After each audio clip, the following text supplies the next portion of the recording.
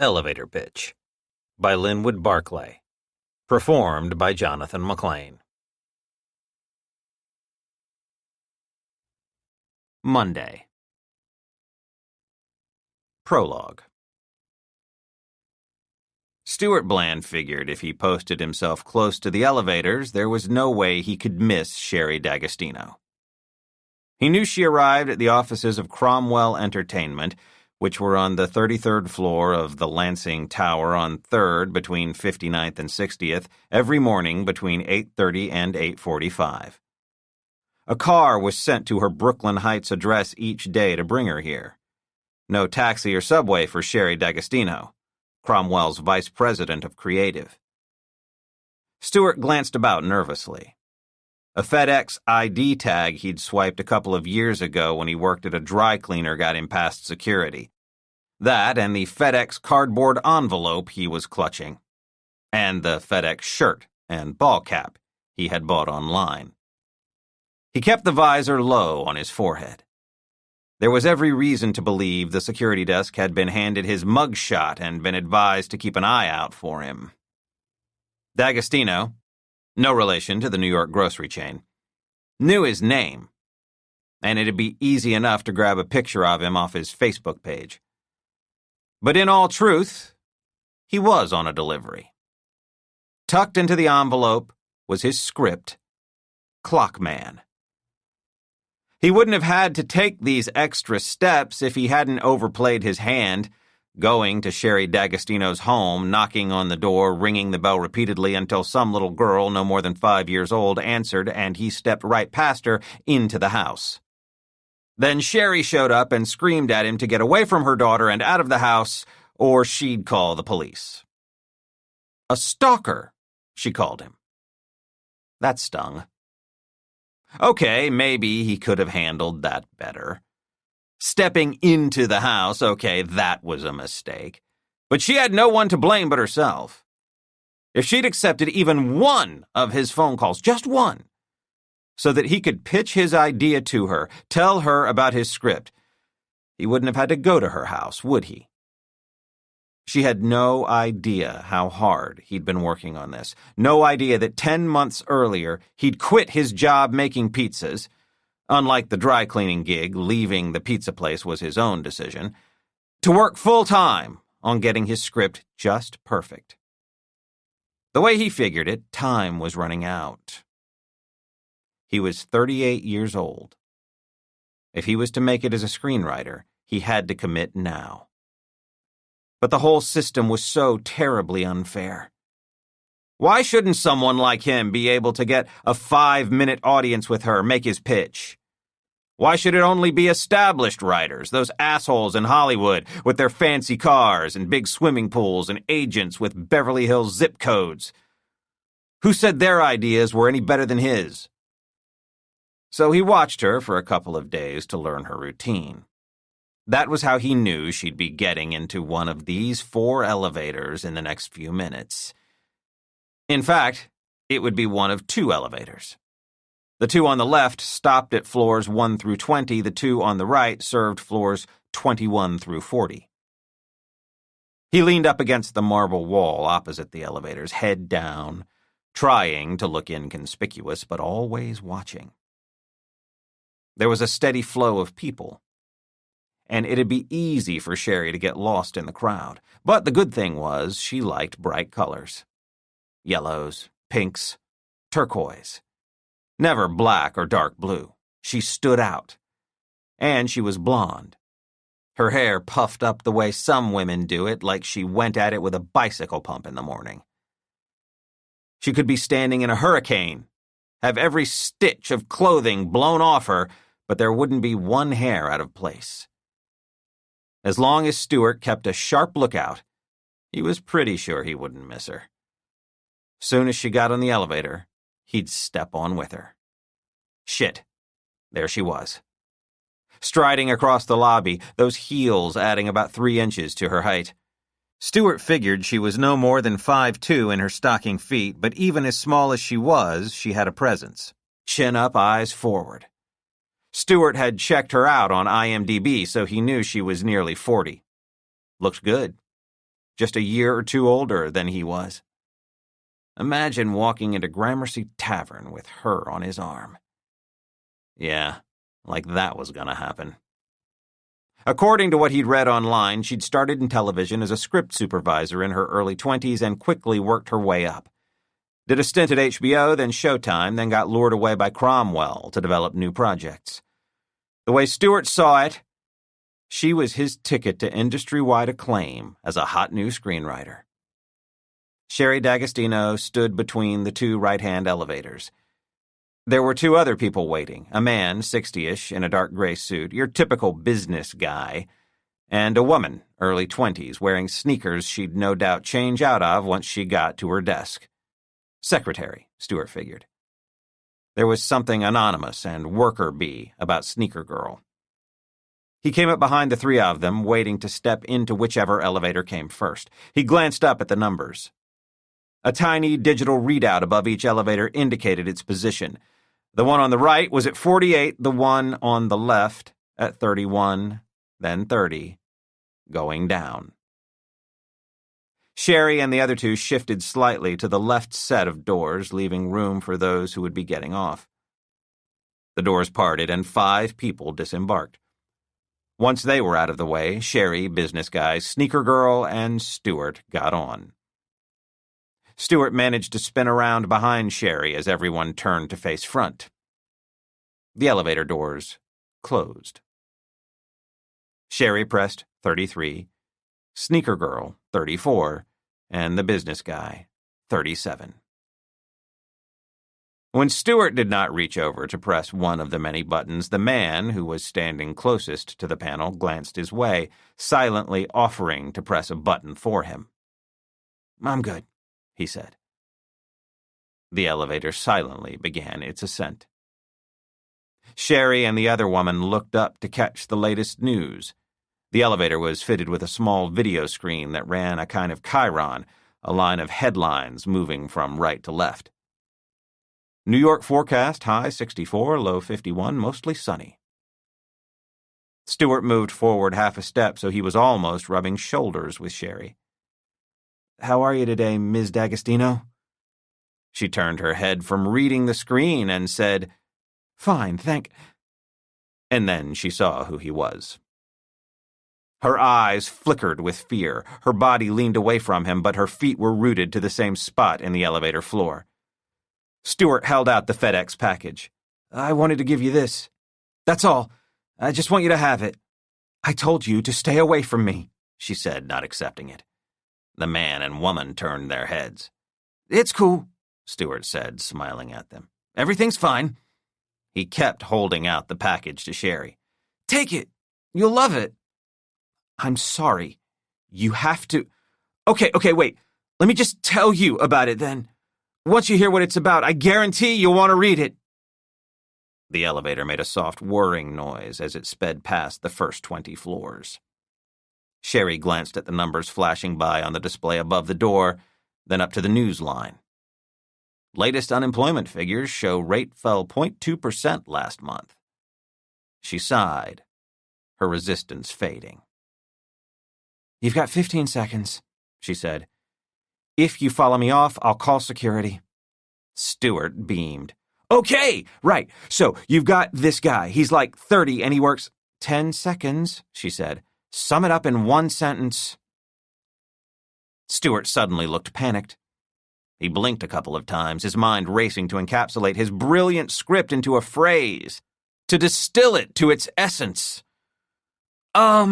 He said. 5 seconds, Sherry said, the elevator almost to the 33rd floor. "Guy works at a factory that makes clocks, but one of them is actually a time machine," he blurted. He let out a long breath, then took one in. "That's it?" she said. "No," he said. "There's more, but to try to explain it in—" "What the hell?" Sherry said, but not to him. The elevator had not stopped at her floor. It shot right past 33, and then glided right on by 34. "Crap," said Sneaker Girl. "That's me." The two women both reached out to the panel at the same time to press the button for their floors again, their fingers engaged in a brief bit of fencing. "Sorry," said Sherry, who'd managed to hit the button for her floor first. She edged out of the way. U.S. militant group flyovers prime suspect in Seattle coffee shop bombing that killed 2.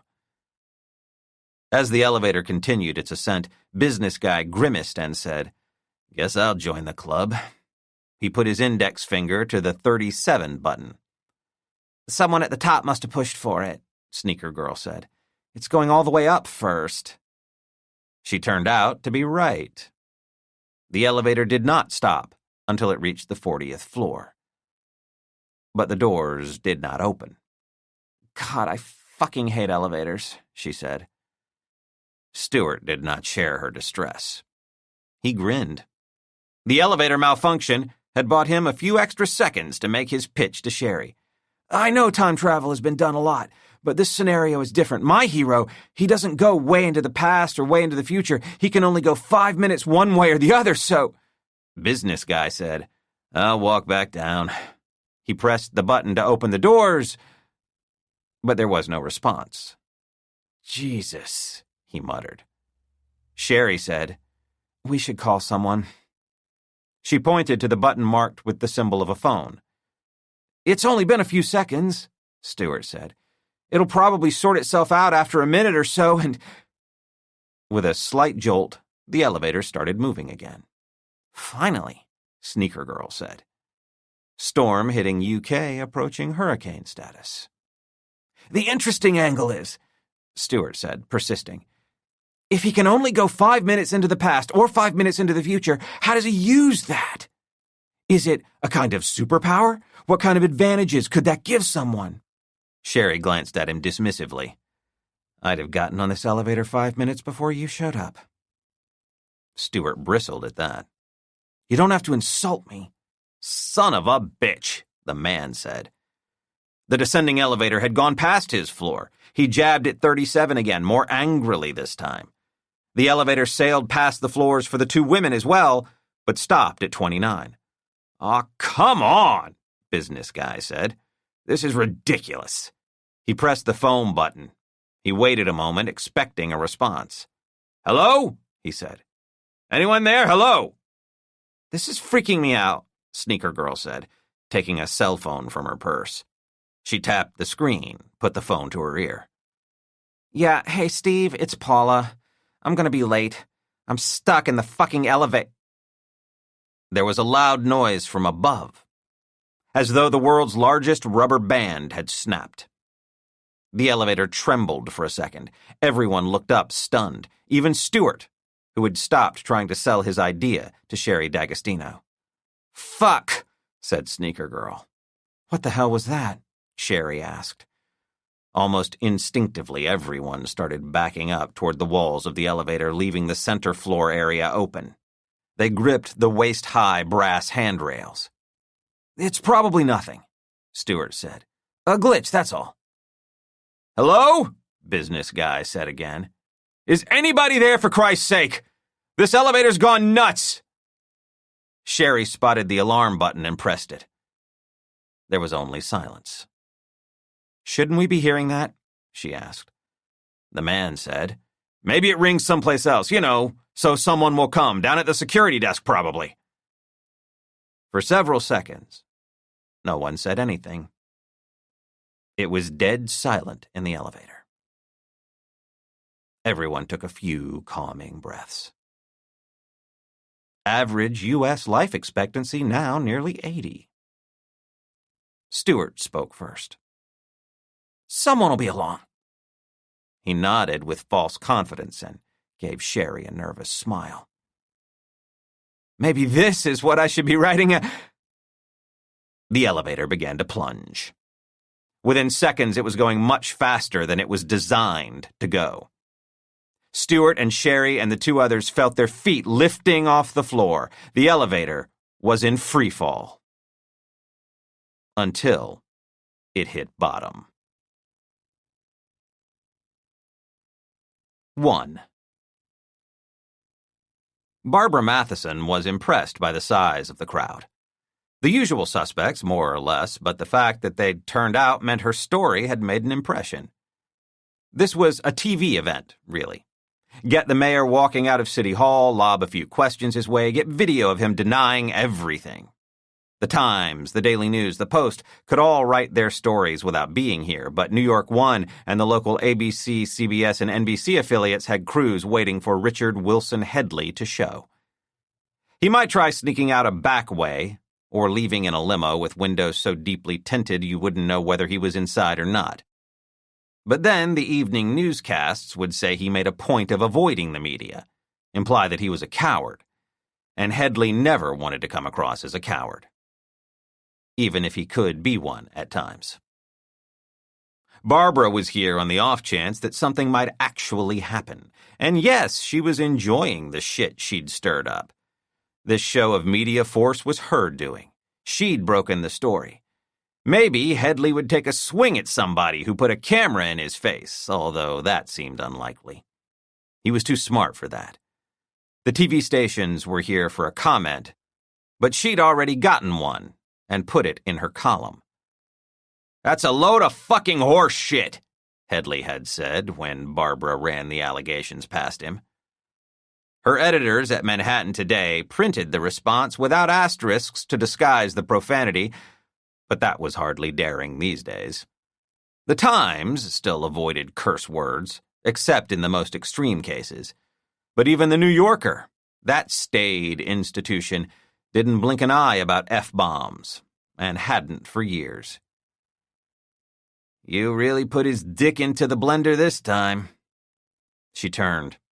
It was Matt Timmons, instantly recognizable by his multi-directional black hair and glasses thick enough to see life on Mars. He worked for an online site that covered city issues, but she knew him back when he worked for NBC, before he got laid off. He had a phone in hand, waiting to take video, which would be good enough for the political blog he wrote. "Hey, Matt," Barbara said. "Wearing Kevlar?" Barbara shrugged. She liked Matt. Vaguely remembered sleeping with him nearly 10 years ago when they were both in their early 30s. The local press had been camped out in front of the house of a congressman in the midst of a bribery scandal. Barbara and Matt had shared a car to keep warm while waiting for the feds to arrive and walked the politician out the front door. After, they went to a bar, had too much to drink, and went back to his place. It was all a bit foggy. Barbara was pretty sure Matt was married now, with a kid. Maybe two. "Headley won't shoot me," she said. "He might hire someone to shoot me, but he wouldn't do it himself." A woman with a mic in one hand looked up from the phone in her other. She'd been reading a text. "Dickhead's on the move," she said to the cameraman standing beside her, loud enough that it created a low-level buzz among the collected media. The mayor was on his way. Of course, Mayor Richard Wilson Headley always went by Richard, sometimes Rich, but never Dick. But that didn't stop his detractors from referring to him that way. One of the tabs, which had it in for him nearly as much as Manhattan Today did, liked to stack Dick over Headley on the front as often as it could, usually with as unflattering a picture as they could find of the man. They also took delight in headlines that coupled good with Headley. Headley knew it was a losing battle, so sometimes he'd embrace the word so often used against him, particularly when it came to the city's various unions. "Am I going to be a total dick with them on this new contract?" he asked the other day. "You bet your ass I am." "Here we go," someone said. The mayor, accompanied by Glover Headley, his 25-year-old son and advisor, communications strategist Valerie Langdon, and a tall, bald man Barbara did not think she'd seen before, was coming out the front door of City Hall and heading down the broad steps toward a waiting limo. The media throng moved toward him and everyone stopped halfway, allowing Headley a makeshift pulpit, standing 2 steps above everyone else. But it was Glover who spoke. "Hey, guys, we're on our way to the mansion. No time for questions at this..."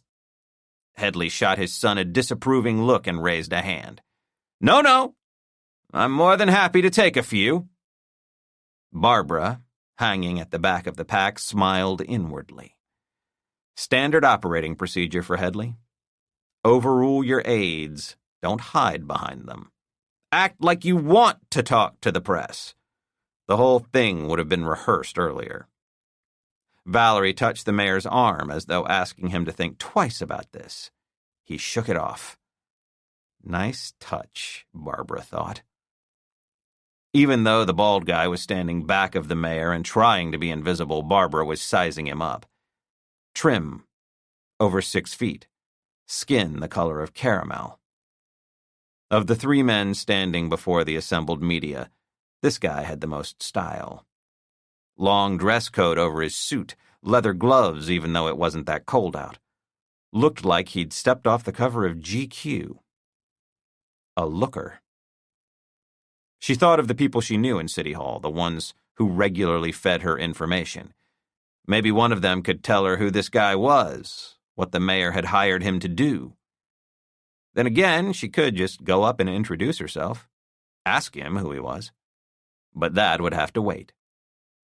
New York One's correspondent, a man Barbara knew to be in his 50s but could pass for mid-30s, led things off. How do you respond to allegations that you strong-armed the Works Department to hire an independent construction firm owned by one of your largest political donors for major subway upgrades? Headley shook his head sadly and smirked, like he'd heard this 100 times before.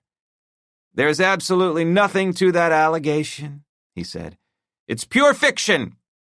Contracts are awarded based on a long list of factors: track record, no pun intended, and ability to get the work done, cost considerations, and the New York One guy wasn't done. But yesterday, Manhattan Today printed an email in which you told the department to hire Steelways, which is owned by Arnett Steel, who organized large fundraisers for your... Headley raised a shushing hand. Now hold on right there. First of all, the veracity of that email has not been determined. Barbara closed her eyes briefly so no one would have to see them roll.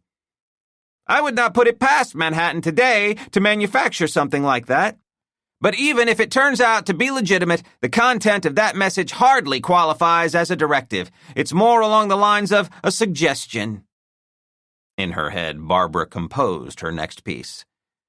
Headley alleges the email uncovered by Manhattan Today could be phony, but just to cover all his bases, says that if it turns out to be the real deal, it's not that much of one.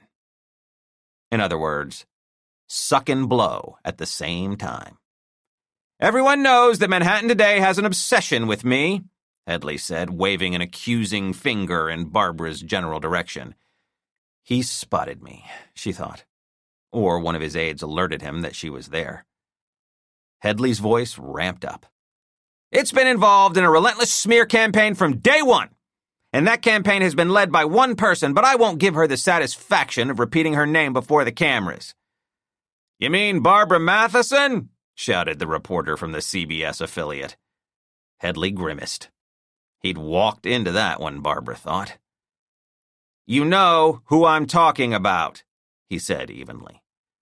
But even though this vendetta is being led by a single individual, I have to assume this kind of character assassination is approved from the top. Maybe the opinions of this journalist, and I use the term loosely, are slanted the way they are because of direction from upstairs.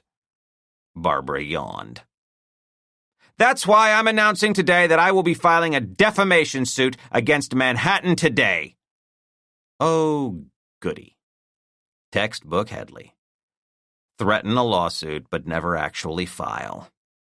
Act outraged, grab a headline. Headley had threatened to sue every news outlet in the city at some point. He'd used the same tactics back when he was in business, before he embarked on a political career. Furthermore, he said, Headley noticed Valerie waving her phone in front of Glover, who winced when he read what was on her screen. The mayor leaned her way as she turned the phone so he could see it. While he was reading the message, there was a stirring in the crowd as some received messages of their own. The New York One guy and his cameraman were already on the move. Sorry, Headley said. We're going to have to cut this short. You're probably getting the same news I am." With that, he continued on down the steps, Valerie, Glover, and the bald man trailing him. They all got into the back of the waiting limo, which was only steps away from Barbara. But she had her eyes on her phone, attempting to learn what it was everyone else already seemed to know. She was vaguely aware of the whirring sound of a car window powering down. "Barbara." She looked up from her phone, saw Glover at the limo window. "The mayor would like to give you a ride uptown," he said. Her mouth suddenly went very dry. She glanced quickly to both sides, wondering if anyone else was witnessing the offer. Matt, to her left, was smiling. "I'll always remember you," he said. Barbara, having made her decision, sighed. "How kind," she said to Glover. She made as though she was turning off her phone, but set it to record before dropping it into her purse. Glover pushed open the door, stepped out, let Barbara in, then got back in beside her. The limo was already pulling away as he pulled the door shut. 2. The stairwell on West 29th Street that led up to the High Line just west of 10th Avenue was blocked off with police tape, a uniformed NYPD patrolman standing guard. Detective Jerry Burke parked his unmarked cruiser directly under the elevated, linear park that at one time had been a spur of the New York Central Railroad. He got out of his car and looked up. The viaduct was only about 1.5 miles long, but it attracted millions of people, locals and tourists, annually. Lined with gardens and benches and interesting architectural features, it had quickly become one of Burke's favorite spots in the city. It cut through the heart of Lower Manhattan, yet was a ribbon-like oasis away from the noise and chaos. When it first opened, Burke jogged it. Not so much these days. There were 6 marked NYPD cars, some with lights flashing, cluttering the street. As Burke approached the stairwell entrance, he recognized the patrolman standing there. "Hey," Burke said. "They're expecting you," the officer said, and lifted the tape. Burke still had to duck, and the tape brushed across his short, bristly, prematurely gray hair. He was a round-shouldered 6'3". When circumstances demanded he stand up straight, he pushed 6'5". He started up the stairs. Halfway, he paused for several seconds, a slight wave of anxiety washing over him. It was still hanging in there, this sense of unease before he reached the scene of a homicide. It hadn't always been this way. He reached into his pocket, feeling for something familiar, something reassuring, and upon finding it, he carried on the rest of the way to the top. When he reached the High Line walkway, he looked left to the north. The path veered slightly to the west where the High Line crossed West 29th Street. A gently curved bench hugged the walkway on the left side with a narrow band of greenery between the back and the edge. This was where everyone, police, the coroner, High Line officials, were clustered. Burke walked on with a steady pace, his head extending slightly ahead of his body as though tracking a scent. There was no need to run. The subject would still be dead when he got there. Burke had turned 40 only 3 months earlier, but his creased and weathered face would have allowed him to pass as someone 5 or 10 years older. A woman had once told him he reminded her of those trees that grow out of the rocks up in Newfoundland. The relentless winds from the ocean caused them to lean permanently to one side, the branches all going in one direction. Burke, the woman said, looked like someone who'd been worn down by the wind. As he got closer, another detective, Lois Delgado, saw him and approached. Seeing her, his anxiety receded some. They were more than partners. They were friends. And if there was anyone Burke trusted more than Delgado, he couldn't think who it might be. And yet, he didn't tell her everything. She had an oval face, The way she let a curl of her short, dark hair fall across her upper left cheek where she had a port wine stain about the size of a quarter. Burke understood why she tried to disguise it, but he found it one of her most beautiful features. She pulled her hair back on the right side, usually tucking it behind her ear, giving her face a kind of lopsided quality. She was a year older than Burke, but unlike him, she could have passed for someone younger. "Well," he said. "Dead male," she said. "No ID on the body. If I had to guess, late 40s, early 50s. Early morning jogger noticed something behind the corner of the bench that turned out to be a foot." Burke looked around. The High Line wound among countless apartment buildings. "Somebody must have seen something," he said. "Yeah, well, that part of the bench is up against a nearly windowless wall on the left and an open area on the right, and then there's the rink just up there, so—" Delgado shrugged, then continued. "Had to have happened in the middle of the night, when there was no one going by. Tons of pedestrian traffic up here through the day. Thousands of people walk along here." "High Line closes at what, 10 or 11? "Yeah," Delgado said. "They roll down the gates at all the access points then. Opens up again at 7 in the morning. Wasn't long after that the body was discovered." "You couldn't do this to someone during the open hours." Burke gave her a look. "Do what?" "Easier if you just come and see for yourself," she said. Burke took a breath. "I'm fine." As they approached the bench, he saw the dirty white rubber sole of the shoe the jogger had spotted. "We think he got dragged into the tall grasses, and that was where it happened," Delgado said, pointing to all the vegetation at the edges of the walkway that made it such a popular place for people to stroll. "I guess just before they close the High Line and security does its walkthrough, someone could hide in the grass and not be seen." A couple of other officers made some room for the two detectives, who stepped off the main part of the path and into the greenery at the left edge. Burke knelt down close to the body. "Jesus," he said. "Yeah," said Delgado. "Did a real number on the face." "Hamburger," Delgado said. "Yeah," Burke said, feeling a tightening in his chest. "Check the fingers. At least what's left of them." Burke looked. "Fuck me." The fingertips on both hands were missing. "All cut off," Burke said. "What would you need for that? Small pruning shears? The kind you use in the garden? Who walks around with one of those, unless it's one of the people who maintains this area?" "Don't think he used pruners," Delgado said. She parted some grass to reveal a rusted ribbon of steel, one of the original tracks when the High Line was used to bring rail cars into the heart of the city. "See the blood?"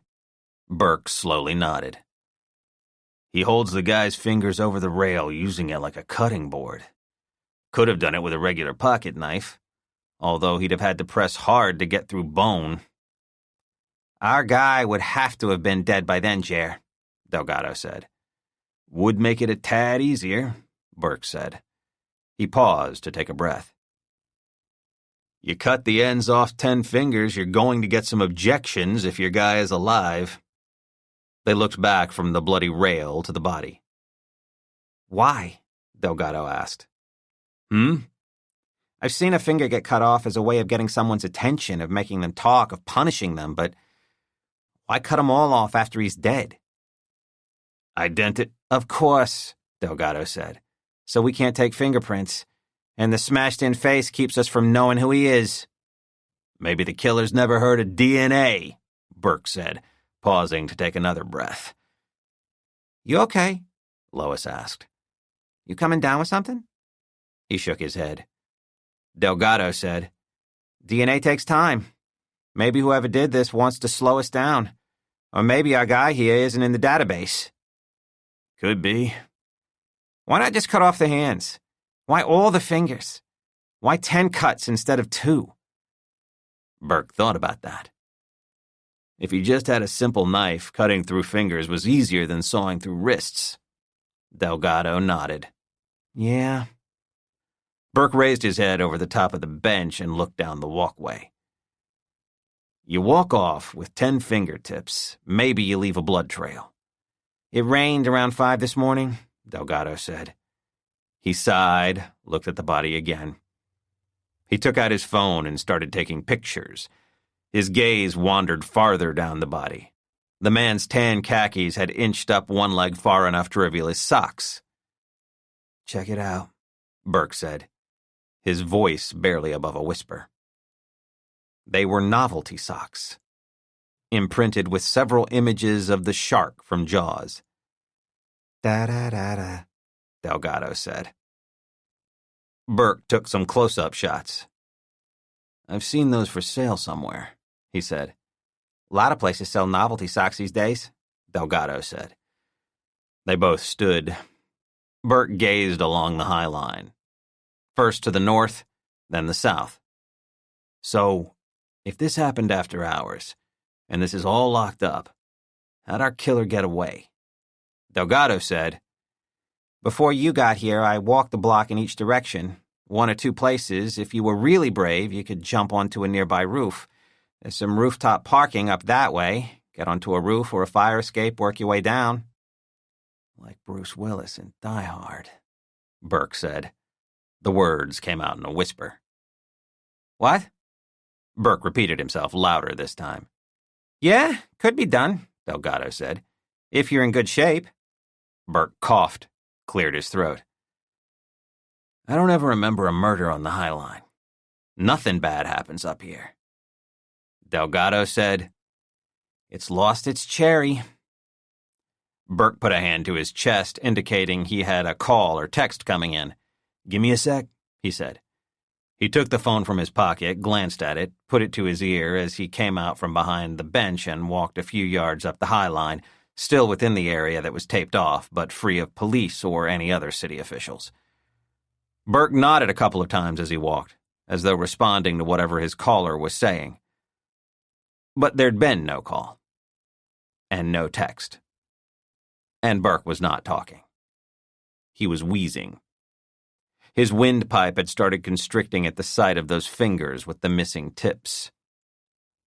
When he felt confident he was far enough away from the murder scene to not be seen, he reached back into his pocket for that familiar object.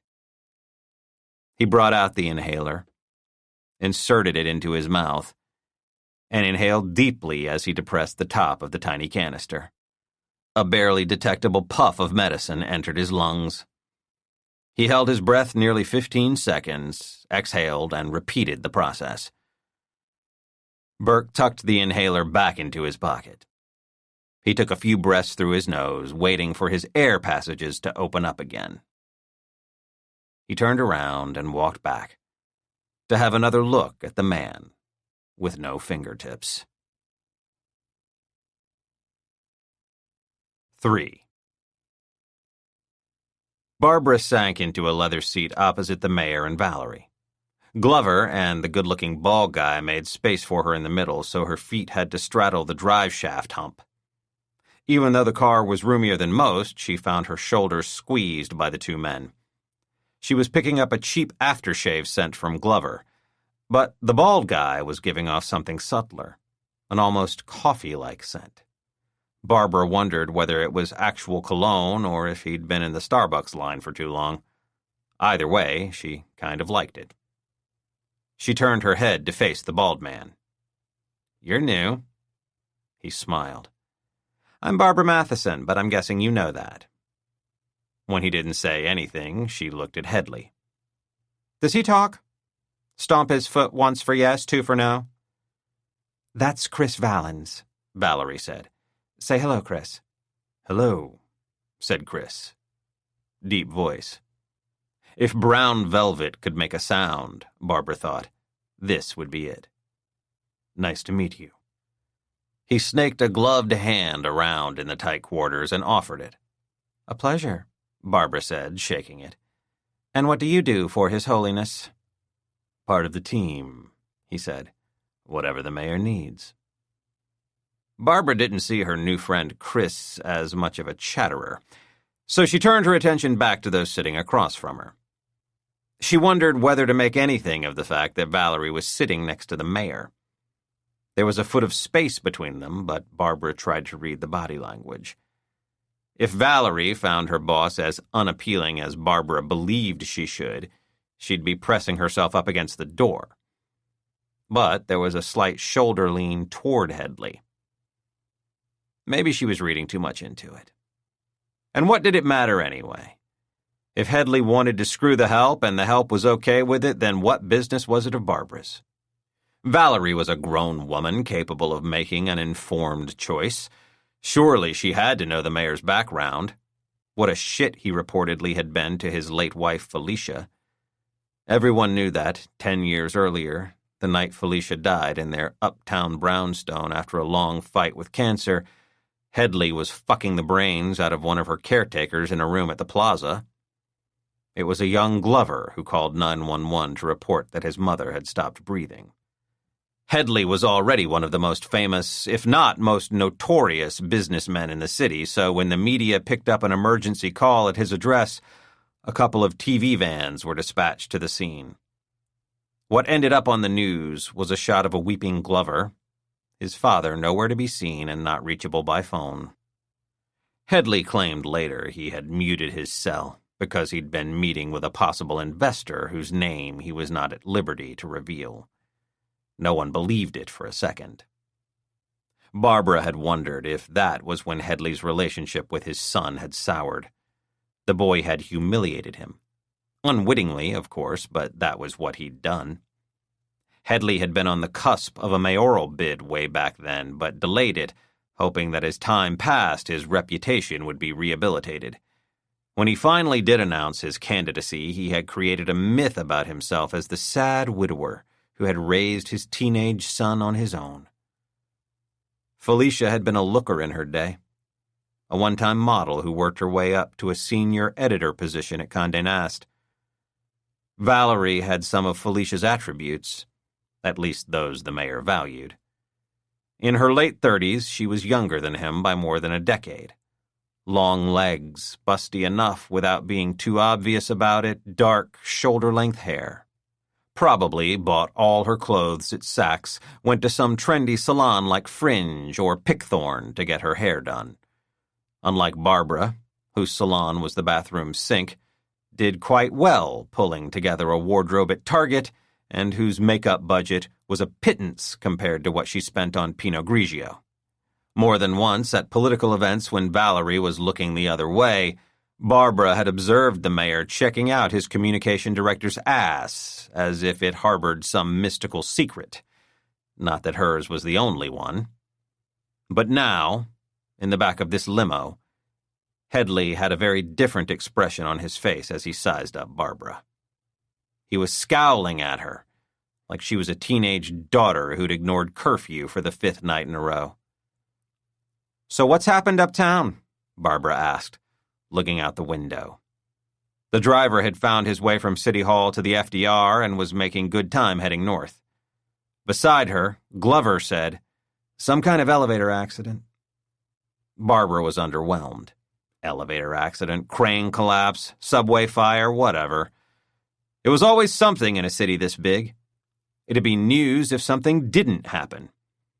If Headley felt a need to attend, it had to be more serious than usual, but still. Headley liked being seen at catastrophes. Say a few things for the evening news, give the impression he knew what he was talking about, show his concern. Barbara was willing to cut him some slack on this. It was something all mayors did if they were smart. A mayor who couldn't be bothered to show up when New Yorkers endured something particularly tragic would be pilloried. Rudy Giuliani had set the standard way back on September 11th, 2001, as he walked through the rubble, holding a handkerchief to his mouth. Say what you wanted about the guy's shenanigans since, you had to give him credit for his service back in the day. Barbara doubted Headley had it in him to be that kind of mayor. She just hoped he, and the city, would never be tested like that again. "They're saying 4 dead," Valerie said. Barbara nodded again. It wasn't that she didn't care, but industrial accidents, car crashes, drive-by shootings, apartment fires, These just weren't her thing. She covered city politics. Let the youngsters chase ambulances. She'd cut her teeth on that kind of stuff, and it was valuable experience, but she'd moved on. "Nice of you to give me a ride, but this isn't the way to my place," Barbara said to Headley, who was still looking at her through narrowed eyes. "So what? Am I grounded? Being sent to bed without my dinner?" "Barbara, Barbara, Barbara," Headley said, looking weary and disappointed at the same time. "When's it going to stop?" "What?" Barbara asked. "Your love of quid pro quos or my love of writing about them?" "You think you can keep poking the bear and never get a scratch," he said. "You're not untouchable." Untouchable. Interesting choice of word. "Well, you told everyone you're suing me and Manhattan today, so I guess I'm not untouchable, but while we're on that issue, how's the suit against the Times for saying you were registered to vote federally in 3 different districts? And how long's it been since you threatened to sue that actress who said you had performance anxiety?" Valerie shot a glance at Barbara but said nothing. Headley forced a smile. "Well, I think we know which of those accusations was the more ridiculous." The smile faded. "Anyway, these things take a while to work their way through the courts." Barbara settled into the leather seat, taking advantage of the headrest. Don't let them rattle you, she thought. Sure, there were 4 of them, not counting the driver who was getting off at 42nd Street and heading crosstown. The one Barbara really wanted to know more about was this Chris dude beside her, who looked like he could get a job playing a Bond villain's bodyguard if he lost his City Hall gig. Not that that was necessarily a knock against him. He was a handsome piece of work. Was being surrounded supposed to put her on edge? Did they know how much she was actually loving this? If Headley and his gang ignored her, gave no hint of how annoyed they were with her, well, that would be unbearable. "I honestly don't know why you seem to have it in for me," Headley asked. "Why so angry?" "I'm not angry," Barbara said. "I just have this thing about hypocrisy." "Oh, please," the mayor said. "Hypocrisy is the fuel that keeps the world running. Let me ask you this. Be honest. Have you ever had a source who did something bad, something worth writing about, worth exposing, but you looked the other way because they had good intel that gave you an even better story? Something that would give you an exclusive? Are you going to sit there and tell me you've never done that?" Barbara said, "There are a lot of considerations when you're working on a story." Headley grinned. "That sounds as evasive as something I would say." "We're really not that different, you and I." "It's all a game, isn't it? Politics and the media. And it can be great fun, I'm not denying it, but sometimes," and at this point his face grew stern, "it all starts to get a little annoying." "Am I annoying you?" Barbara asked, almost hopefully. He held his thumb and forefinger apart a fraction of an inch. "Just a titch. But," he said slowly, "we'd like to give you an opportunity to redeem yourself." Barbara eyed him suspiciously. "What's that supposed to mean?" Headley glanced at Glover and gave him a subtle nod. Glover said, "The mayor certainly has his differences with you, but he also recognizes your skills as a journalist, that you are an accomplished writer, and he respects you for that." Headley looked out the window, watched the city go by as they traveled north on 3rd.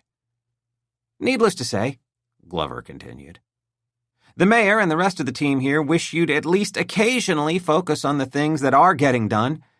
This subway story you've latched onto, that's a really positive story, but instead you're portraying it in a negative light. The current signal system is based on technology from the 1930s and desperately needs to be overhauled. And then there's the switch over to electric cars. The mayor wants every city vehicle to be converted to electric power within his first term. Soon you'll be seeing those little green stickers on the back of every car and truck that's..." Glover, move it along, Headley said to his son, still looking out the window, an edge of irritation creeping into his voice. We're not announcing anything at the moment, Glover said. But in due time, it may be in the mayor's interest to tell his story to a broader audience so voters have a better sense of who he is, that there's more to him than two-bit scandals and salacious headlines, that he's a man who wants to make a difference, but on a broader canvas.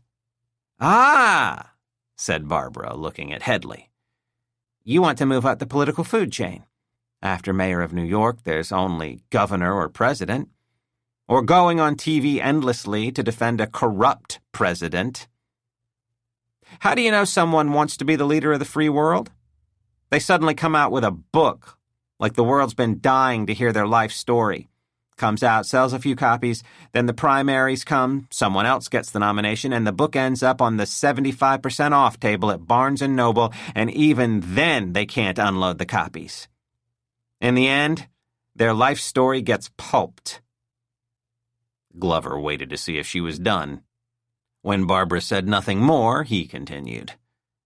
As I was saying, we're looking for someone who can assist the mayor in telling his story.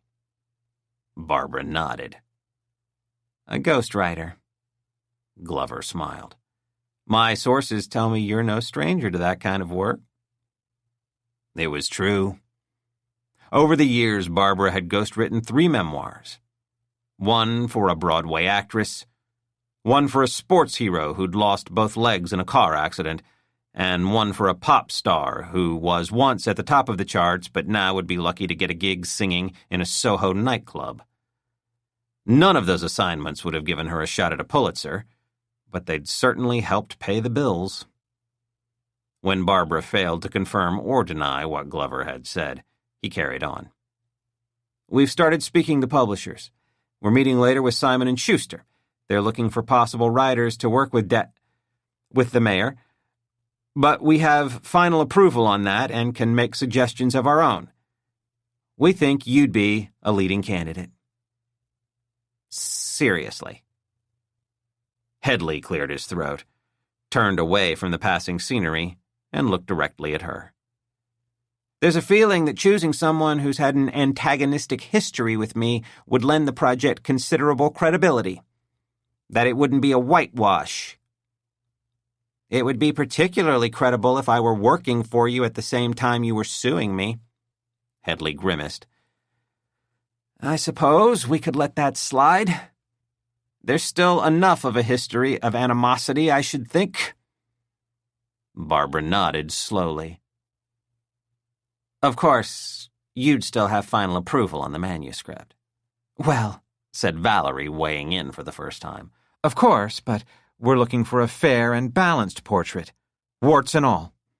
The mayor wants to lay everything out on the table.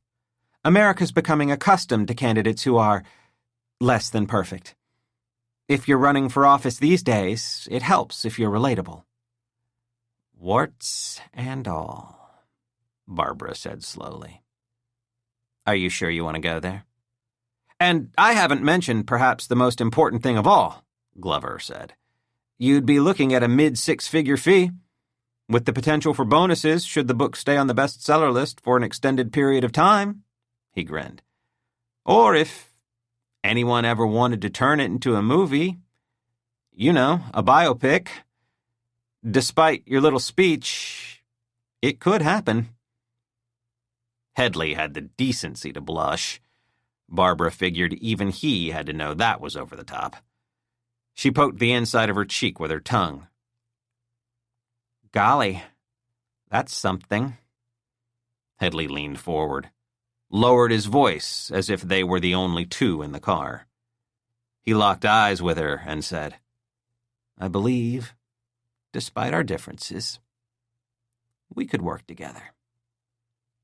Barbara appeared to consider the offer as the mayor leaned back in his seat. I could probably carve out some time from my Manhattan Today duties. An eyebrow went up as she looked at the mayor.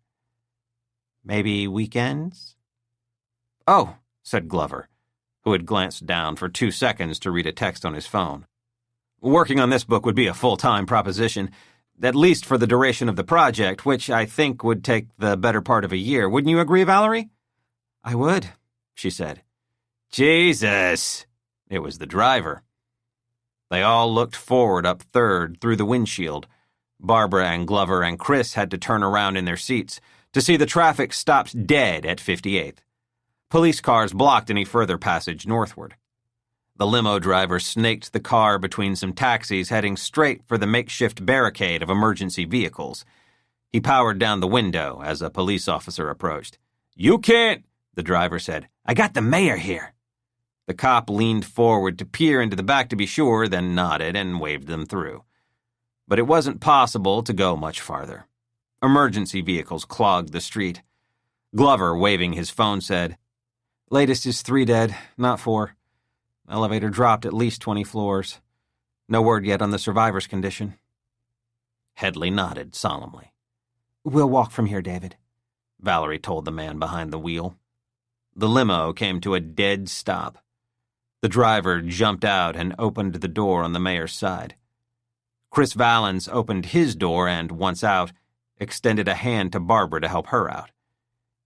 Her first inclination would have been to refuse. "I can get out myself, thank you very much." But some other, perhaps more primal, instinct overruled that inclination, and she accepted the offer.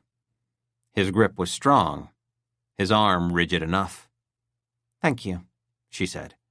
Valens nodded. Glover had gotten out the other side and ran around to Barbara. Quietly, he said, "It was my idea." "I'm sorry?" "About the book, to see if you'd be interested. My father took some convincing. I think you'd be perfect." "Keep your friends close and your enemies closer," Barbara said. "No, it's not like that." "You'd do a good job." His voice went even softer. "I'd never admit this to Dad, but I've admired your work for a long time." She hardly knew what to make of that. They caught up to the rest of the group as they walked toward the office tower where, it appeared, the accident had occurred. "Son of a bitch," Headley said, more to himself than anyone else. "What?" Valerie asked. "Morris Lansing's building," he said. Valerie looked at her boss blankly, clearly not immediately recognizing the name. "Seriously?" he said. A CBS camera crew spotted the mayor and zeroed in on him. "Mr. Mayor," someone shouted, "do you know when this elevator was last inspected?" A camera was in his face. Headley looked appropriately grim. "Look, I've only just arrived and haven't been briefed, but I can assure you I'll be speaking to all the involved parties and bringing all the powers of my office to bear on—" Barbara slipped through the media throng and headed for the main doors in time to see the paramedics wheel out a gurney with a bloodied woman strapped to it. "Make way!" one of them shouted, and the crowd scattered so that they could reach the open doors of the waiting ambulance.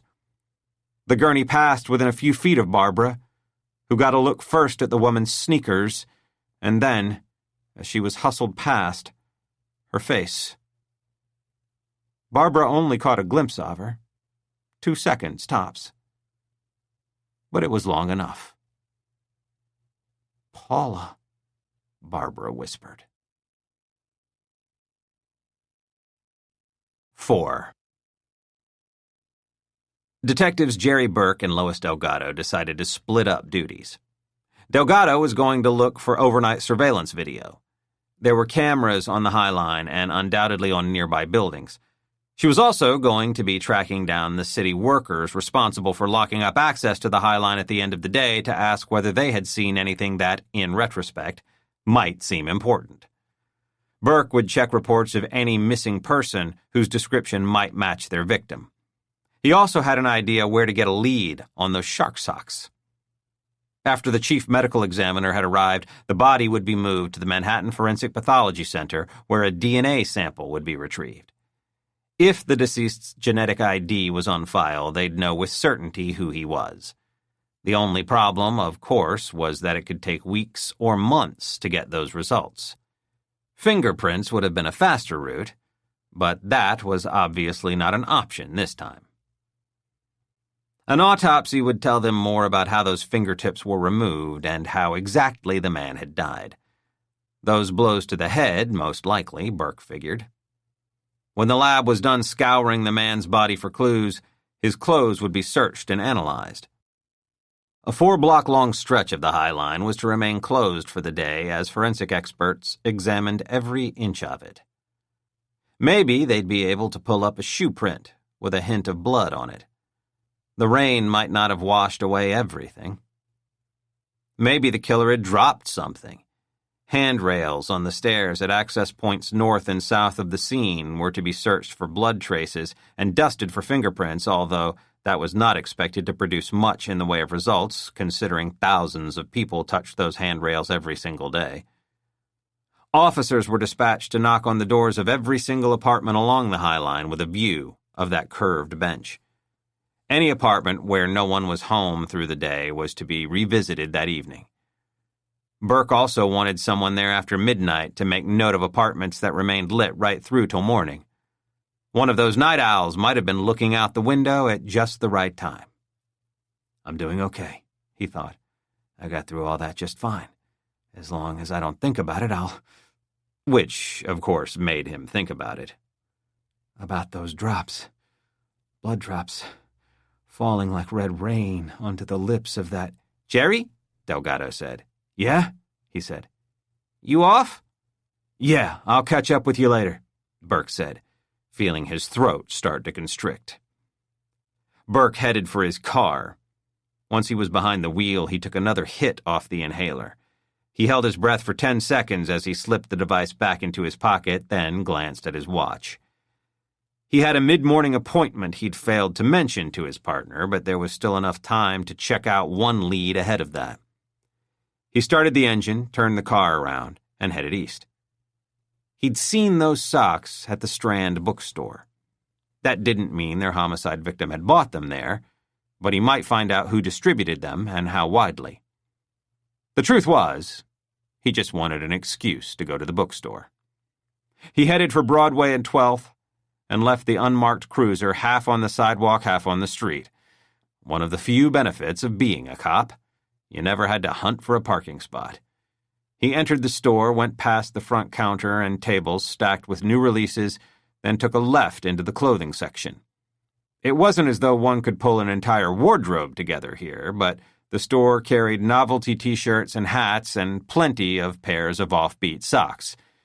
He dragged a date in here one night a couple of months ago. Wendy was her name, a waitress from a diner up on Lex in the 70s.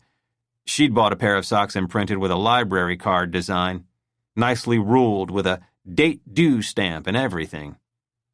They'd been displayed right next to the ones with the shark images.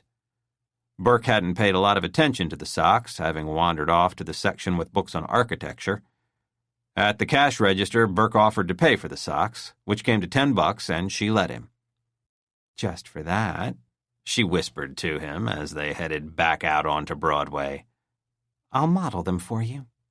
A sly smile. "Just the socks." And so she had. Burke had not spent the night. He had to be up early, and so did she. The following morning, he went to a different diner. He hadn't seen her since. On this morning's visit to the bookstore, he checked out the sock display and quickly found the Jaws-inspired design. He took one pair off the rack and compared it to the picture he'd taken of the dead man's foot. The socks were a match. He took them to the counter, where a young man with frizzy hair smiled and said, "Yeah?" Burke said, "I got an email that a book I ordered was in." "What's the name?" "Burke." "And the book?" "Changing New York" by Berenice Abbott. "Give me a sec. And you want those socks?" "Can you check on the book first?" The clerk slipped away. Burke leaned up the counter, killed some time looking at his phone. The man returned, set the book on the counter for Burke's inspection. It was art book-sized, 9 by 12 inches and an inch thick with a crisp black and white cover photo of downtown New York. "It's used, but in nice shape. A couple of pages are slightly creased." "That's okay. Burke said, thumbing quickly through the book, scanning the hundreds of photos of New York from the 1930s. It's great. I'll take it. Have you seen the book On Top of the Park? Came out last week. Thought you might be interested. He pointed to one of the new release tables. Over there. Burke walked over to the table, found what the man had been pointing to. Another large book. An artist's rendering on the cover of a gleaming skyscraper soaring upward above a park. I didn't know they were doing a book on this, he said, flipping through the pages, looking at more architectural drawings, floor plans, comparisons to other buildings around the world of similar height. There weren't many. He brought it over to the counter. Nice book. They documented everything. Early concepts, final plans, bio on the architect. Burke slowly nodded his head. Gorgeous book. He flipped the book over, looking for a price. Jesus, he said. Yeah, said the clerk. But you're getting the other one for only $15, and we can take $5 off the $40 for the other one. While Burke considered that, the clerk tapped the cover of the more expensive book and said, I think it officially opens this week. Supposed to be the tallest residential tower in the world. Or just the U.S. I'm not sure. Only thing I know is I won't be going up it. I got a heights thing. I've never even been to the top of the Empire State. Burke had reached a decision. I'll take both of them. And the socks? Just a question about them. How many places in the city other than you sell these? The man shrugged. I'd guess all kinds. Why? You want us to match a price? Burke shook his head. At this point, he displayed his badge and put it away. Do you remember a guy coming in here and buying a pair like this? The clerk blinked. You kidding? We sell lots of those, and there's lots of others worth the checkout. Burke was not deterred. Every item in this store has a different UPC number, right? The young man shrugged. Yeah, sure.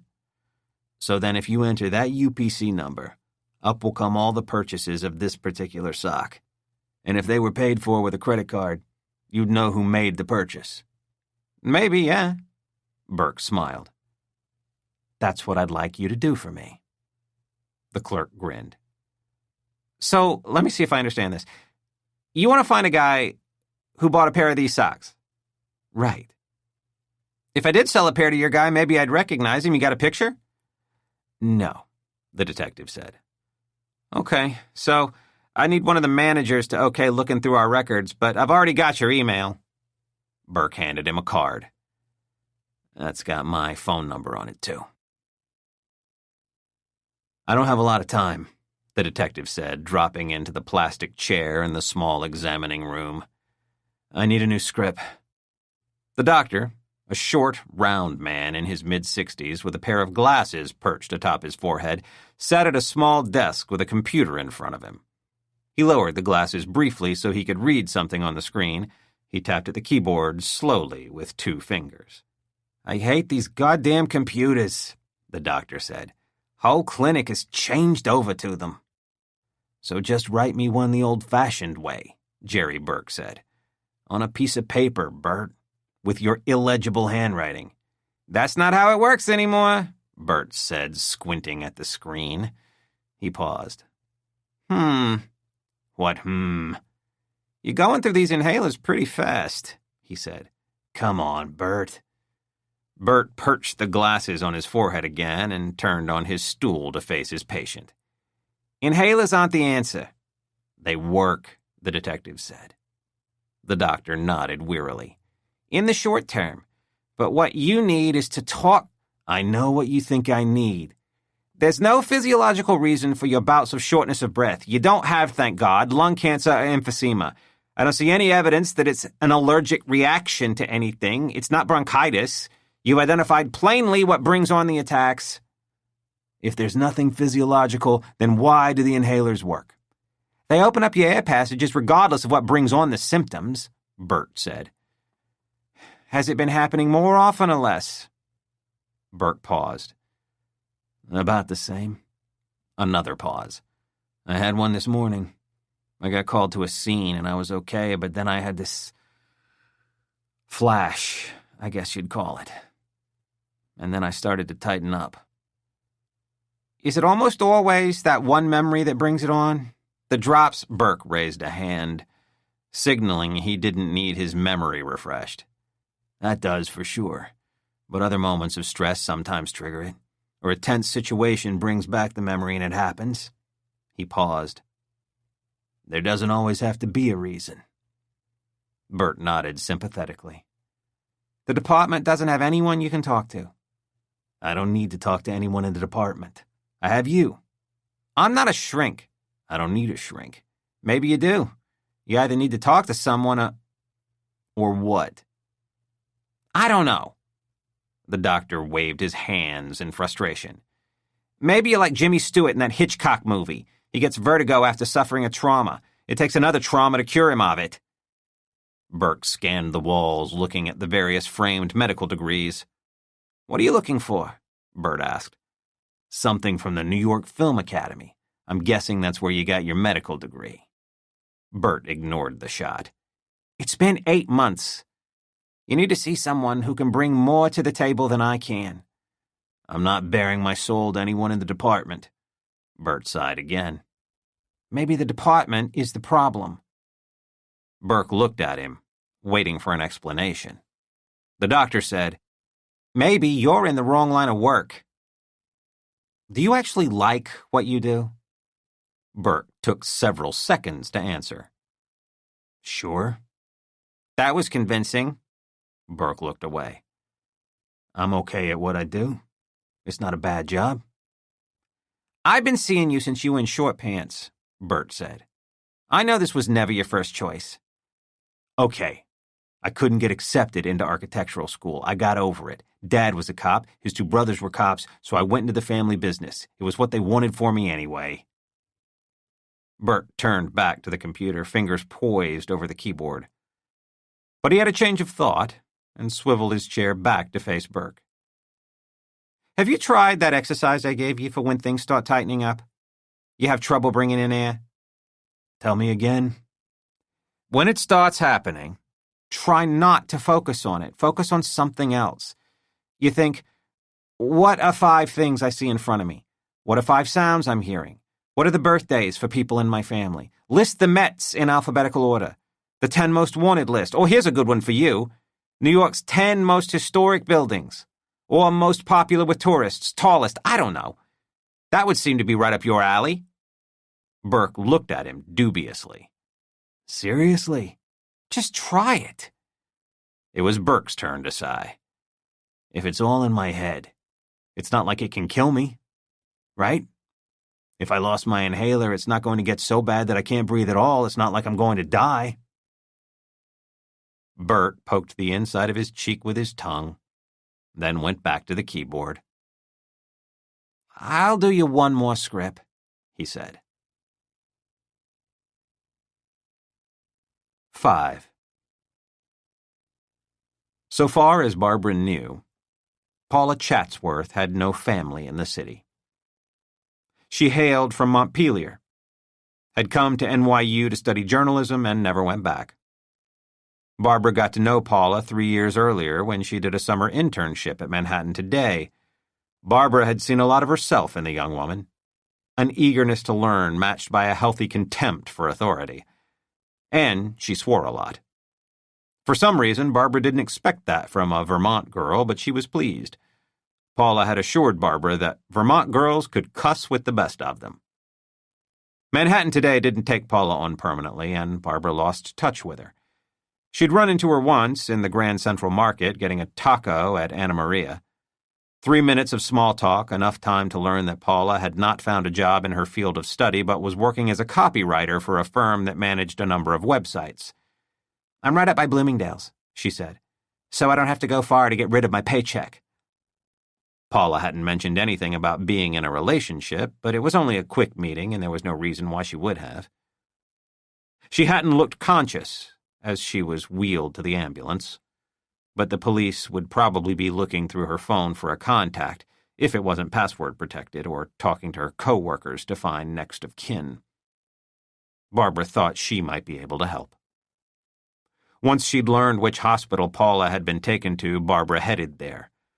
While she waited in the ER to find out how she was doing, Barbara tracked down her parents in Montpelier. She hoped someone, maybe from Paula's work. She had, after all, been injured at her place of employment, had already been in touch, but it turned out Barbara was the first to call. I don't understand, Paula's mother Sandy said, her voice breaking. How does an elevator just fall? They'll be looking into that, Barbara said. Some kind of fluke accident, I'm guessing. We were always so worried about her going to New York, Sandy said. All the things that could happen, muggings, shootings. I told her, don't you dare get a bicycle. Don't be trying to ride around the city on a bike because everyone there drives crazy and you'll get hit for sure. But an elevator? I know. Barbara hardly knew what else to say. And offering comfort had never been one of her strengths. Shit happens was her basic philosophy. But still, her heart ached for the woman. Barbara asked if there was anyone in the city she should call. Sandy said if Paula had been seeing anyone, she and her husband didn't know anything about it. We haven't heard from her for weeks, Sandy said, and Barbara could hear her crying. She might... We said some things. Barbara waited. Paula's been sorting out who she is, Sandy said quietly. If you know what I mean. It's been hard for me and Ken to accept. Barbara remembered Paula mentioning once during her internship about going to the Cubbyhole, a well-known lesbian bar, one weekend. She'd made no effort to hide her sexual identity, so Barbara had an idea what Sandy might be hinting at. Maybe it was Paula's parents who'd been sorting out who she was more than Paula herself.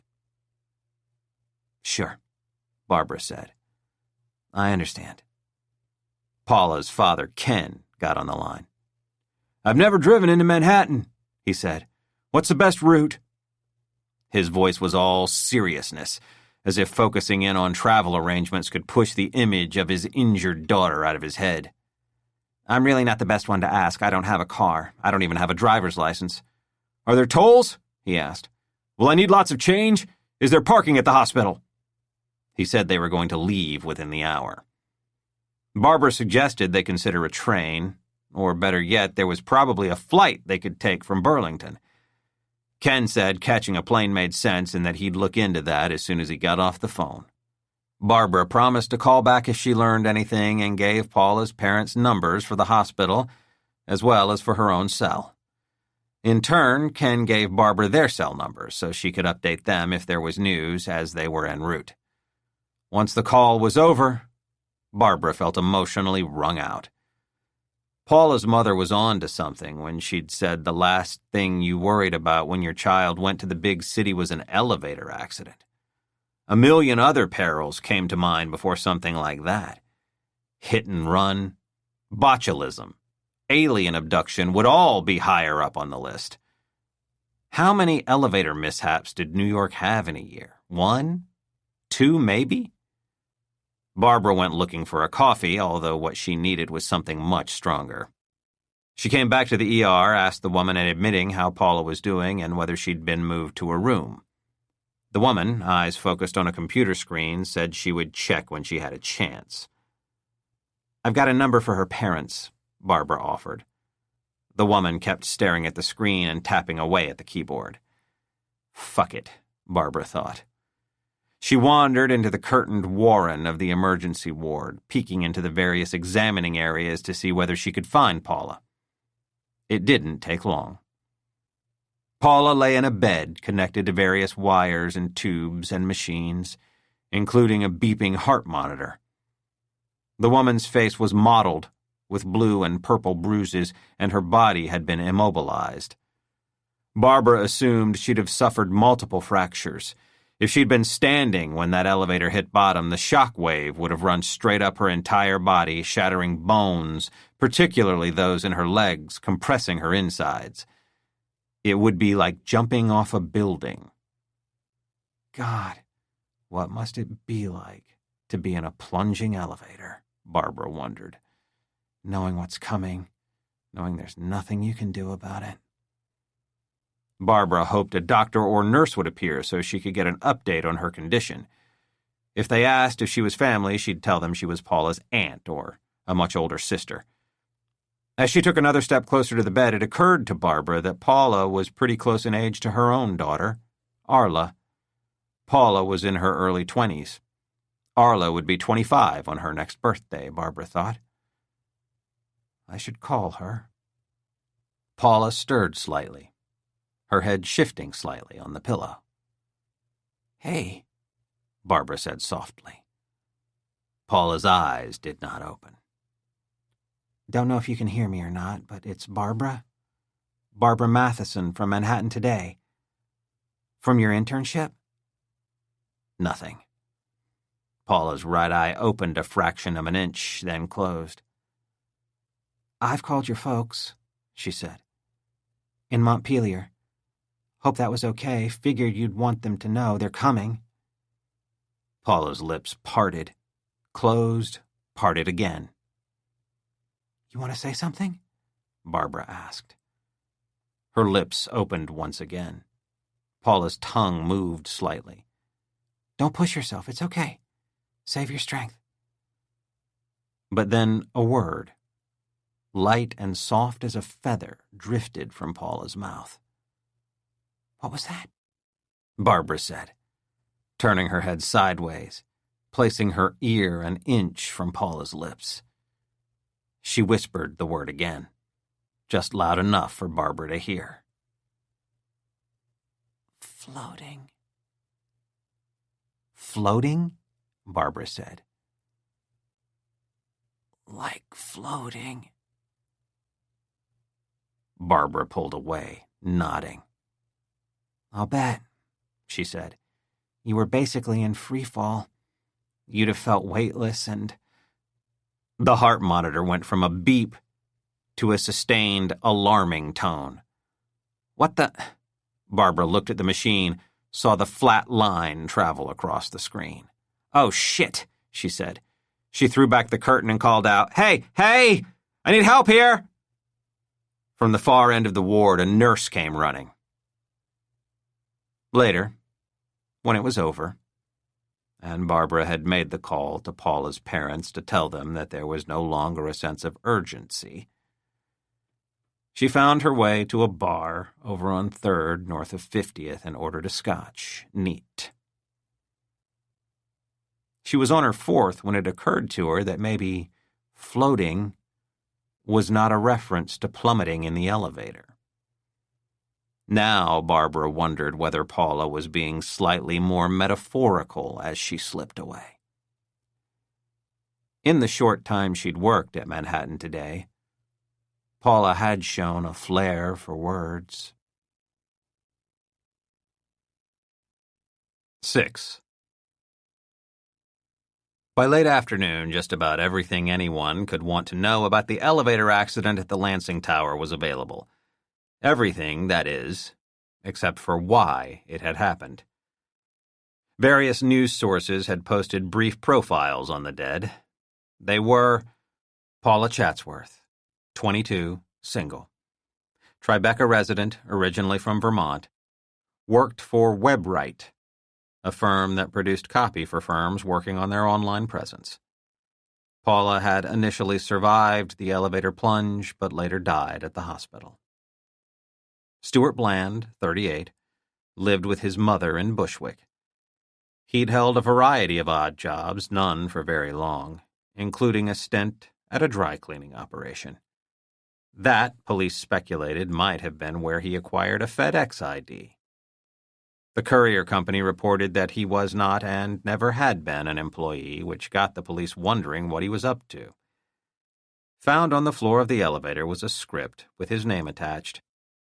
Initial speculation was that Bland hoped to meet with someone in the building to discuss the project, although there was no record of him having made an appointment. Sherry D'Agostino, 39, Vice President of Creative at Cromwell Entertainment, married to Wall Street stockbroker Elliot Milne. Mother of 2 children, a daughter 5 and a son 8. She lived in Brooklyn Heights.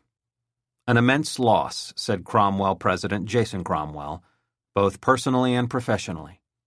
Sherry had an unerring eye for talent in all fields and was not only a vital member of our team but a close personal friend. We are beyond devastated. Barton Fieldgate, 64. Estate lawyer at Templeton, Flynn, and Fieldgate. Married 40 years, father of 5. Lived in an $8 million brownstone on West 95th. Said Michael Templeton, that something like this could happen in our own building is unimaginable.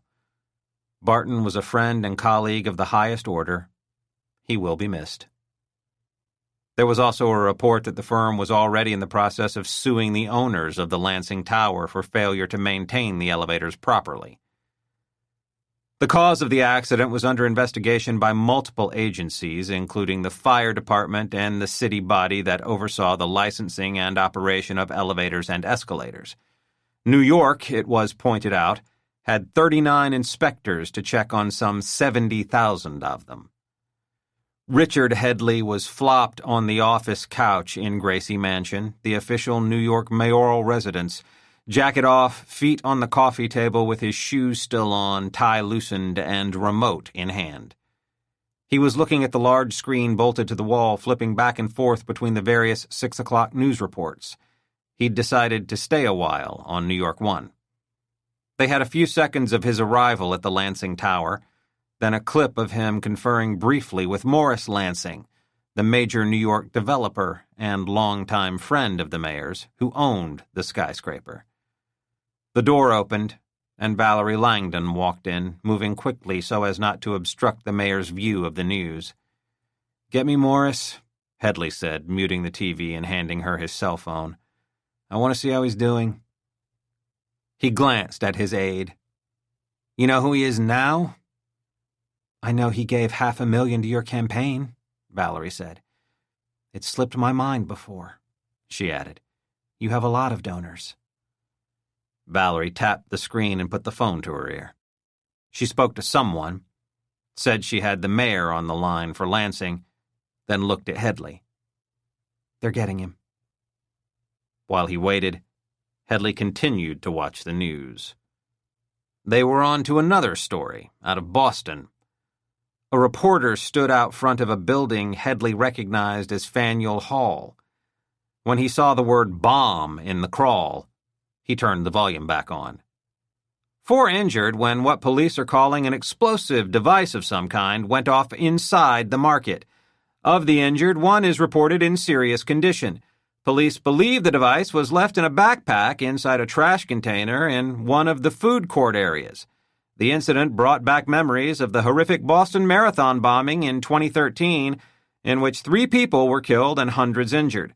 If this most recent event had been during the busier lunch hour period, it's very likely more people would have been injured and possibly killed.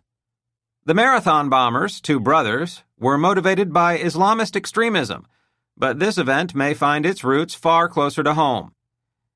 It's similar to other acts linked to the domestic extremist group known as the Flyovers, although authorities have not yet confirmed that the group is involved, despite some vague claims of responsibility on Twitter that, "Richard," Valerie said.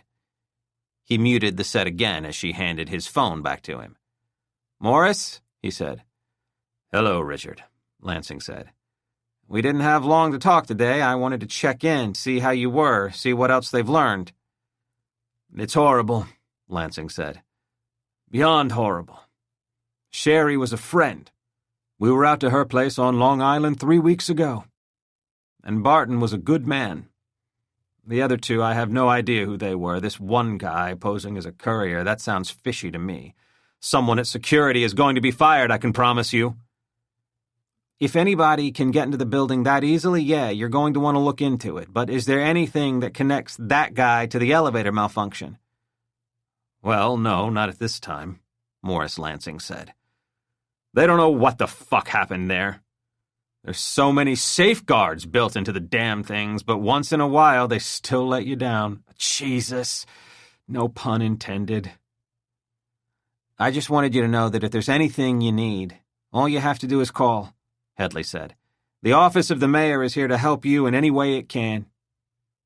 There was a pause from Lansing's end. "Morris?" "Yeah, well, about that," Lansing said. "There's going to be lawsuits coming out of my ass on this one. Fieldgate's firm is already making noises, but we've got our own axe to grind. We're going to be turning our sights on the city." "Christ, Morris, it's nothing personal, but damn it, I don't intend to take the fall." Shit. There I go again. The blame for this. We're seeing a major liability issue for the city here. Whatever was wrong with that elevator, the city inspector should have caught. Now it was Lansing's turn to go quiet. "You must believe these things can't work both ways," Headley said through gritted teeth. "You don't think elevator inspectors did due diligence in your building? Maybe what I should do is send every fucking inspector, food, air quality, rodent infestation, your way and do a complete inspection from roof to basement, and not just in that building, but every other one you've got across the city. That seems to be what you're asking for here." "Richard, for God's... That's Mr. Mayor to you, you fucking ass pimple." "No wonder so many people called you Dick," Morris said. Headley ended the call and tossed the phone onto the coffee table. Valerie looked at him expectantly, but he did not fill her in. There was a light rap on the door, and Valerie went to answer it. Chris Valens strode in, with a touchscreen tablet in his left hand, his right tucked casually into his pocket. Headley looked up but said nothing. "Mr. Mayor, something you might want to see," Chris said, handing him the tablet. "Matheson's latest column just dropped." Headley grabbed a pair of reading glasses that were sitting on the coffee table and slipped them on. The headline on the page, "Headley Takes Me for a Ride," was enough to make him wince. "Christ almighty," he said. He tossed the tablet in the direction of the table, but missed. Chris didn't wait for the mayor to pick it up. He bent over and got it himself. "Give me the gist," Headley said.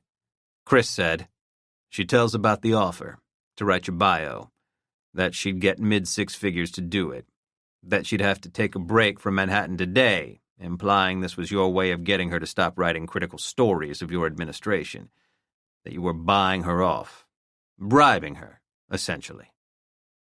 Headley said, "We deny the whole thing. It's a total fabrication." Chris slowly shook his head.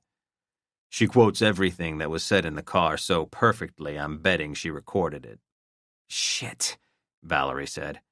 "I remember her doing something with her phone just before she got into the car. I thought she was just turning it off." Headley slumped further into the couch. "Glover," he said under his breath. Neither Chris nor Valerie said a word. Headley, feigning a cheerful tone, said, "Bring her into the loop, Glover says. Get her on our side. Throw enough money at her that she'll jump at the chance." Headley shook his head, then managed a wry smile. "I guess this means she's not taking the job." "Nothing against Glover," Valerie said. "But you know I advised against this from the beginning." "I know," Headley said, grimacing. "Matheson's piece also raises the question of why you want to do a book. It encourages speculation that you're giving serious consideration to running for something besides re-election for mayor before you're ready to tip your hand. That was the other reason why I didn't want to pursue this matter with Matheson." "I shouldn't have listened to him," Headley said. "I should have known better." "At the risk of stepping over the line, sir," Valerie said tentatively, "I'm not sure Glover has enough experience to be advising you on these sorts of matters. He understands you better than any of us, of course, but where he's most valuable is in the data mining end of things. Analyzing trends, surveying." She shrugged. "There's nobody in the whole building who can help me with a computer problem the way he can, but when it comes to advising you on matters like..." Headley raised a silencing hand, and Valerie went quiet. Chris said, "There's a bit at the end of the column." Headley gave him a pained look, expecting even more bad news. "No, it's not about you," he said. Someone Matheson knew was killed in that elevator accident. The mayor was about to look relieved, but quickly adopted a look of moderate concern. Sherry D'Agostino, I bet. Everybody knew Sherry. He managed a wry grin. I even went out with her a few times back in the day. Valerie looked slightly pained, as though only Headley could boast about dating someone who'd recently died. No, Chris said. Paula's somebody. She'd interned at Manhattan Today. Oh, Headley said. There didn't seem to be much else to say. He looked at Valerie, then Chris, then back to Valerie. Can you give us the room? He asked her. She looked momentarily taken aback, but said nothing as she headed for the door and closed it behind her. Chris, he said, have a seat. The man sat. Chris, in the time you've been with us, you've shown yourself to be very valuable. 1 part bodyguard, 1 part detective, 1 part political strategist. He chuckled. And whenever Glover isn't here to fix my printer, you know just what to do. Chris smiled. Thank you, sir. You're good at finding things out. Turns out not all the great hackers are teenagers living in their parents' basements. You've been very helpful for someone in my position. Of course, he said. I might not be in this office today if it weren't for you. I'm not so sure about that, Mr. Mayor. Don't be modest. You found that woman. Talked her into coming forward, telling her story to the Daily News. Wouldn't be sitting here now if she hadn't told the world how my opponent forced himself on her when she was 14 and he was 40. Even dug up the emails he wrote to his lawyer where he as much as admitted it. Chris only smiled. Headley grinned. Thank Christ you weren't digging into my own history. Chris shook his head dismissively. I guess if someone's looking hard enough, they'll find a few skeletons in anyone's closet. Yeah, well, I might need a walk-in closet for all of mine. But I believe you understand where I'm coming from. That I want to make a difference. I've been an asshole for much of my life, Chris, but I hope I'm doing what I can to make up for that now. Chris nodded, waiting. Headley's face went dark. I'm worried about a couple of things. Yes, sir? The first is Glover. He's eager to please you. He means well. He wants your approval, sir. Yeah, well, that may be. But his instincts... Just let me know if you see him doing something particularly stupid, would you? Of course. And the other thing? Barbara. Chris nodded slowly. Let's face it. She's good at what she does. People feed her stuff. She has good sources. Some working right here at City Hall. People who've not been loyal to me. She's a pit bull. If she bites down on your leg, you've as good as lost it. I understand your frustration, Chris said.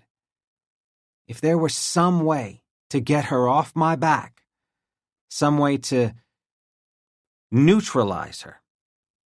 Chris was silent for a moment. Finally, he said, I'm not quite sure what you're talking about here, sir. Headley looked at him, puzzled at first, then horrified. Christ, you didn't think I meant... Chris gave him a blank stare. Of course not. Jesus, no. He shook his head. No, I'm thinking more about those skeletons in the closet. If there were a way to discredit her somehow. The mayor put a hand to the back of his neck and tried to squeeze out the tension, like he was wringing a sponge dry. Let me nose around, Chris said. Good. That's good, the mayor said. You had me worried there for a minute. Chris Valens tilted his head to one side as if to say, yes. That you might have thought, even for a second, that I was suggesting we push the woman out a window or something. Forgive me, Chris said. I know you'd never hurt a soul. 7. Jerry Burke's first stop on the way home had been an art supplies place down on Canal Street.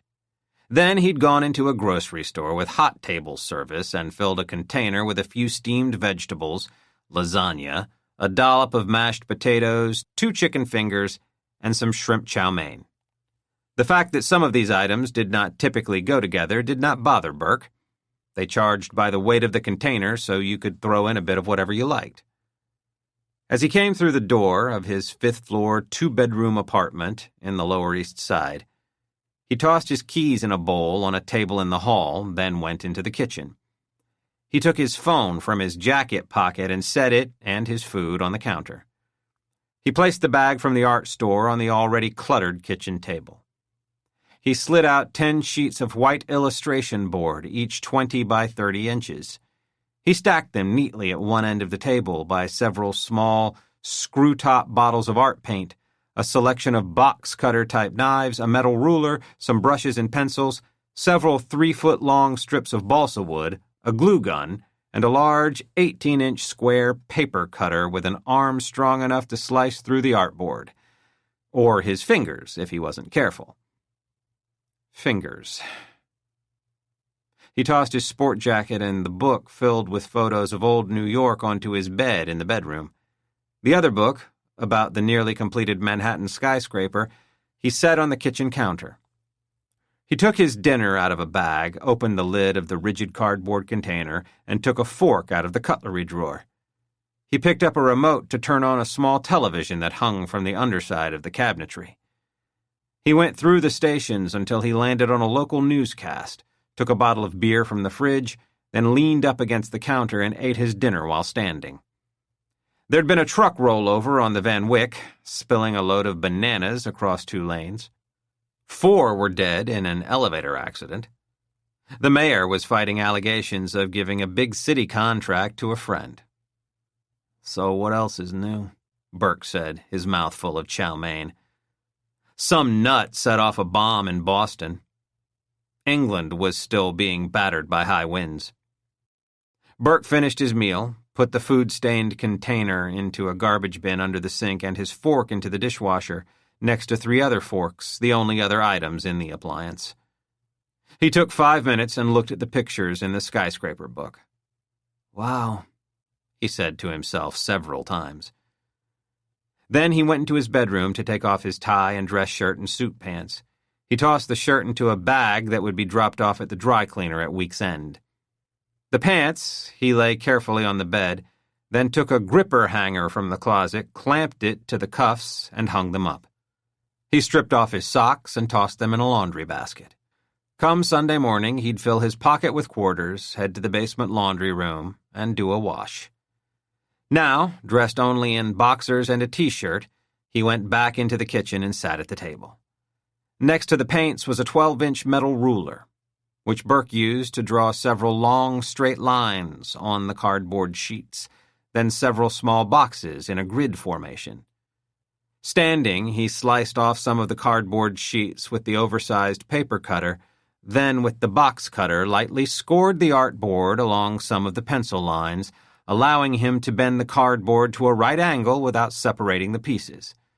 Sitting back down, he cut some strips of the balsa wood to match the length of the scored lines, applied some hot, drippy adhesive from the glue gun, and used them to brace the corners. The tip of his index finger touched some of the hot glue. "Shit," he said. He peeled the set glue off and sucked briefly on the finger. He spent the next hour making 3 rectangular boxes of different sizes, painting them various shades of gray, then detailing the perfectly arranged boxes on the sides, making them look like windows. At the bottom edge, he drew detailed entrances and oversized windows. He did all of this without drawings or plans or blueprints of any kind. What he saw in his head, he turned into 3 dimensions. One of the purposes of this exercise, beyond the fact that he just liked doing it, was to push out of his head the events of the day. Some evenings it worked, some evenings it did not. This was one of those nights when it did not. Burke's mind kept coming back to the body with the smashed-in face on the high line. After his appointment with Bert, he and Delgado had paid a visit to the coroner's office. The naked body minus fingertips yielded at least one clue that might lead to an identification. On the dead man's right shoulder was a 2-inch-long tattoo of a coiled cobra. A DNA sample had been taken. A search of his clothes yielded nothing helpful. No credit card or time-stamped gas bar receipts had been found in the dead man's pockets. His jeans and top were cheap-off-the-rack items from Old Navy. Burke had taken another look at the socks. They looked relatively new. The area around the big toes did not show signs of an imminent hole, and the corpse's toenails had been due for a trim. Burke had heard back from the bookstore and been told the shark socks were made somewhere overseas, sold online and in countless stores across the city, but if he still cared, they had sold 12 pairs in the last month. 6 were put on credit, 6 were paid for with cash. Burke took down the credit card information. His one pleasant memory of the visit to the coroner's office had been standing close enough to Delgado to smell her hair. Whatever shampoo she used had a scent. Mango? That was strong enough to overrule the lab's stench of bleach and antiseptic. Burke forced the investigation from the front of his mind as he held out, at arm's length, the first completed building of the evening. He turned it around and admired it. If he spotted a spot where the paint was thin, he gave it a touch-up. "Okay," he said to himself. "Installation time." He got up from the kitchen table and opened the door to the second bedroom. But there was no bed, or dresser, or even a chair. There were 4 metal card tables arranged into a large square roughly 6 by 6 feet and almost entirely covered in boxes similar to the ones Burke had just made. They were arranged in a grid with space between to replicate streets. Burke placed that evening's effort onto one of the tables. He moved some of the existing ones to make way for the new one. He viewed his work from various angles. Some of the boxes soared as tall as 4 feet, others only a foot or so. Many were recognizable. There were crude interpretations of the Chrysler Building, the Empire State Building, the Flatiron Building, 30 Rockefeller Plaza, the Waldorf Astoria Hotel. The model city was in no way exact. The landmark structures he was recreating were, in his version, within steps of each other rather than scattered across the city. This was more an appreciation of the city, not a replica. Burke leaned up against one wall and crossed his arms, admiring his handiwork. At first, his gaze took in the project as a whole, but then his focus narrowed on one spot near the edge. He stepped away from the wall, knelt down so that his eye was at the model's street level. He studied the street in front of his recreation of the Waldorf Astoria. His airway began to constrict. If only I hadn't moved. If only I hadn't dived out of the way. The drops. He breathed in, then out, heard the wheeze. He wasn't expecting it to happen now. Here, at home, working on his project, away from people with bashed-in faces and missing fingertips. But then he had to look at the sidewalk in front of the Waldorf Astoria. Burke immediately thought of grabbing the inhaler from his sport jacket in the other room, but then remembered what his doctor had suggested. "Okay, Bert, we'll give it a try." He closed his eyes and concentrated. Find a category. Got it. The city's tallest structure, starting with the highest. Aloud, he said, "One World Trade Center, top of the park, 432 Park Avenue, 30 Hudson Yards, Empire State Building." He stopped himself. Could he include top of the park? The luxury apartment building on Central Park North, the subject of his new book, didn't officially open until later this week. Erected between Malcolm X Boulevard, otherwise known as Lenox Avenue, and Adam Clayton Powell Jr. Boulevard, or 7th Avenue, the building came in at 98 stories, making it 2 floors taller than the astonishing and relatively recent 432 Park Avenue, which towered over Central Park looking like some monolithic vertical heat grate. Did it really matter for the purposes of this exercise? He was still wheezing. He continued with his list. Bank of America Tower, 3 World Trade Center, 53 West 53rd, New York Times, no, wait, Chrysler Building, then the New York Times Building. The tightening in his chest was not easing off. Fuck it, he said. He went into the other bedroom, picked up his jacket, and reached into the left inside pocket. The inhaler was not there. What the? He always tucked it into the left pocket, but maybe just once. The inhaler was not in the right pocket either, nor was it in either of the outside pockets. Burke felt his lungs struggling harder for air. The wheezing became more pronounced. Shit, shit, shit, he whispered. Had he taken the inhaler out of his jacket when he first got home? He went back to the kitchen to check. It wasn't on the kitchen table or on the counter by the sink. Burke returned to the bedroom, wondering if the inhaler had slipped out of his coat when he had thrown it onto the bed. He got down on his hands and knees, patting beneath the bed where he could not see. Come on, he wheezed. He found nothing. In his head, he had an image of a snake coiling itself around his windpipe, like that cobra tattoo on the deceased. It was becoming increasingly difficult to breathe. If he didn't find his inhaler soon, he was going to have to use his last breaths talking to a 911 operator. And that would be if he could find his phone. Where the hell had he left his phone?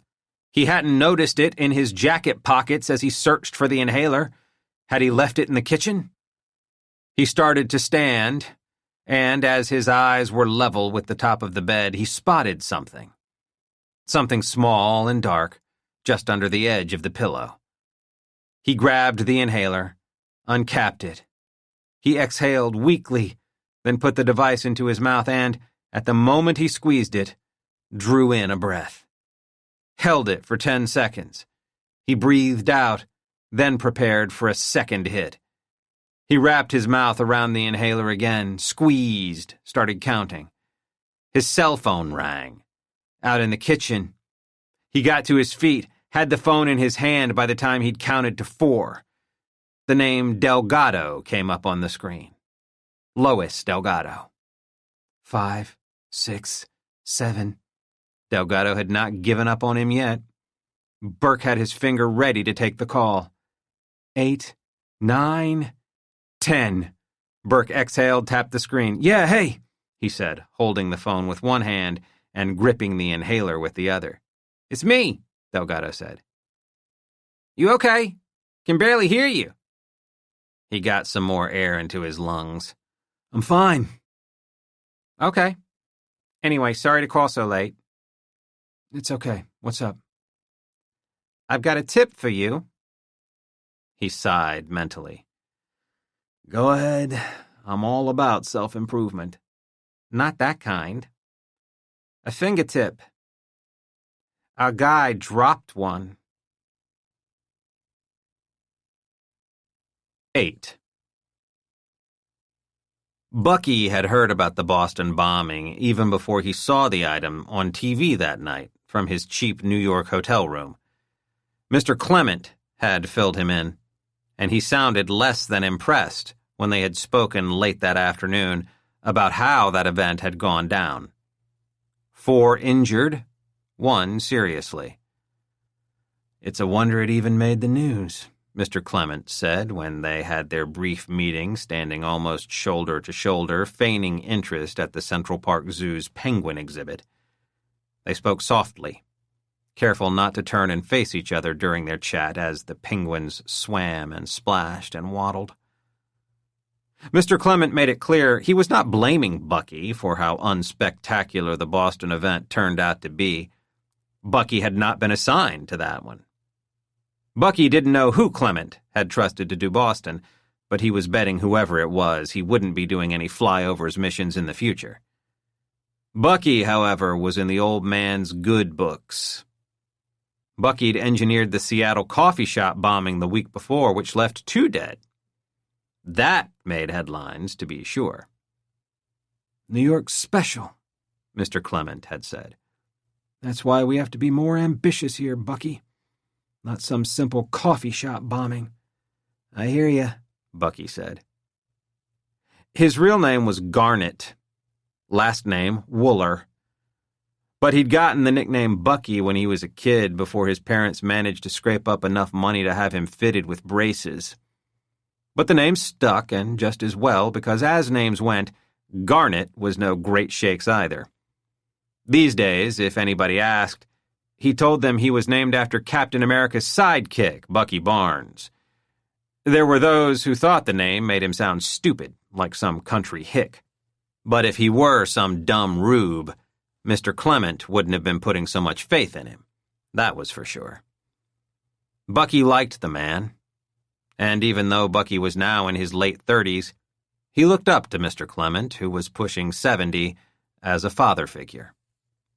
Bucky had lost his own dad when he was 17, and he missed having someone older and wiser and male to mentor him, guide him.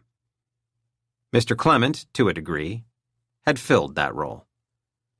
We'll talk again tomorrow, Mr. Clement said.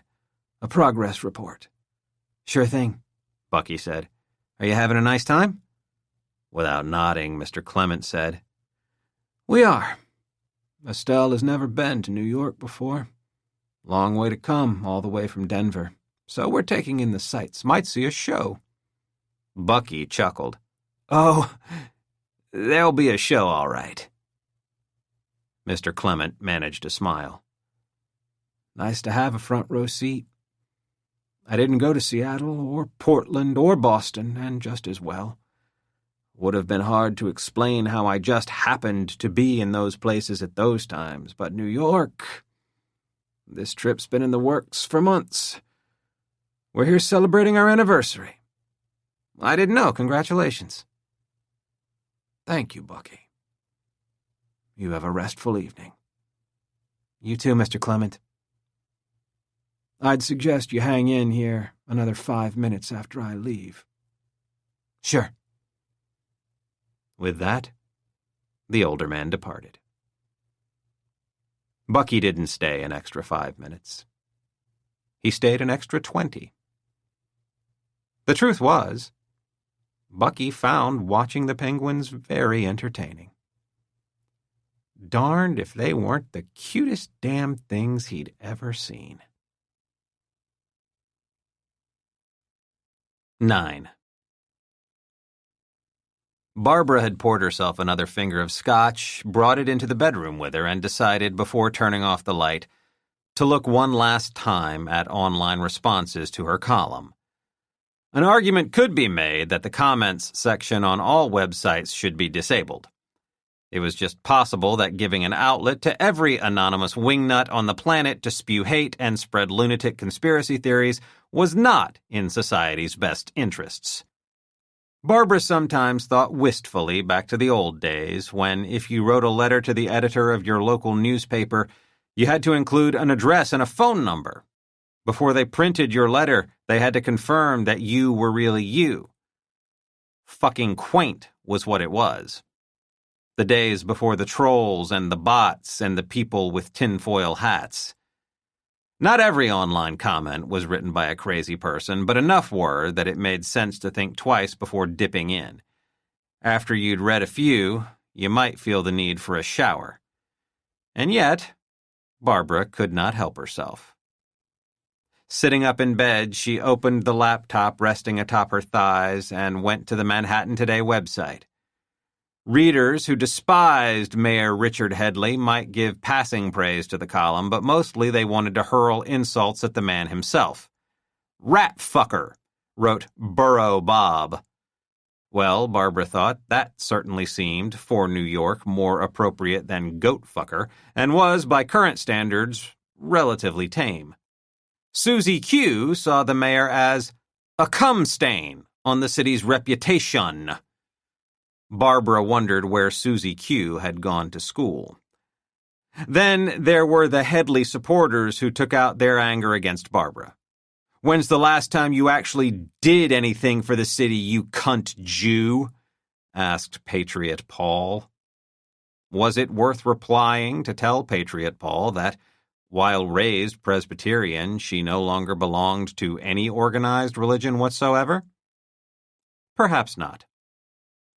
The numerically named C67363 asked, "How's anything ever going to get done in this city when people like you are always complaining?" It was downright charming when someone could express an opinion without being vulgar. Barbara scrolled through a few more. On very rare occasions, someone might actually have something useful to say. Maybe even point Barbara in the direction of a future article, although she wasn't seeing anything like that tonight. But then, there was this. "Sorry about your friend. It's often the case that innocents are lost in the pursuit of a greater good." Barbara blinked, read it again. It was a reference, of course, to the column's postscript about Paula Chatsworth. How she'd worked briefly at Manhattan Today, how she'd shown so much promise, how her life had been cut short by tragedy when she clearly had so much still to offer. It was, for Barbara, an emotionally honest bit of writing, and her sadness at the young woman's death was genuine. People came to the big city to pursue a dream, not get killed in some freakish accident. Barbara read the comment again. "Sorry about your friend. It's often the case that innocents are lost in the pursuit of a greater good." What the hell was that supposed to mean? What greater good could the author possibly be referring to? The author went by the handle Going Down. "Very fucking funny," Barbara said aloud, shaking her head. But then she thought, maybe it wasn't intended as an elevator joke. The writer could be an oral sex aficionado. She was about to close the laptop when it dinged. An incoming email. From Arla. Barbara could not remember the last time she'd heard from her daughter. A few weeks, at least. Could it have been as long as a month? Barbara clicked on the email. "Hey," Arla wrote. No, "Dear Mom." That would be too much to expect, Barbara knew. It went on, "I have news. Want to meet for a coffee or something tomorrow." News? What kind of news could Arla have? So far as Barbara knew, she wasn't seeing anyone. Then again, Arla had never been big on sharing the details of her private life with her mother. It would have to be something big for Arla to actually propose getting together. Maybe Arla had been seeing someone. Maybe Arla was engaged. Would she be expecting her mother to foot the bill for a wedding? Christ, how much was Headley offering to ghostwrite his bio again? Mid-six figures? No. No way. Arla would have to need life-saving surgery before Barbara would sink that low. Maybe Arla was pregnant. Wouldn't that just be history repeating itself? Anything was possible. Barbara clicked on reply and began tapping away. "Sure," she wrote. "When and where?"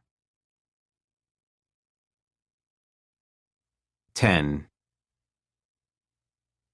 The boy gently pats the woman's arm as she sits in the chair.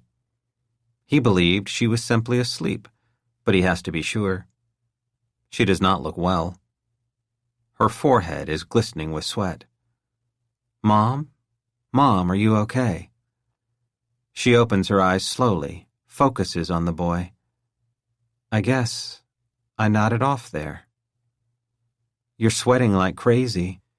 For a second, it looked like you weren't even breathing." Her gaze moves beyond the boy.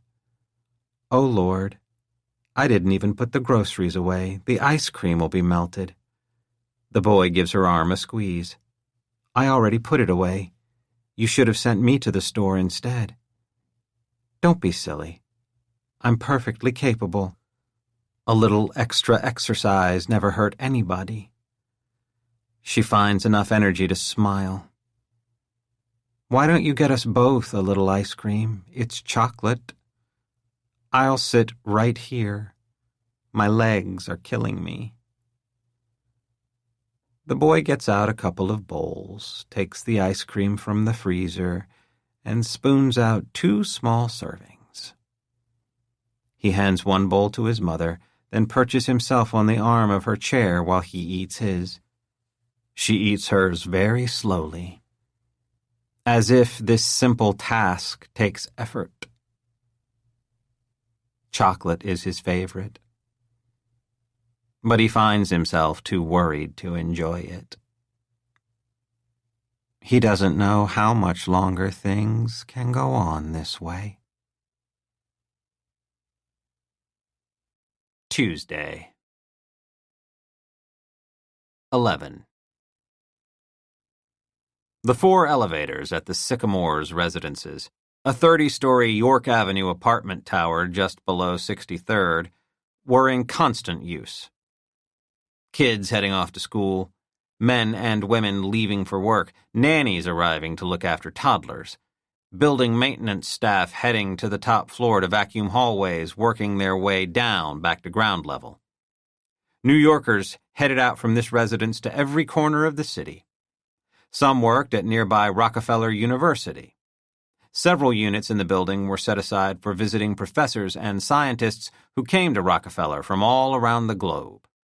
Although an exact count was not known because residents came and went, some people had guests and others had sublet their apartments without informing building management, it was generally believed that at any given time, about 900 people lived in the Sycamores residences. The building, like so many others in the city, was a small town unto itself. Only 3 of those roughly 900 people were in elevator number 2 when it happened.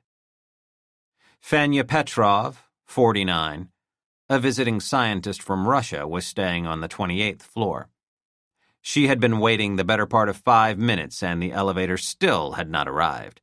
She followed with increasing frustration, the digital display above the doors telling her where the elevators were.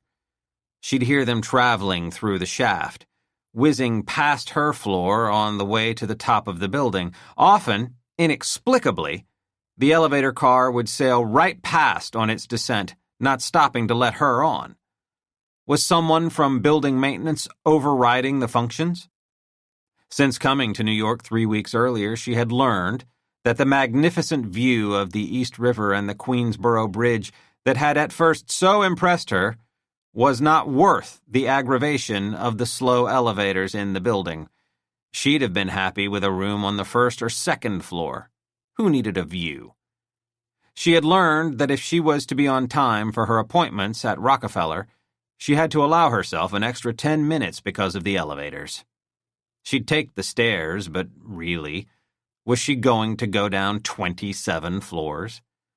It wasn't particularly exhausting. She had done it a few times, but it was time-consuming. And she just knew that the moment she entered that stairwell, the elevator doors would be parting. She blamed the children. And their parents.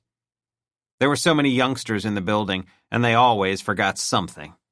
Only yesterday, after thinking she'd caught a break when the elevator showed up almost immediately, the doors opened at the 20th floor to allow a young man and his 10-year-old son to board.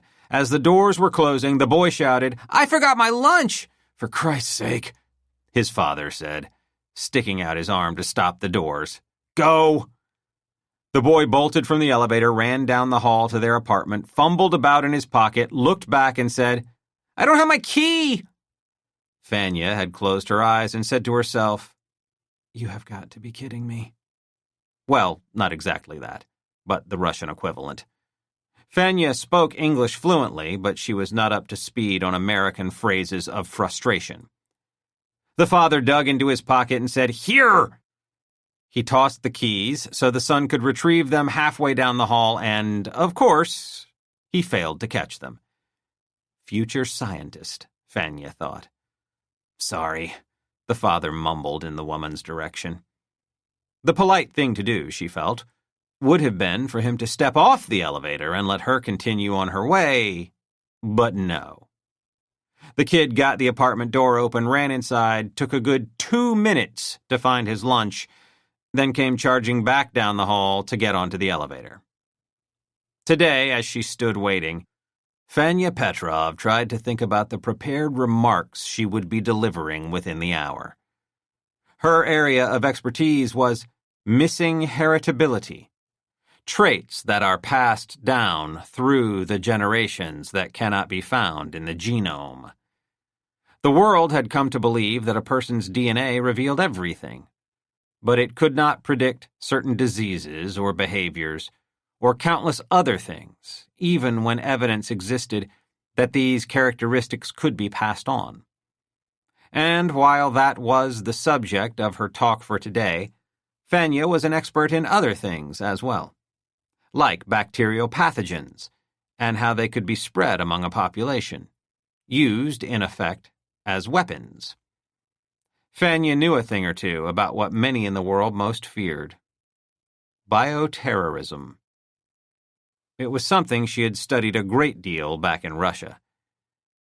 It was her expertise in missing heritability that had earned her an invitation to continue her studies in New York, but it was her vast knowledge about pathogens that might end up keeping her here. Fanya Petrov did not want to return to Russia. Fanya Petrov wanted to stay in America. This was not something she had mentioned to her superiors back home. But she had mentioned it discreetly to another professor at Rockefeller who had connections with the State Department. A few days later, a message was relayed to her that her situation was being looked at favorably. If she were to seek asylum in the United States, she would be accepted, provided, of course, she shared everything she knew about Russian research into pathogens. That was fine with her. But Fanya Petrov was now very, very anxious. What if her superiors were to learn of her treachery? Would they summon her home before her application for asylum had been approved? Would she be thrown into a car and put on a plane before anyone knew she was missing? And what would happen to her when she got back? Very, very bad things. She had become so consumed with worry that when the elevator's arrival was announced with a resounding ding, it startled her. Fanya sighed with relief and stepped into the empty cab as the doors opened. She pressed G and watched as the doors closed. The descent began. "Please, no stops," she said under her breath in Russian. "No stops, no stops, no stops." There was a stop. At the 20th floor. No. Every time the elevator stopped or there was a knock at the door or someone dropped by to see her at her office at Rockefeller, Fanya feared it would be someone from the FSB, Putin's modern version of the KGB. So, when the door parted and there was no one standing there who looked like a Russian thug, Fanya felt momentarily relieved. But relief was soon supplanted by irritation when she saw that it was the same father and son who had delayed her on her last trip down this elevator. Her heart sank. Please let them have remembered everything, she thought.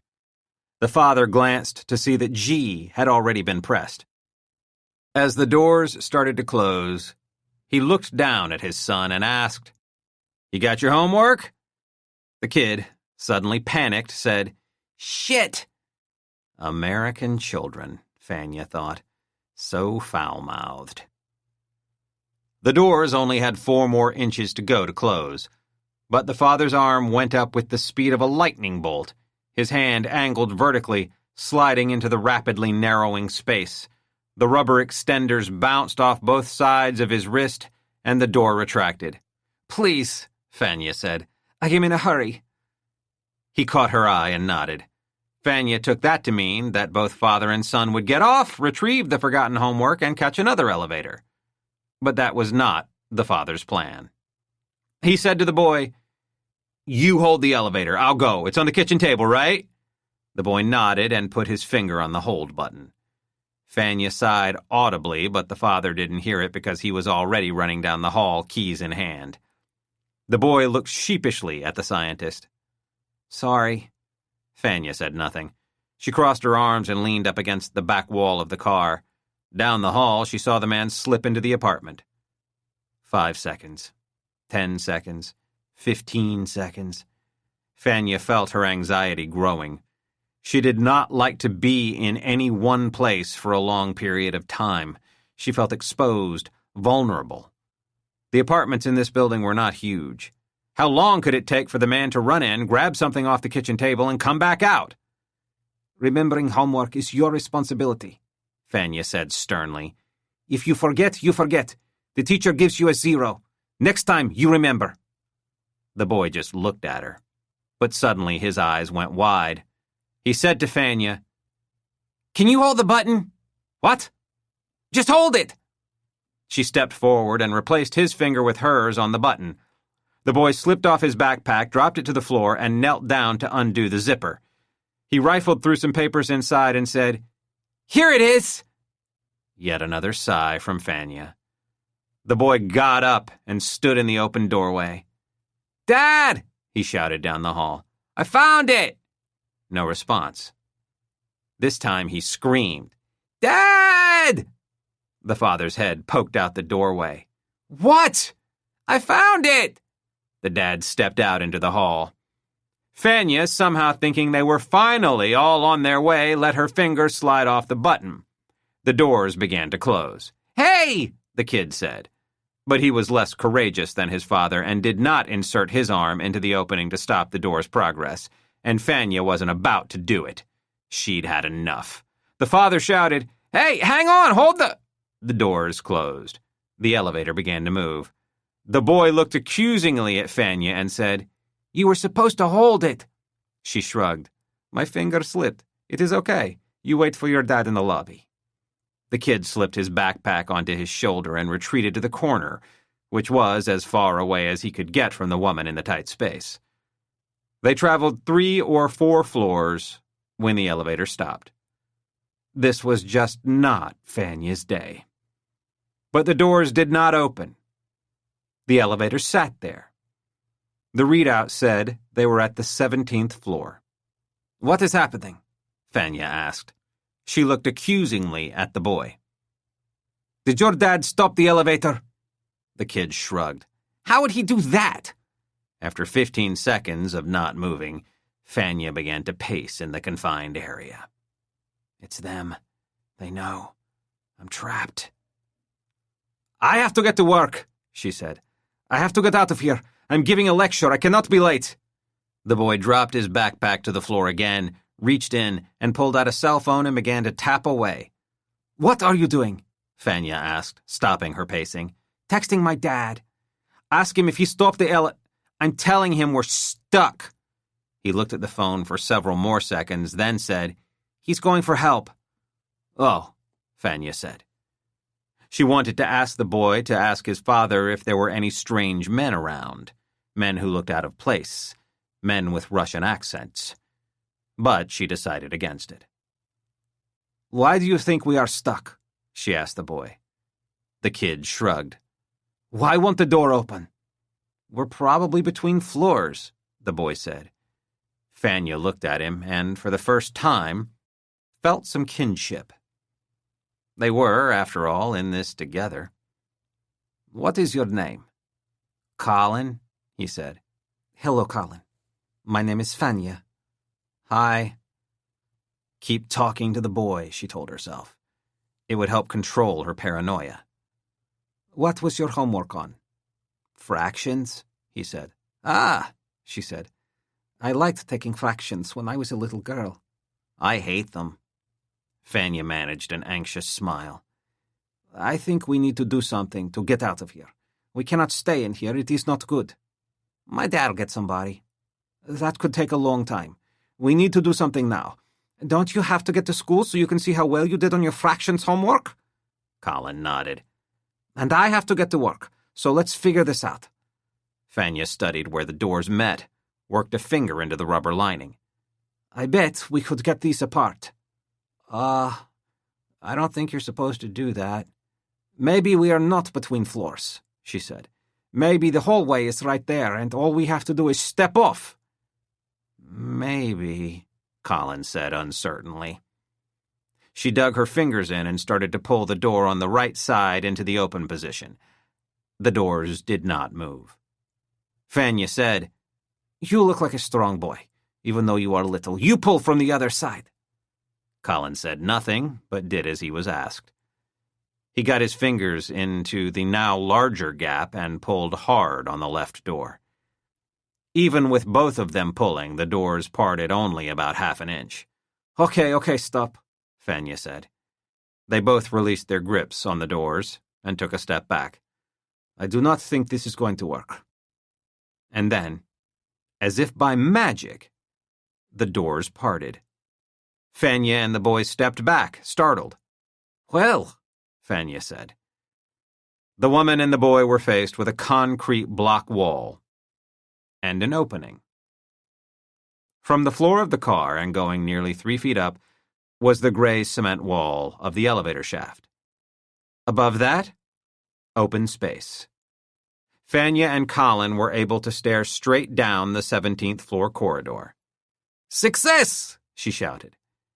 Fanya felt relieved not only that the door had opened, but that there were not any men in black suits standing there in the hallway waiting for her. I'm not going through there, Colin said nervously, backing away farther. Fanya smiled. We just have to be quick. No way, he said. She smiled sympathetically. Think of it as a fraction. The door is how far open? The boy looked at her. Half? Very good. So it is half open and half closed. Half open is good enough for us to get out, but I will try it first. She grinned. I just have to be fast. She set her purse on the elevator floor. I used to be a gymnast in Russia, she said, when I was a girl. She grimaced. It was a long time ago. But some things you don't forget. Climbing up 3 feet should not be so hard. Fanya put both hands on the grooved metal strip on the hallway level, hoisted herself up enough to get her knee onto it, then moved her entire body through the opening. She was on her knees in the hallway, her feet hanging over the edge inside the car before she stood triumphantly. What are you going to do now? Colin asked, looking up at her. Are you going to leave me here? Shit. She really couldn't do that. She'd freed herself, could head to the university, but how would it look? Visiting professor abandons child in stuck elevator. Would a callous act like that prompt the State Department to reject her request for asylum? No, she said. I will not do that. I will not leave you here. She glanced down at the elevator floor. How stupid of her. She'd dropped her purse there. It would have made more sense to have tossed it out onto the hallway floor before making her escape. Colin, she said, pointing, toss me my purse. Then we'll see about getting you out too. As Colin reached down to get it, Fanya dropped back down to her hands and knees to reach in to take it from him. She leaned forward into the car. Colin picked up the purse and held it out for her. Fanya shifted slightly forward on her knees. The elevator suddenly moved. Down. The roof of the car dropped toward Fanya's neck. She didn't have to glance upward to see what was coming. She saw the elevator floor dropping away from her. While physics had never been her area of expertise, she could figure this much out.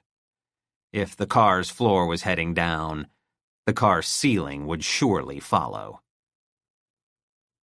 Without having to think about it, she began to withdraw her head from the elevator. She needed to get her entire body back into the hallway. She was not quick enough. The elevator continued on its way to ground level at a normal rate of speed. When the doors opened, several seconds later, those who had been waiting, and not very patiently at that, were greeted by the sight of a near catatonic, wide-eyed Colin, huddling in the corner as far away as possible from Fanya Petrov's arm and hand, still gripping her purse, and the scientist's decapitated head. 12. Barbara got to the Morning Star Cafe on 2nd Avenue, just above 50th, before her daughter, Arla, got there. She took a booth near the window facing the street and said yes to a cup of coffee when the waiter stopped by. Barbara scanned the menu to pass the time, but knew she'd be getting a Virginia ham and cheddar omelet. Arla, she was betting, would have only coffee. Barbara glanced at the photos on the wall. A lot of famous people had dropped by the Morning Star over the years. There were a couple of Kurt Vonnegut Jr., who Barbara was pretty sure had lived in the neighborhood before his death in 2007. She'd seen him once, a couple of blocks north of here, but didn't say anything, even though she was a fan. You were always seeing somebody famous in New York and were expected to be cool about it. She'd checked the menu, scanned the walls. Fidgety. Getting out her phone seemed the next logical step. Barbara had mixed feelings about meeting with her daughter this morning. She had reason to believe Arla'd been seeing a therapist lately, although Arla had not come right out and admitted it when Barbara asked. But Barbara knew Arla had a multitude of issues she was struggling to come to terms with. There'd been an eating disorder for a while there, but that seemed to be under control. When Arla was in her mid-teens, she'd gone through a cutting period, marking her arms with a razor.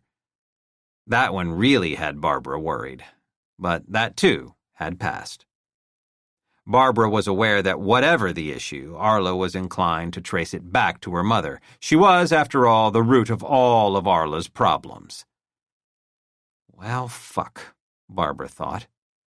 I was never exactly June Cleaver. When Barbara found herself pregnant at 18, she was already working on a career in journalism. As a kid inspired by watching reruns of the Mary Tyler Moore Show, she wasn't old enough to have seen it when it first came on, Barbara wanted to be Mary Richards.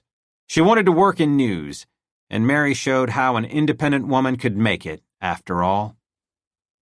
When she was barely 17, she had landed a reporting gig at the Staten Island Advance, winning over the editors by showing up day after day with unsolicited stories about interesting people in the borough. They were good. They saw that the kid could produce. They took her on despite her young age and lack of a journalism degree. Who needed a piece of paper to frame and hang on the wall? You went out, you asked people questions, you observed, you wrote it down. When someone wouldn't tell you what you wanted to know, you found someone else who would. You kept asking until you got an answer. How tricky was that? You needed to go to school for 4 years to figure that out? Barbara threw herself into her work from the very beginning. The proverbial printer's ink ran through her veins. She was covering murders and gang wars and plane crashes and political scandals when she was no older than first-year journalism students. She was having the time of her life. Until she found out she was pregnant. Getting knocked up was definitely not part of the plan. At first, she was in denial. She couldn't believe that it had happened. The home pregnancy test had to be wrong, so she did nothing, told no one. But there comes a point when what you refuse to believe becomes painfully obvious. So when her tummy began to ever so slightly bulge, she found the courage to find the man who'd gotten her pregnant. He deserved to know, right? Barbara figured there was a chance he'd even want to know. Okay, maybe that was being too hopeful. The guy was going to be shocked, no doubt about it, especially considering that they hadn't even known each other until they'd had sex and hadn't exactly been a couple since. They hadn't even seen each other since. It had been, Barbara was willing to concede, a night of very bad decisions. Starting with going to a party at NYU given by a former high school friend who, unlike Barbara, had pursued higher education. More bad decisions followed. She smoked a little too much weed, drank a little too much gin, and then going over to chat up that older guy in the corner. That was the big one. He was no longer a student, having gotten his MBA a few years earlier. He'd tagged along with some girl who knew the host of the party. So why was he all alone in the corner? A shrug. Some guy was going on about having to leave because he played in a band and they had a late-night gig in Soho. She left with him. The bitch, Barbara said. Later, she wasn't entirely clear how events had progressed. They'd had more to drink. It was possible there'd been a walk, and then they'd ended up in someone's dorm, on a bed. Barbara remembered some fumbling with a condom, but hadn't paid all that much attention when the guy said, "Uh-oh." In a few weeks, she'd have an idea what had alarmed him. While some of the events from that night were foggy, Barbara knew there was no one else up for the role of father of her child. Sure, she'd gone to bed with other guys, but the last time she'd had sex before that evening had been a good, or bad, depending on how you looked at it, 6 months. Other things she was sure of? What he looked like and a first name. She asked the friend who'd thrown the party if she knew the guy's surname. No special reason, she said, just, wondering. She found him, broke the news. He said, "I have no idea who you are." The way he said it, it almost sounded like he was telling the truth. Barbara refreshed his memory with every detail she could remember. "Sorry," the guy said. "Honest to God, I don't even remember meeting you. How long ago was this? I don't even remember being at that party." "Yeah, well, we were both kind of flying." "Maybe you were," he said. "Not me." Barbara couldn't decide what to do. Go after him? Demand a blood test? And of course, there was one other option. But again, Barbara was paralyzed with indecision and did nothing. By the time she found the strength to tell her parents, it was too late to end the pregnancy. Barbara's mother and father, fucking saints, that's what they were, didn't judge. Oh, sure, they wanted to know about this man, and Barbara told them she'd talked to him, that he refused to accept responsibility and had moved to Colorado or Wyoming and gone into real estate. It wasn't worth the time to pursue him, she said. "Okay," they said. "These things happen," they said. "No sense ranting and raving. What's done is done. Let's figure out what to do." "Give the baby up for adoption," Barbara decided. "I'm not cut out to be a parent." "Well, okay, sure, that's a possibility," her mother said. "But that is my future grandchild you're talking about. If you're absolutely determined that you do not want to raise this child, well, your father and I have still got a few good years left, and we've been talking about this, and we've agreed that if you're okay with it, we'll do it." At first, Barbara thought, no way. But as that child grew inside her, she started to come around to her mother's way of thinking. This could work. The world was changing. Alternative parenting options were in vogue. Sure, some people might look down their collective noses at Barbara, but when had she ever cared what anybody else thought? She knew her mother was betting that when the baby arrived, Barbara would have a change of heart. She'd see that infant and decide to raise the child herself, even if there was no father's name to put on the birth certificate. That whole mother-child bond would kick in. Arla arrived. The bond did not kick in. Barbara was tormented that it did not. She was consumed with guilt that she did not want to raise this little girl. Did she love her? Of course, without question. But if there was a mothering gene, Barbara feared she did not have it. So Barbara's parents honored their pledge and took Arla into their home. Barbara remained conflicted about how things had turned out. She felt less guilty that she had not given Arla up to strangers, that she was with family. But every time Barbara went home and saw her mother and father so fully engaged with Arla, the guilt bubbled back to the surface. It was an ache that never went away. Every time she saw Arla, she was reminded of her abdication of responsibility. In those moments, she wondered whether adoption would have been the better choice. Out of sight, out of mind. She hated herself for even thinking it. Every week, Barbara sent a good chunk of her paycheck to her parents. She visited most weeks. She did love Arla. She loved her more than anyone or anything else in the world. No one pretended Barbara was not her mother. Arla was not raised to believe Barbara was the aunt who dropped by. No, Barbara was Mom. Barbara's parents were Grandpa and Grandma. No lies, no attempts to deceive, at least not on that score. It all seemed to work out. And when Arla was 12, Grandpa died. Liver cancer. Barbara's mother carried on alone. Barbara still came by, but as Arla moved into her teens and became the kind of hellion so many teenage girls turned into for a period of time, Barbara had to admit, deep down, that she was relieved to be spared the daily turmoil.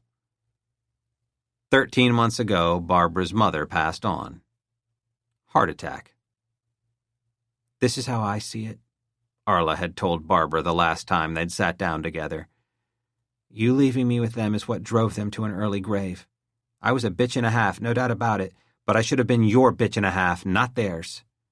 "I can't rewrite history," Barbara had said. "Yeah, but you don't have a problem writing about others who've made a mess of theirs," she'd countered. "Bad things people have done, mistakes they've made, that's your whole shtick. But looking in the mirror, that's not so easy." Barbara hadn't known what to say. The truth was always difficult to argue. They'd had a serious argument 6 months earlier. Arla wanted to go out west, try to find her father. Barbara did everything to discourage her and offered no clues that would help her track him down. "The man's not worth finding," she said. Arla was furious. Barbara said something she wished she hadn't. "Maybe you'd have been happier if I'd given you up for adoption and you'd been raised by strangers." "You're the stranger," Arla shot back. "Always have been." And then Arla had gone in for the kill.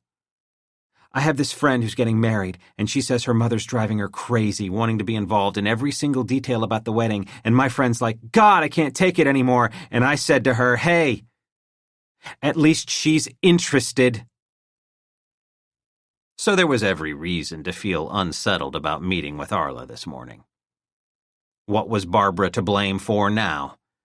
What repressed maternal memory, or lack thereof, had Arla gone over with her therapist this week? She'd said she had news.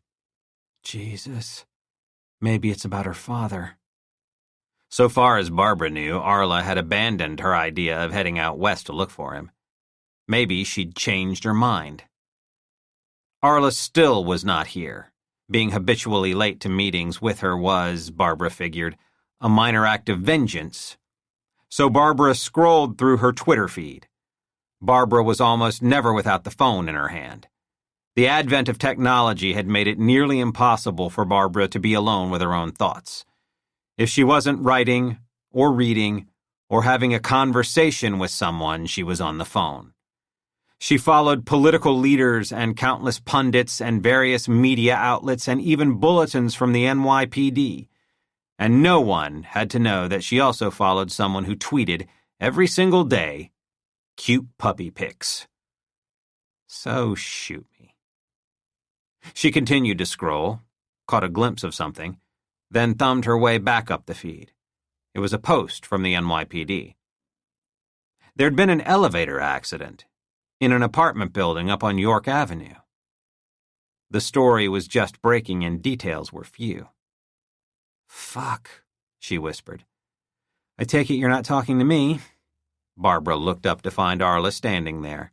"Oh, hey, hi," she said, slipping out of the booth to give her daughter a hug. No matter how angry Arla might be with her, she'd still allow her mother to do that. And Arla would slip her arms around Barbara in return, even if she didn't pull her in for the big squeeze. "You look good," Barbara said as they slipped into the booth, sitting across from each other. And it was true. The thing was, Arla always looked good. She was tall and slender, with straight black hair that hung below her shoulders. She wore a black, clingy dress with a broad, black, patent leather belt.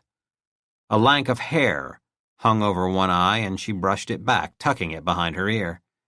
"Thanks," Arla said. "Have you ordered?" "Only coffee. I was going to get an omelet. What do you want?"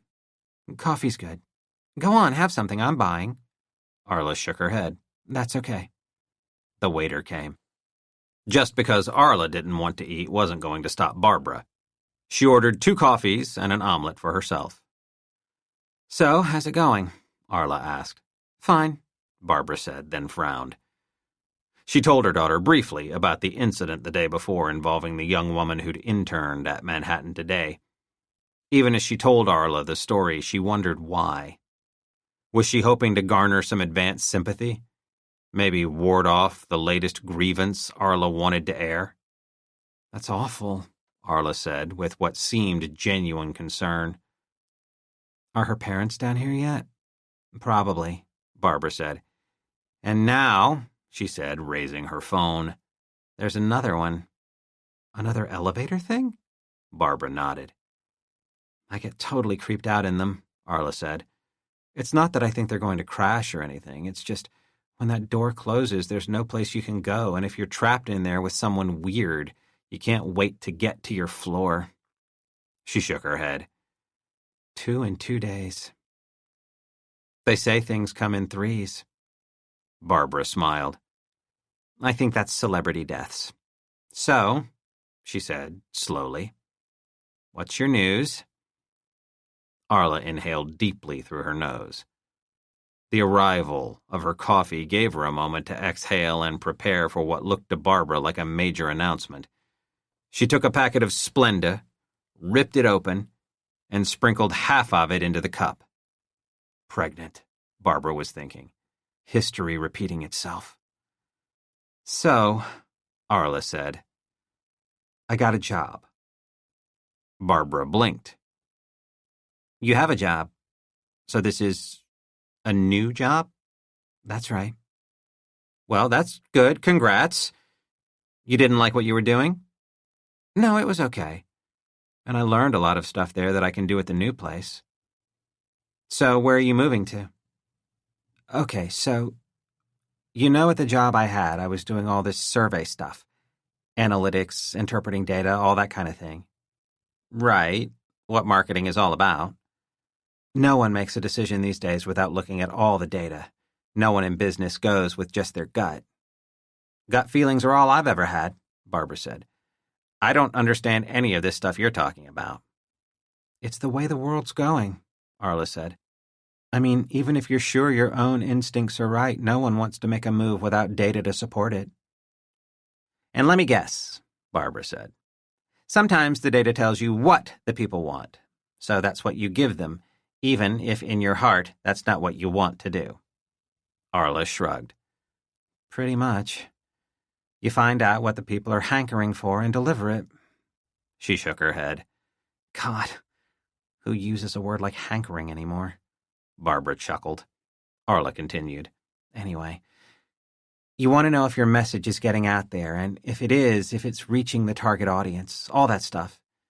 It's pretty fascinating. The company I just left, we were doing a lot of work for the entertainment industry. What movies people like and why. Data from advanced screenings. Funny thing is, even when you have a movie you think will be a hit, it can go out there and sink like a stone." "Sure," Barbara said. "But I was thinking, what if I could take those kinds of skills and apply them in a way that would have some more meaning? Instead of finding a way to make some airhead pop star even more popular, what if you could expose people to issues that matter and make them care?" "That actually sounds like a good thing," Barbara said. "So who are you going to work for? Planned Parenthood, the ACLU? Save the Whales?" Not one of them, Arla said. But still a place where I can do some good. So tell me, her mother said. You promise you won't get mad? Barbara sat back on the bench. Oh no, she thought. She's gone to the dark side. She's working for Facebook. The waiter delivered the ham and cheddar omelet, but Barbara didn't even look at it. Just tell me.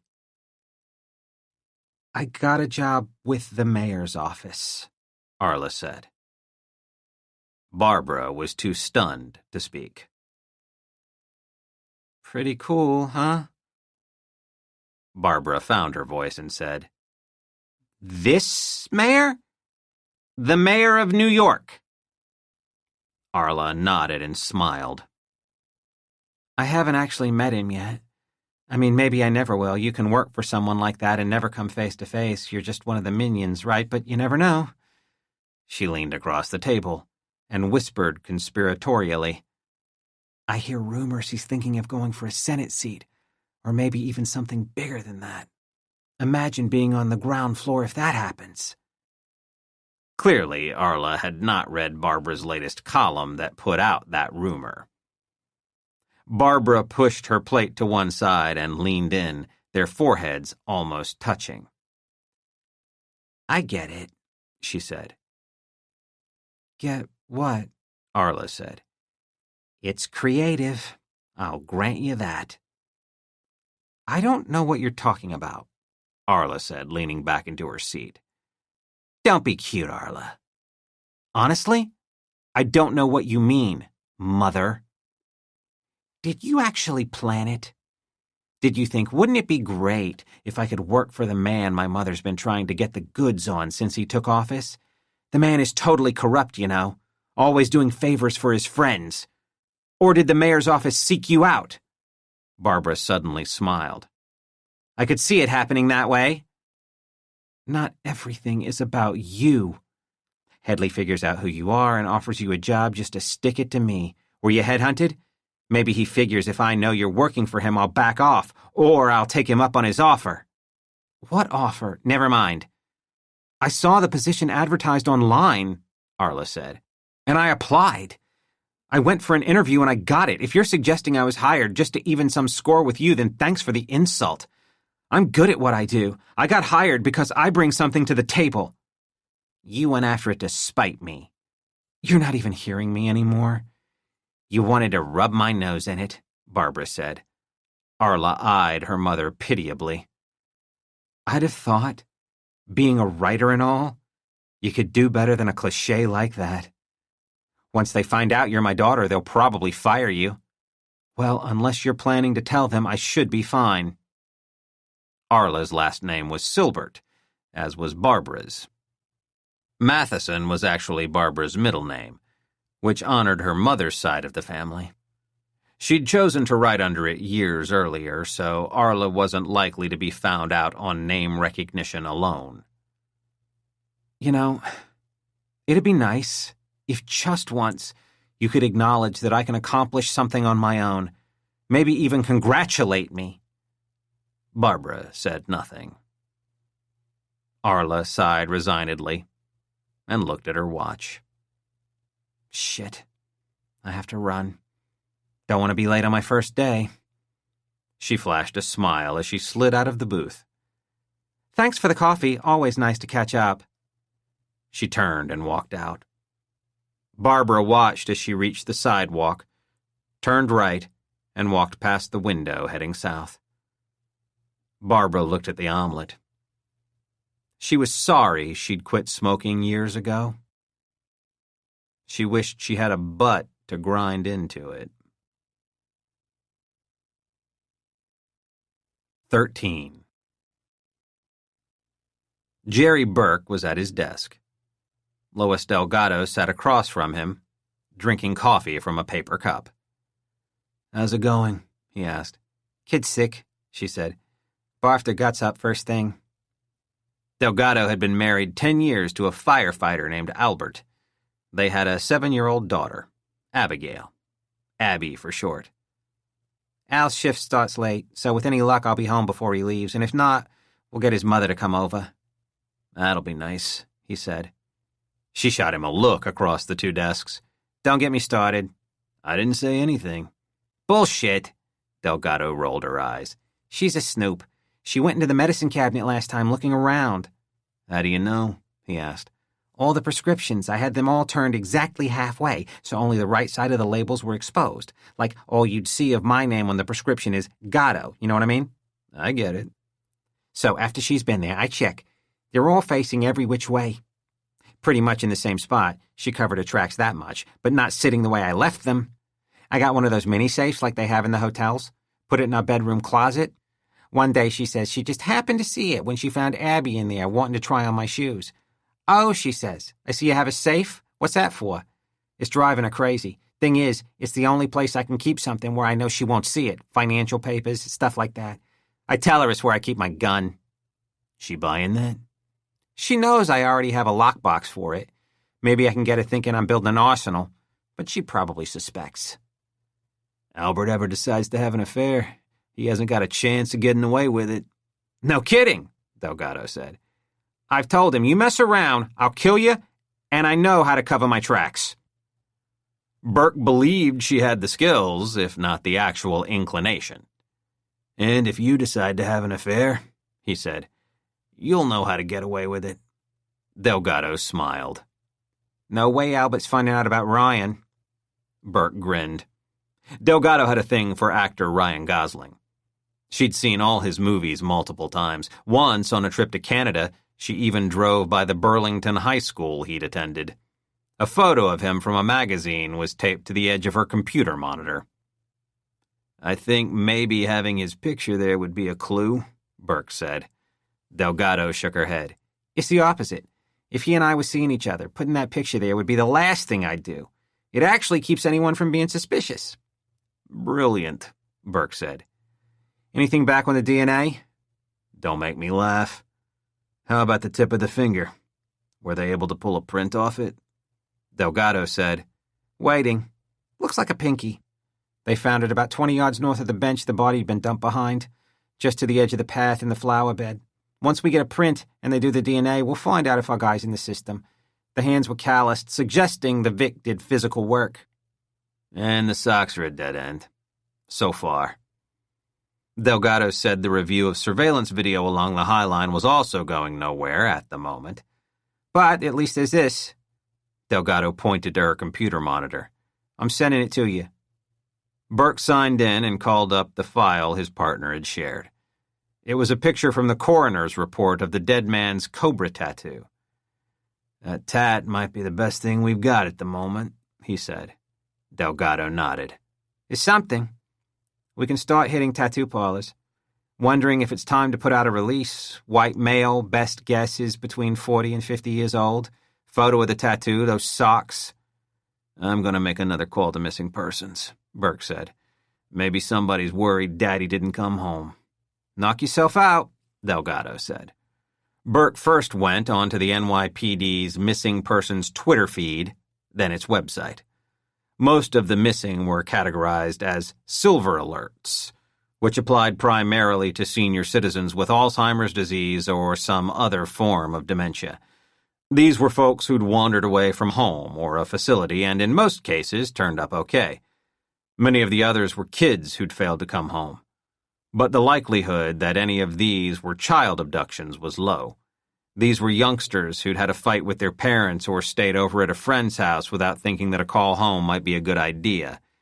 If a child had been taken, odds were it was a parental abduction, a custody fight that spiraled out of control. That didn't mean it was any less serious an event. Some parental abductions ended up very badly. Murder-suicide, for example. Teach the other spouse a lesson. What didn't come up on the missing persons list very often were middle-aged men or women without any history of mental disabilities. Burke didn't see any recent postings that sounded like the High Line victim. There were a couple of men who had been missing for several months who were, as the saying went, known to police, and could very likely be residing at the bottom of the East River, but the man Burke was hoping to identify was very recently deceased. He put in a call to the Missing Persons Bureau to ask if they'd had any reports about a middle-aged white male they'd not yet put on the website. Funny you should ask, they said. The house was on 32nd Street, between Broadway to the south and 31st Avenue to the north, in the Astoria part of Queens. It was a 2-story semi-detached, gates across the driveway that were intended to keep anyone from ripping off the 10-year-old Ford Explorer parked there. It sat on a slab of concrete that sloped downward toward a single garage door. Lois Delgado parked their unmarked Ford Crown Vic out front, although anybody who knew anything would immediately be able to spot it as a police car with its plain mini hubcaps, lights inside the front grille and atop the rear window shelf and antenna on the trunk lid. Burke got out the passenger side and waited until Delgado had rounded the car so they could approach the front door together. She rang the bell and stood ahead of him. Seconds later, the curtain was pulled back an inch. A woman peeked out. They heard a deadbolt turn and a chain come off before the door opened. "Mrs. Petrenko?" Delgado said. "Eileen Petrenko?" The woman was in her 40s, about 5'4", plump, her brown hair pulled back tightly into a bun. She eyed the two of them with apprehension. "Mrs. Petrenko, I'm Detective Delgado, and this is Detective Burke." "Oh, my," she said. "Have you found him? Please tell me you found him." "Could we come in?" Delgado asked. Yes, of course," she said, holding open the door. They entered a cramped living room that was a mess of newspapers, magazines, and small office boxes up against one wall. "I've been going out of my mind," Eileen said, wringing her hands nervously. "Have you found him? Where is he? Has he gone back to Cleveland? He hates it here, I know that, but I can't believe he'd just go back there without saying a word. I called his sister, and she hasn't seen him, and if he was going back, he'd have got in touch with her. I know he would." "Can we sit down?" Burke asked. Eileen cleared the couch of newspapers so the two detectives could sit. She took a seat across from them. There was a framed photo of her and a round-faced man with grayish, brush-cut hair on the small table next to her. "This is Mr. Petrenko?" Delgado asked. The woman picked up the picture and looked despairingly at it. "I've barely slept for 2 days," she said. Burke had his notebook out. "I know you've been over this with the officers who spoke with you yesterday morning, but I wonder if you'd mind going over it with us." The woman kept the framed photo in her lap and nodded. "Your husband's full name?" "Otto Mikhail Petrenko." "Can you spell that?" She did. "Date of birth?" February 3rd, 1975. "Where was Mr. Petrenko born?" Delgado asked. "What kind of name is that?" "Russian," his wife said. "Except for Otto. That is German. He was named after an uncle in Germany. Mikhail was his father's name. He was born in Voronezh, but his parents slipped out of the country and into Finland shortly after he was born, and then, eventually, to America, when Otto was around 4 years old. They settled in Ohio, which is where Otto grew up, and where we met in Cleveland." "And how long have you been married, Mrs. Petrenko?" Delgado asked, her voice soft and full of concern. 17 years, she said. "The two of you have children? Or do you live here alone?" "It's just us," she said, looking uncomfortable. "Otto had siblings, but..." Her voice trailed off. "And you own this house?" She shook her head. "We're renting. Otto didn't want to buy. He didn't know whether he wanted to stay here." "In Queens?" Burke asked. "In New York, anywhere here." "You moved here from Cleveland?" 3 years ago, she said. She glanced at the boxes along one wall. "We've still got things in boxes, if you can believe it. It's not important stuff. We'd move it to the basement, but it's awfully musty down there." "What about the garage?" "We've got furniture in there," she said. Our place in Cleveland was bigger, so we had stuff we couldn't place. So we just leave it in there. We haven't been able to get the car in the garage since we got here. Is this important? I'm sorry, Delgado said, offering an apologetic smile. Sometimes we tend to wander. Tell us about when you last saw Otto. 2 nights ago, she said. Sunday night. What time would this have been? She thought a moment.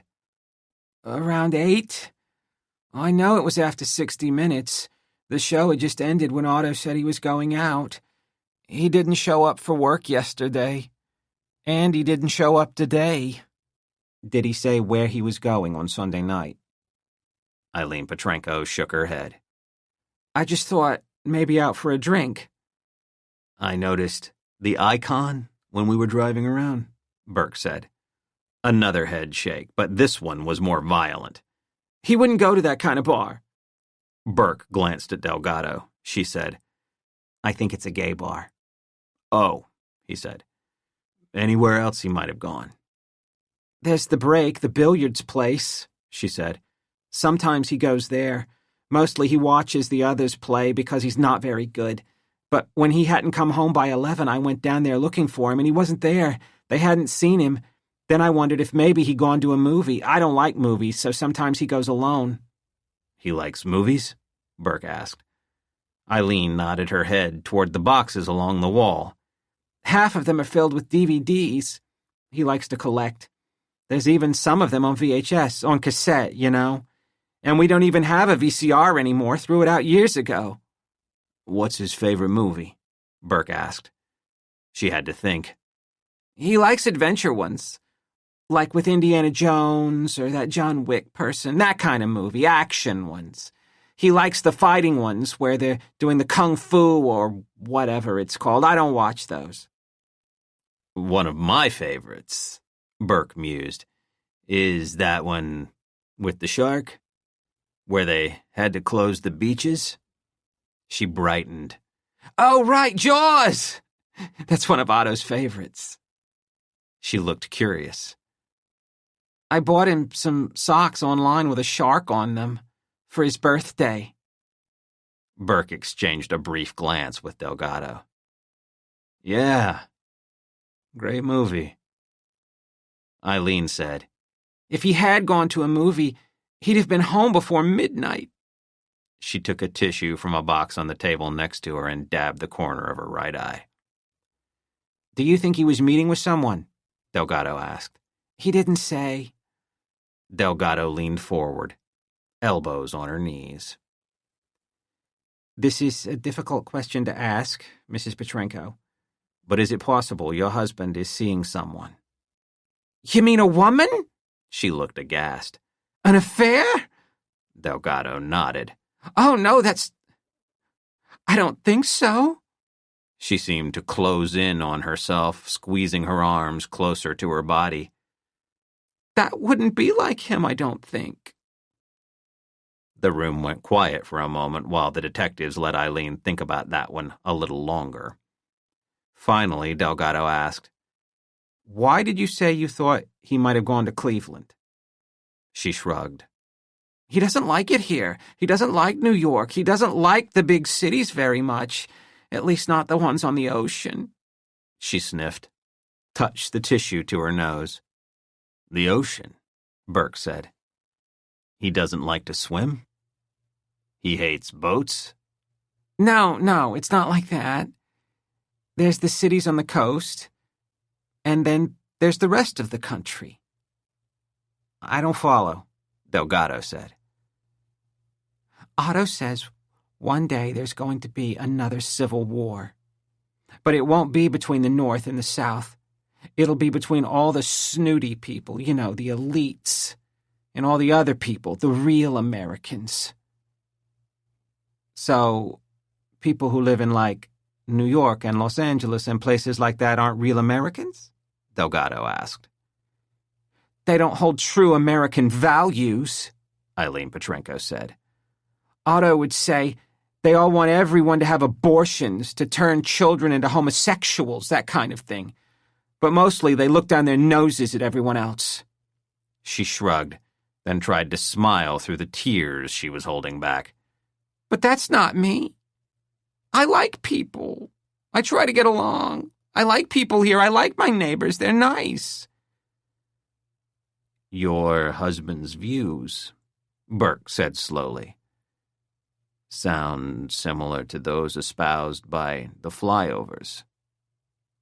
Eileen nodded. That sounds like something Otto might have mentioned, but when he started in on this, I didn't listen to much.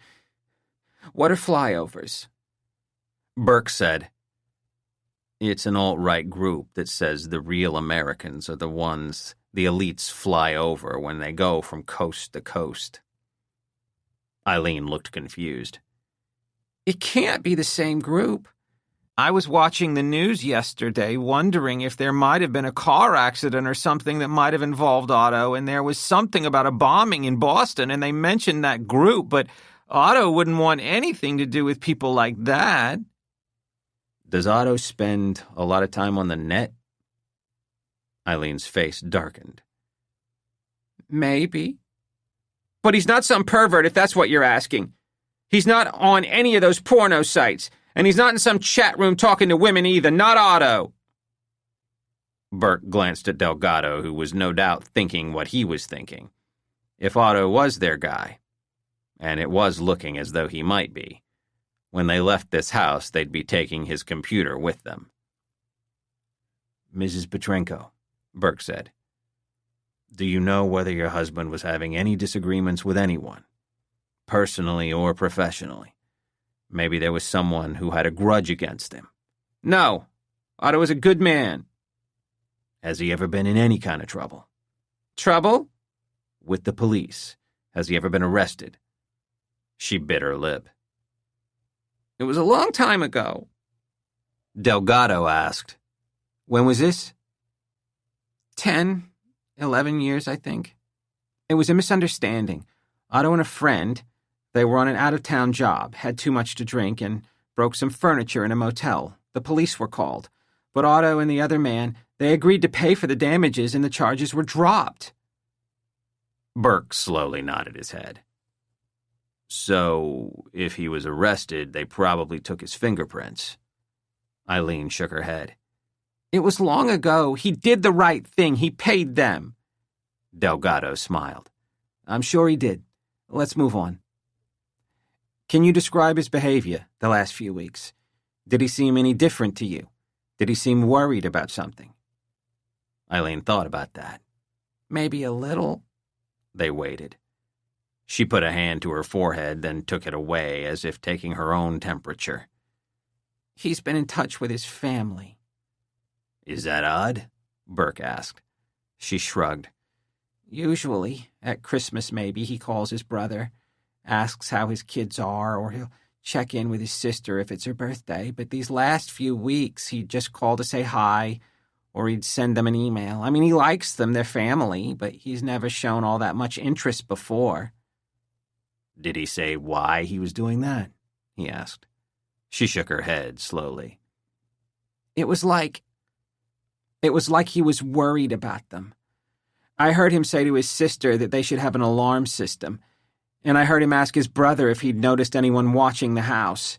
I asked Otto about that when he got off the phone, and he said we live in an age when we need to be careful, that was all. Where do his brother and sister live? Delgado asked. His brother's back in Cleveland.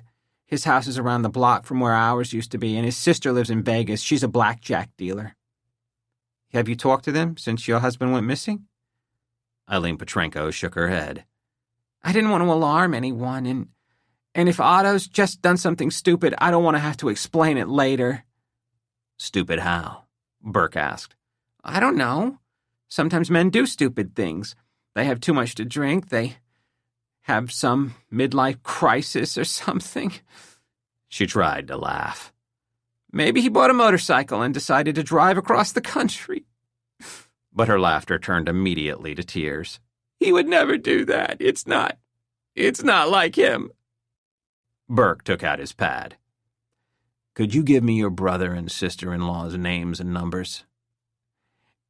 Anatoly Petrenko and Misha Jackson. That's her married name. She left the room briefly and returned with a cell phone. She sat back down, opened up the contacts on the phone, and recited 2 phone numbers for Burke. The 2 detectives gave each other a subtle glance. It was time. Mrs. Petrenko, Delgado said. You provided a picture and a general description of your husband when you first called the police. That's right. I wonder if you could provide a few more specifics, perhaps identifying marks. Identifying marks, like, Burke said. You know, birthmarks, perhaps a scar, a tattoo maybe. Oh, she said. Otto does have a tattoo. There you go, Delgado said. Can you describe it? I can do better than that, she said, picking up the phone again. She tapped on photos. Last summer, we went up to Cape Cod for a couple of days to see my cousin and her husband. She swiped through the pictures until she found the ones she was looking for. Here we go. She handed the phone to Delgado. She shifted closer on the couch to Burke so they could look at the picture together. The photo showed Otto standing on the beach, ocean behind him, hands on his hips. He was shirtless, wearing only a pair of black swimming trunks, his belly hanging over the waist. The photo offered a clear shot of his shoulder and the coiled cobra tattooed on it. Ah, said Delgado. That is distinctive. What's the story behind that? He got it when he was in his early 20s and didn't know better, she said. He and some of his stupid friends.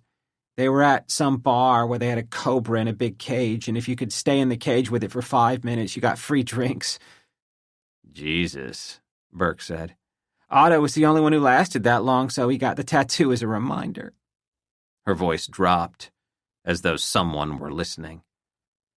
I bet it was defanged, or whatever they call it. The bar couldn't risk having their customers poisoned. You're probably right, Burke said. He looked into the woman's face. He hated this part. Always had. Telling someone a loved one was dead. It was the worst part of the job. He felt a slight constriction in his windpipe. He had a couple more questions before he'd break the news. So, why did you move here from Cleveland, if your husband hates New York so much?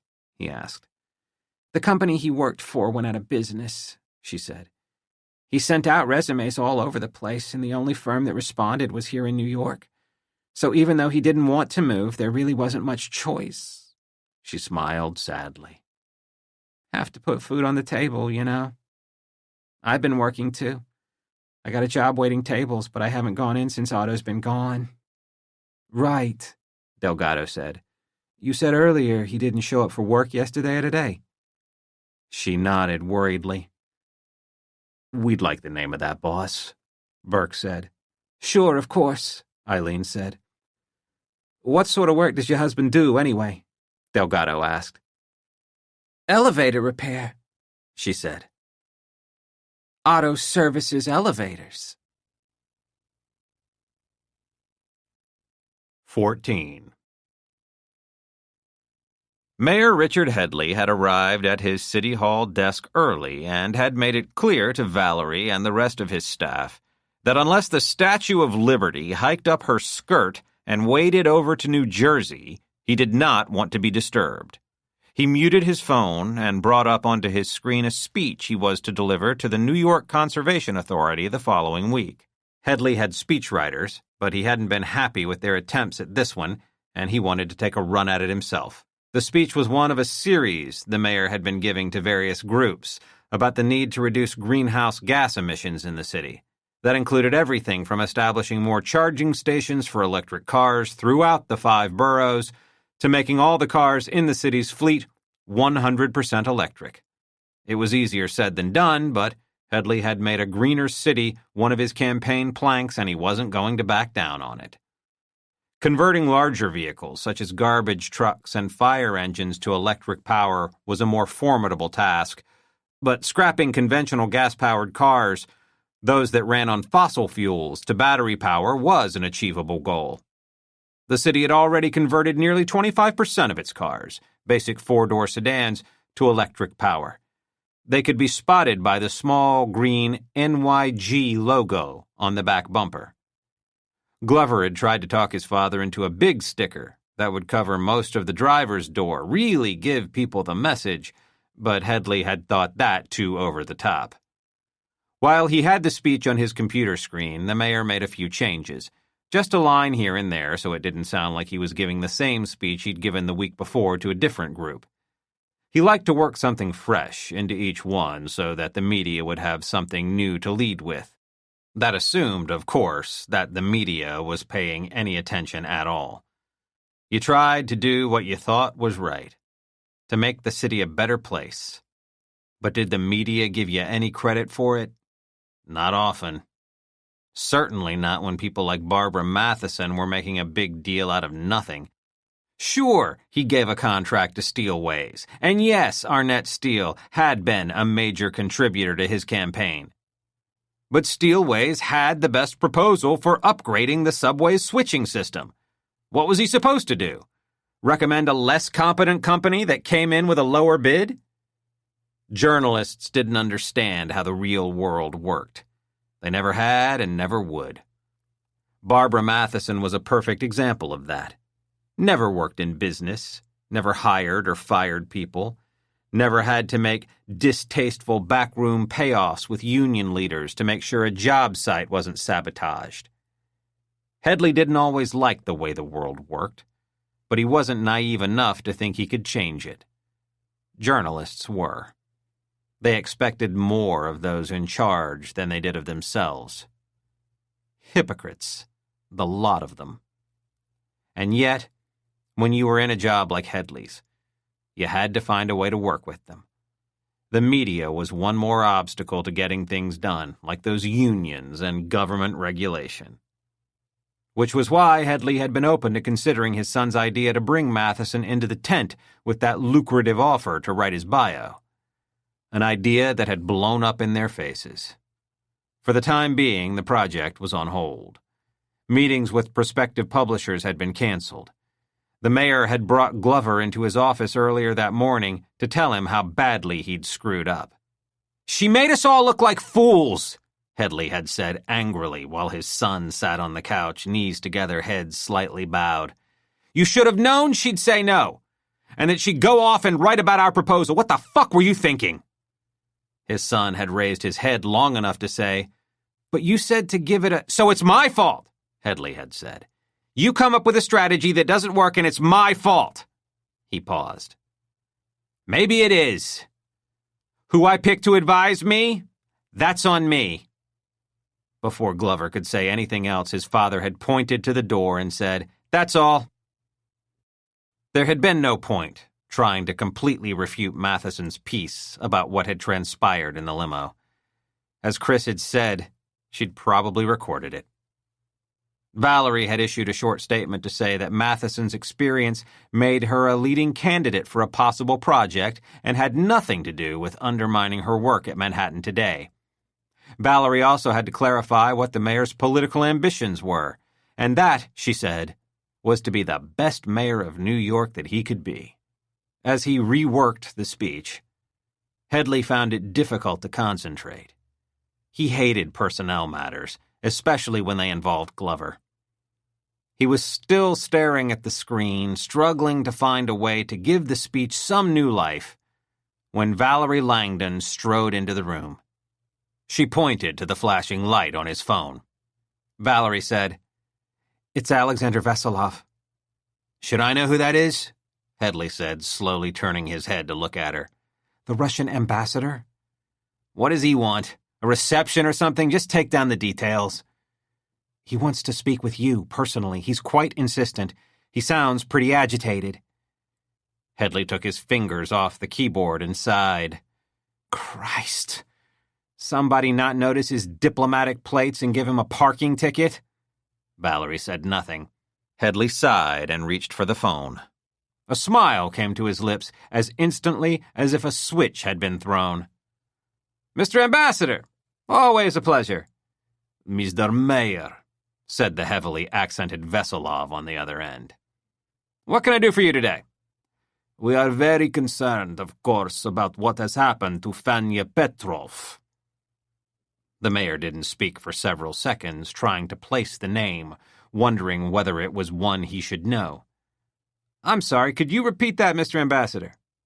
As the ambassador did so, Headley scribbled the name on a scratch pad and held it up for Valerie to see. She made a "huh?" face, but immediately got out her phone to do a search. "This is a terrible, terrible thing," Veselov said. "This is a terrible blow to my country. It's a terrible blow to the scientific community, not just for Russia, but for the entire world." Valerie set her phone on the desk, screen up under Headley's nose. She'd found a Wikipedia page about the woman. Headley scanned it while he carried on the conversation. "I can understand that," the mayor said, speaking slowly and deliberately while he struggled to get up to speed. "Dr. Petrov's work is certainly groundbreaking. One of the leaders in her field." "Not anymore," the ambassador said. Headley decided he could not bluff any longer. "I'm going to have to be frank here, Mr. Ambassador. You have me at a disadvantage. I've been in something of a bubble this morning. I do not know what has happened to Dr. Petrov. Has she been asked to leave the country? Is this a diplomatic issue? Because if it is, I'm not sure that I am the best one to talk to. I'd be more than happy to connect you with the State Department or any other appropriate agency." "Fanya Petrov is dead, Mr. Mayor." "I'm sorry.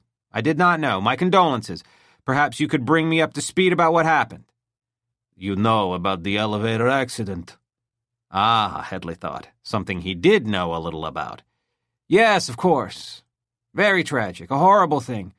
I did not know Dr. Petrov was among the casualties. I somehow missed her name in the accounts of the incident.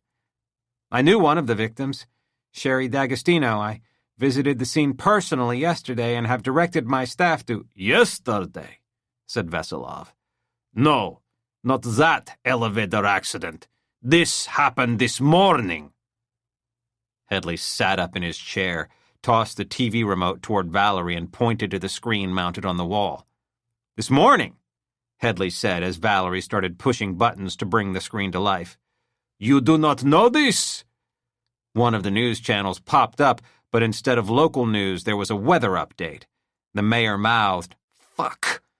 Valerie came around the desk, forcing the mayor out of her way so she could start typing on his keyboard.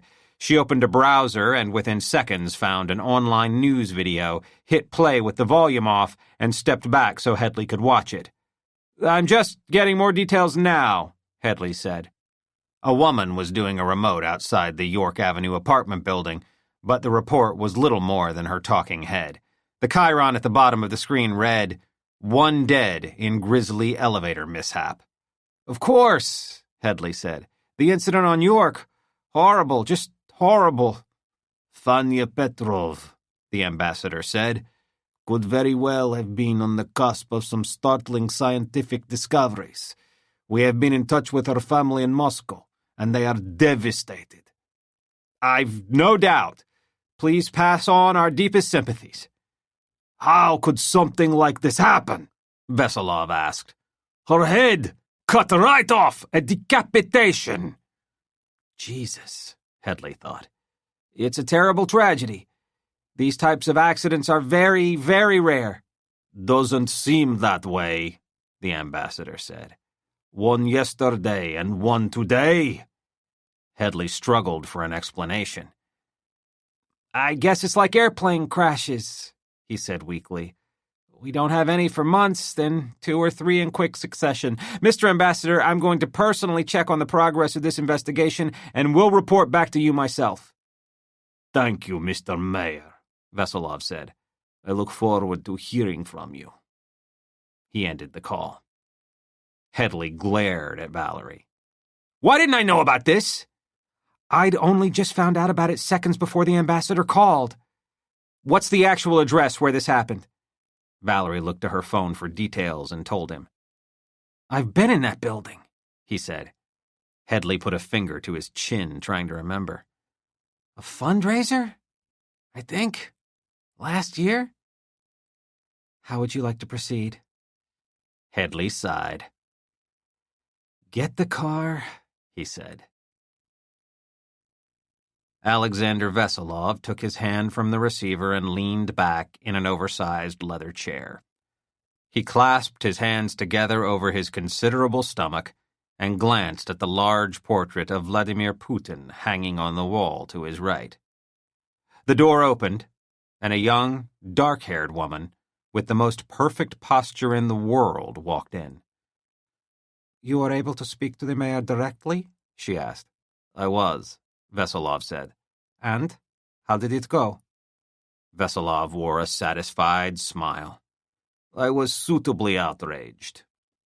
The woman returned the smile and glanced for half a second at the portrait. Would you like me to inform him? Veselov shook his head. No, I would like to do that myself. Of course, the woman said. I will set up the call.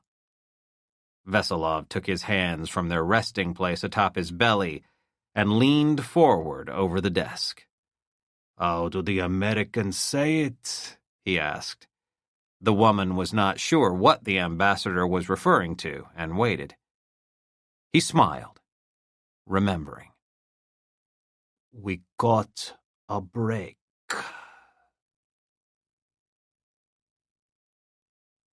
15. What we're trying to do, Glover Headley explained to Arla Silbert as they entered a windowless City Hall office stocked with a dozen cubicles, is not tell the public what it wants to hear, but gauge whether they're getting the message we're hoping to send. Are our policy proposals resonating? Is the message being heard? Sure, said Arla. And is it? Glover offered half a shrug as they walked into the room, which was eerily quiet. There was no one working at any of the desks. It's mixed. That's why we're investing so much in the analytics. And we're also studying New Yorkers' feelings about Mayor Headley himself. This is one of my primary roles here in the mayor's administration, this assessing of public opinion. I looked you up, Arla said, smiling. I went to some of the same marketing courses as you did, I think. He nodded. Yeah, I noticed that on your resume, which was one of the reasons you were a leading candidate from the start. There are a lot of very good people in this department. You'll learn a lot, although, and he grimaced, you're not going to learn much today. I'm really sorry there's no one here right now. I forgot everyone's off to a seminar this morning. That's okay. Anyway, the mayor thinks very highly of the team down here. The work you'll be doing for him is critical for future strategizing. Arla smiled. You ever just call him Dad? Glover tucked his index finger between his neck and collar as though his tie was too tight. When it's business, I try to be as professional as possible, but yeah, some days he's Dad. He's not Dad every day? Glover gave his dry lips a lick.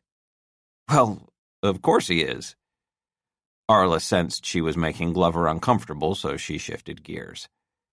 I read that before you got into all this marketing analysis, you were in high tech. I actually spent some time in Seattle at Microsoft, he said. I even worked for Netflix for a while. When I was 12, I could take apart just about any device and put it back together with my eyes closed. He grinned. If you're having trouble with your modem, I'm the man to call. Noted, Arla said.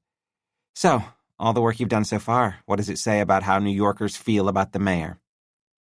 Depends what side of the fence you're on, I guess. My father didn't run on a Republican or Democratic ticket, but historically he has more ties to the Democrats.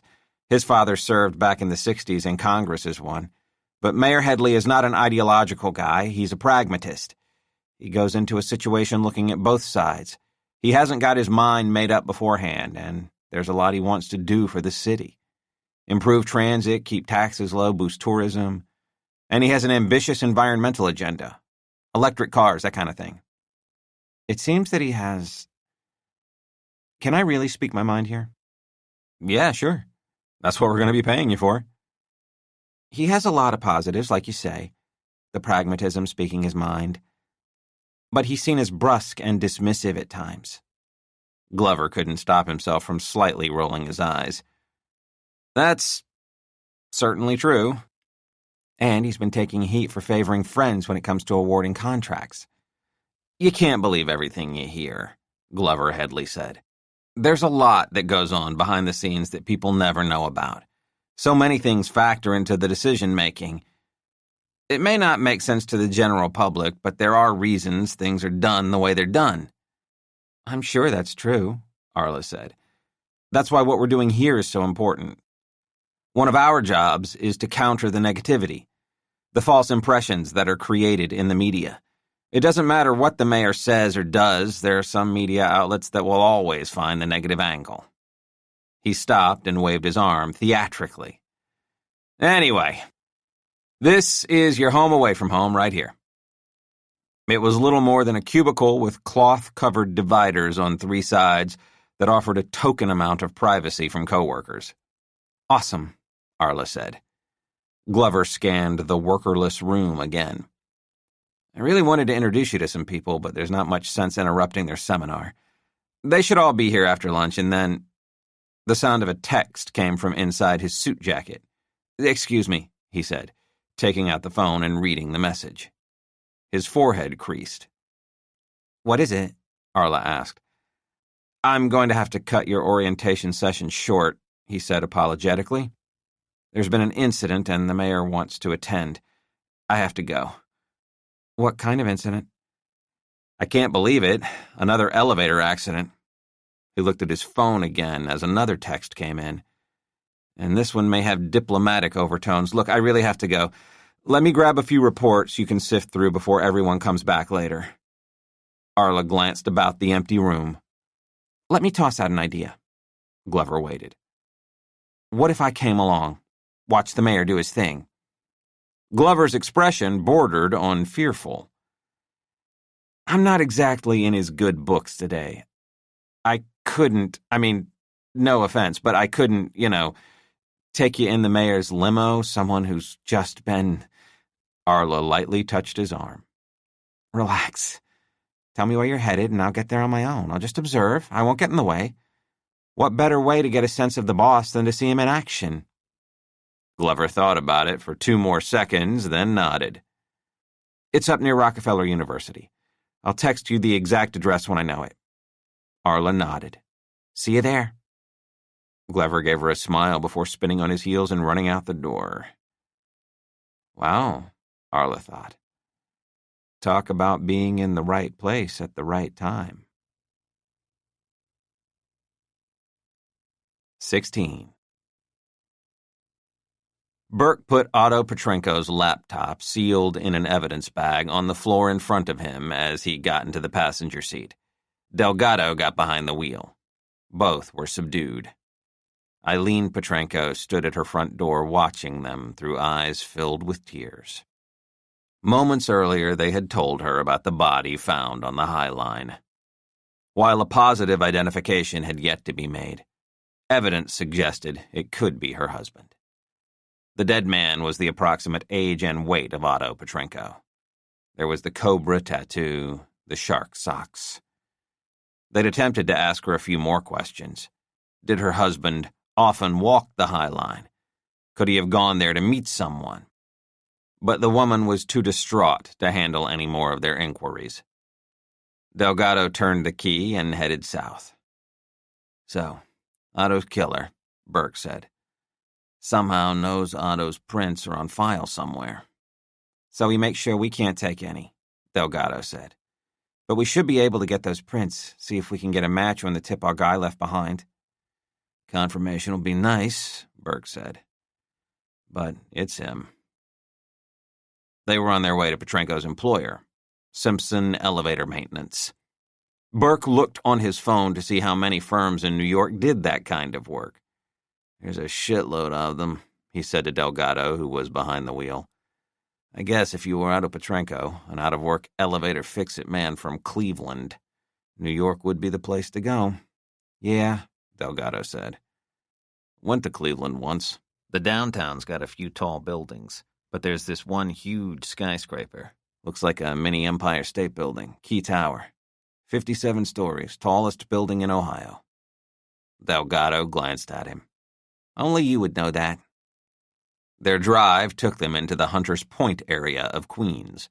Vernon Boulevard was a north-south industrial street that followed the East River just south of the Queensboro Bridge. When they found Simpson Elevator, Delgado drove through the open chain-link gate and parked between two pickup trucks.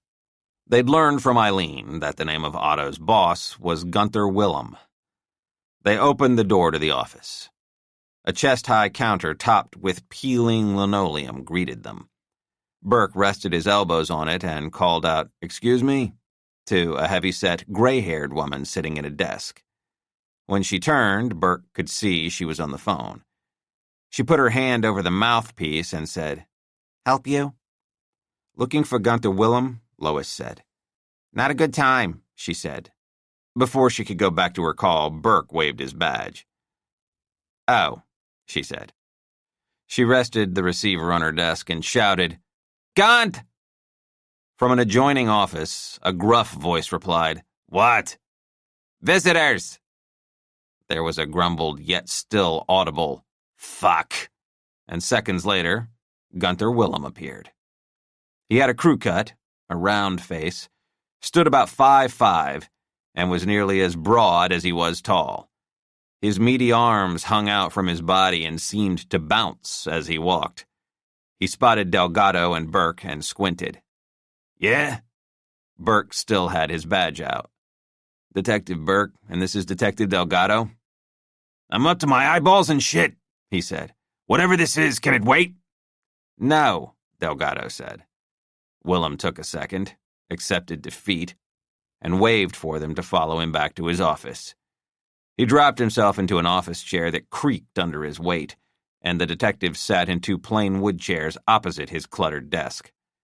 "I'm short-handed and I got the city breathing down my neck, so make it quick," he said. "This about some of the robberies along the street here? Guys stealing tools? Because we're okay. I got 2 Dobermans in the yard at night. Got no trouble on that score." "No," said Delgado. "We're here about Otto Petrenko." "Oh, him. He was a no-show yesterday and today. His wife's going bananas. He finally come home? Was he out on a bender or something?"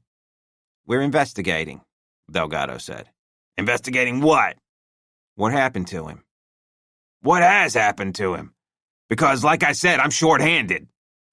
"What can you tell us about Mr. Petrenko?" Burke asked. Willem looked from one detective to the other. He quickly figured out the drill. They would ask the questions, and he would answer them. "I don't know," Gunther Willem said. "Reliable, understands how things work, you know. Some people are born with it. They look at a machine and it's like they've got X-ray vision. They can see the parts inside it. He's pretty smart that way." "He came to you from Cleveland?" Delgado asked. "Yeah. The company he worked for, they were mismanaged, went bankrupt. We were hiring, so we moved here. Guy's good. Got 2 people out of a stuck elevator in the new Trade Center tower one time." "Any problems?" Burke asked. "Like?" "You tell us." "No. No problems. He does his job." "How about when he was off the clock?" Delgado asked.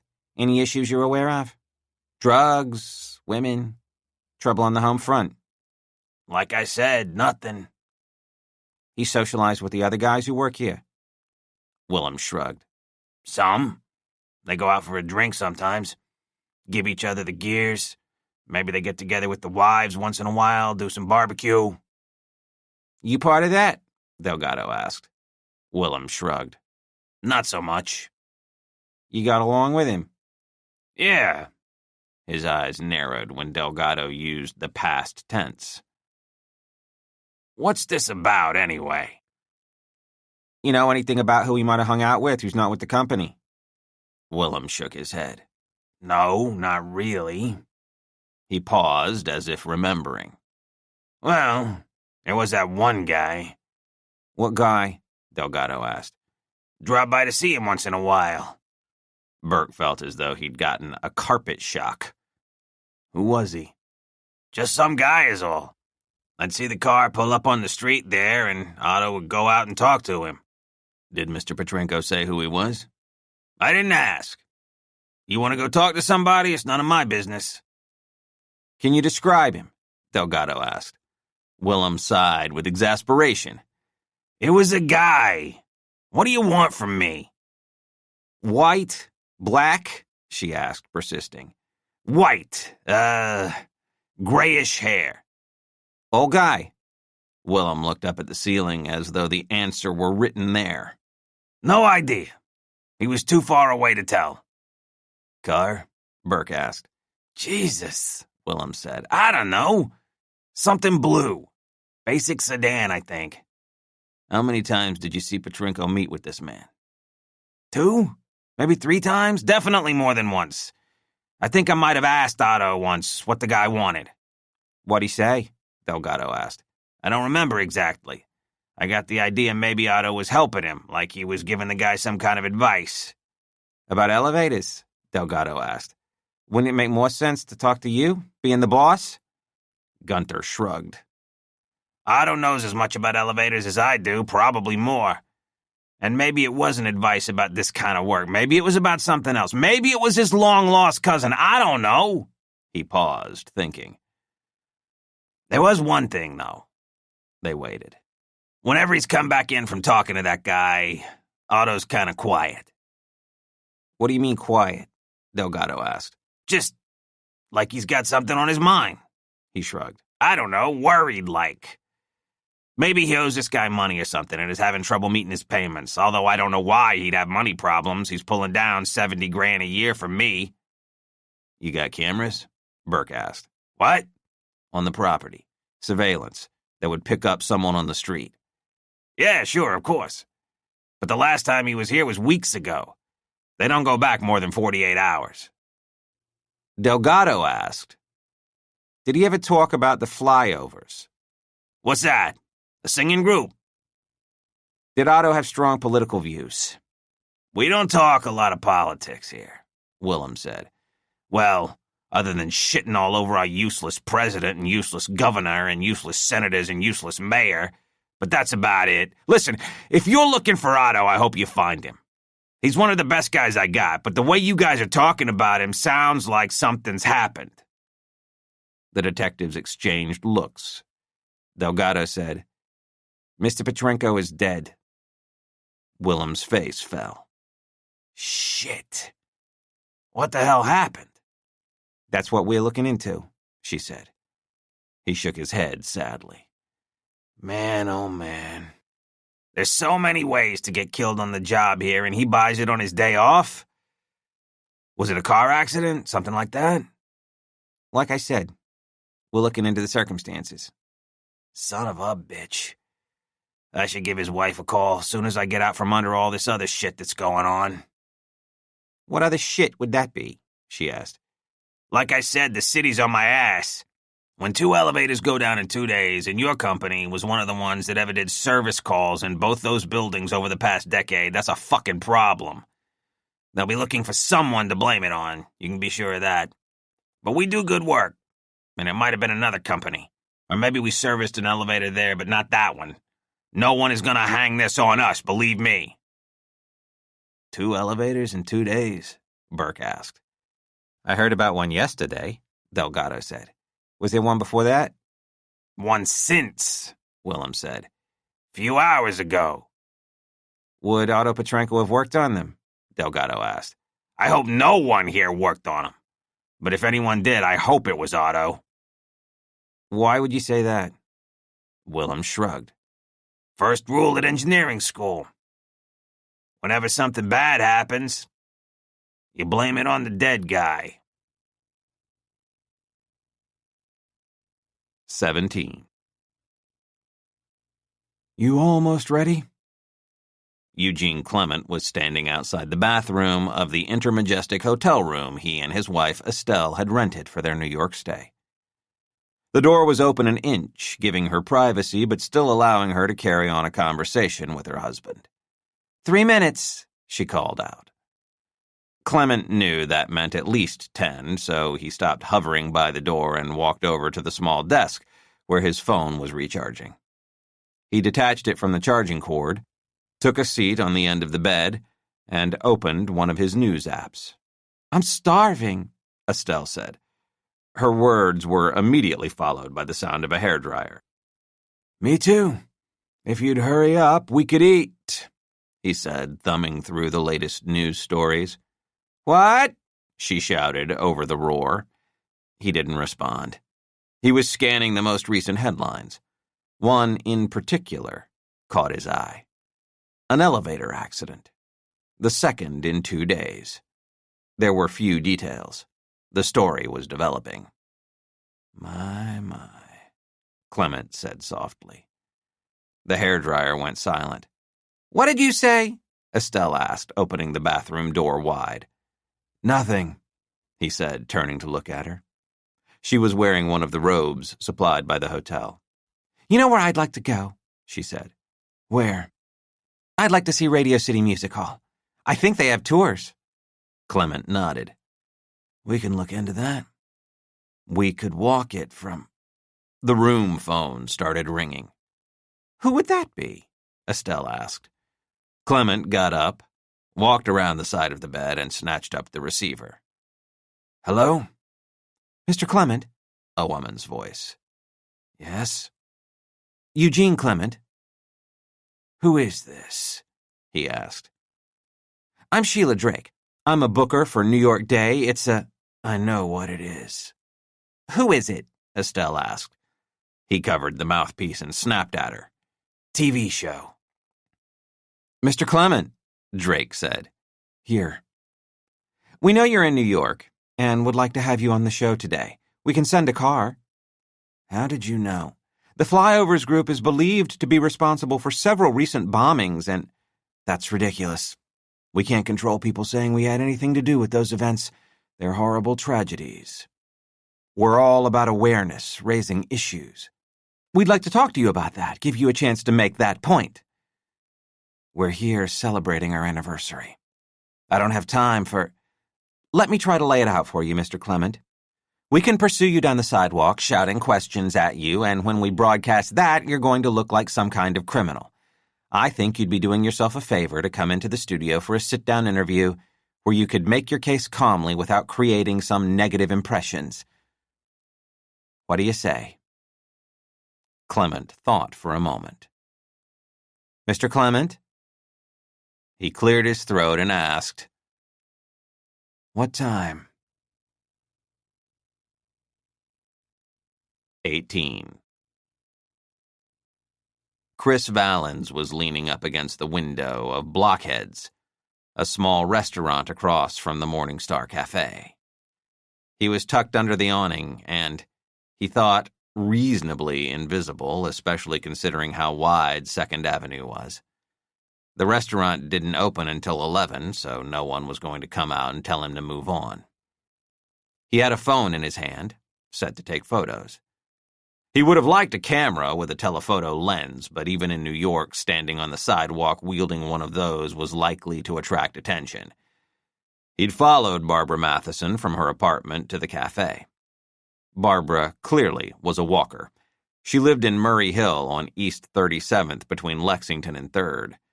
She came striding out of her place, headed for 3rd, and turned left, staying on it for 13 blocks, then hanging a right on 50th and east 1 block to 2nd. The Morning Star was right around the corner. Chris had stayed half a block behind all the way, usually on the same side of the street. Barbara gave no indication of knowing she was being followed. She never looked back. She had met Chris only the one time in the back of the mayor's limo, but he figured his bald head was pretty distinctive, so he'd worn a Knicks ball cap.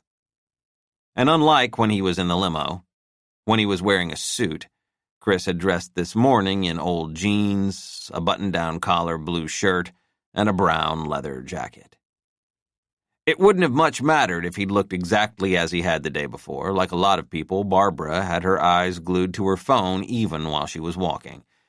She seemed to possess a requisite skill for the modern world. She knew what was in her path without looking up. Her gift, however, had yet to be perfected. When she failed to notice a dog walker's leash stretched out across her path, she tripped and nearly hit the sidewalk. If she was at all rattled by the near miss, she didn't show it. When she turned into the cafe, he kept on walking, then crossed the street at the next light and took up his position in front of Blockheads. Barbara had taken a seat in a booth close to the window. Chris couldn't make out every detail, but at least he knew where she was. A few minutes later, another woman arrived. Younger, early to mid-20s. She slid into the booth opposite Barbara. While they talked, Valens mentally reviewed what he had already learned about Barbara Matheson. The first bit of information was probably the most valuable. This thorn in the mayor's side was not using her real name, at least not when she wrote her columns. Her real name, and the one she used for all her financial transactions, was Barbara Silbert.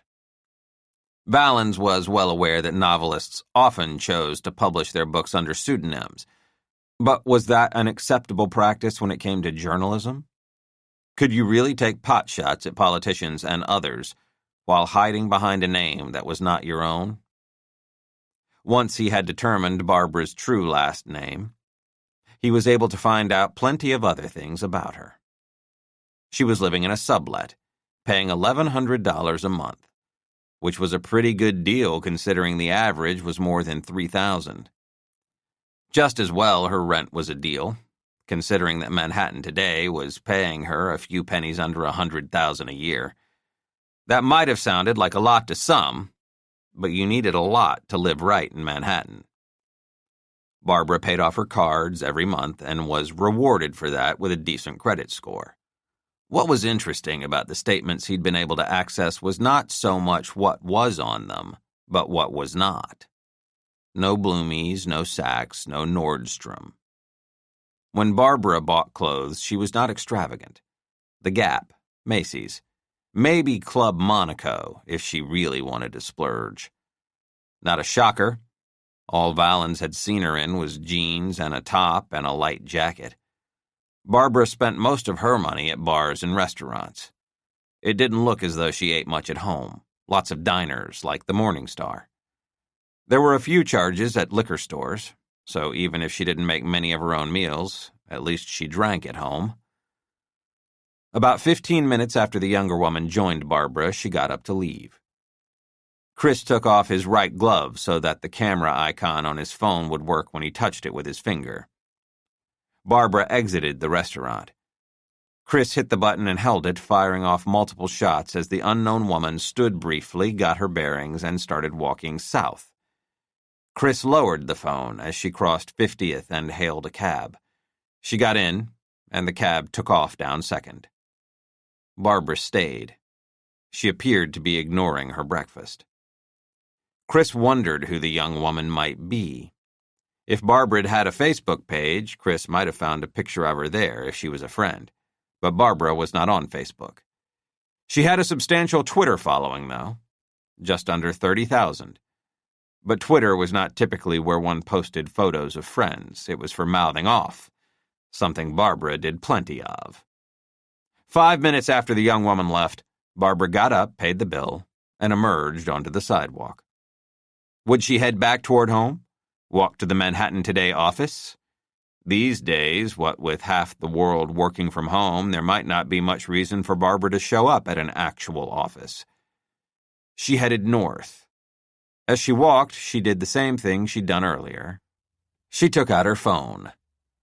It was welded to her palm, Chris thought. She glanced down at it as she crossed 51st. Chris let out a derisive sigh. All these people looking at their phones when they should be watching where they're going, getting hit by cars, walking head-on into other idiots who were also staring at their phones. There was a video on the news the other day of a woman falling into some open sidewalk cellar doors, the kind you saw all over the city to accommodate deliveries. Barbara barely took her eyes off the device the whole next block, but somehow she knew there was a red light at 52nd, and she stopped instead of stepping into the path of a panel truck. Chris was only a few feet behind her, close enough to hear her phone when it started to ring. A curious ringtone at that. It sounded like someone tapping away furiously on an old manual typewriter. Barbara put the phone to her ear. As the light changed, she continued walking north. Chris couldn't make out anything she was saying, but whatever the caller was telling her was serious enough to make Barbara stop dead in the middle of the sidewalk and listen. Chris had to hit the brakes to avoid walking into her. He sidestepped around her and kept on walking.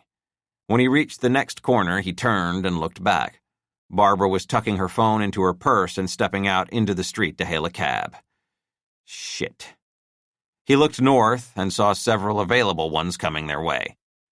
2nd Avenue ran only southbound, so the cabs were spread out across its width. One on the far side veered across, aiming for Barbara and cutting off several other vehicles in the process. Chris waved and caught the attention of another cab driver. The car swerved toward him. By the time he got into the back of his taxi, Barbara was pulling away. "Where to?" asked the driver, a heavily bearded man with one hand on the wheel and the other holding a half-eaten apple. "That taxi right ahead? That picked up that woman? I'm going where she's going." "Where's that?" the driver asked. "Don't know. Just follow it." "Ah, like in the movies," the driver said, taking one last huge bite of the apple, powering down his window and tossing the core. The mini-screen bolted to the back of the plexiglass partition was playing some snippets from daytime TV. Chris made several unsuccessful attempts to mute it before giving up. He was thinking if he could get his hands on Barbara's phone long enough to fiddle with the settings, he'd be able to track her location without having to chase after her. Barbara's cab was continuing straight on down 2nd, past 42nd, past 34th, finally hanging a right on 27th. The cab went halfway down the block toward 3rd before it pulled over. "Stop here," Chris said when his own cab was about 10 car lengths back. He tossed a 10 through the partition window and was out of the car before Barbara had exited hers. He pulled out his phone and pretended to look at it while Barbara settled up with her cabbie.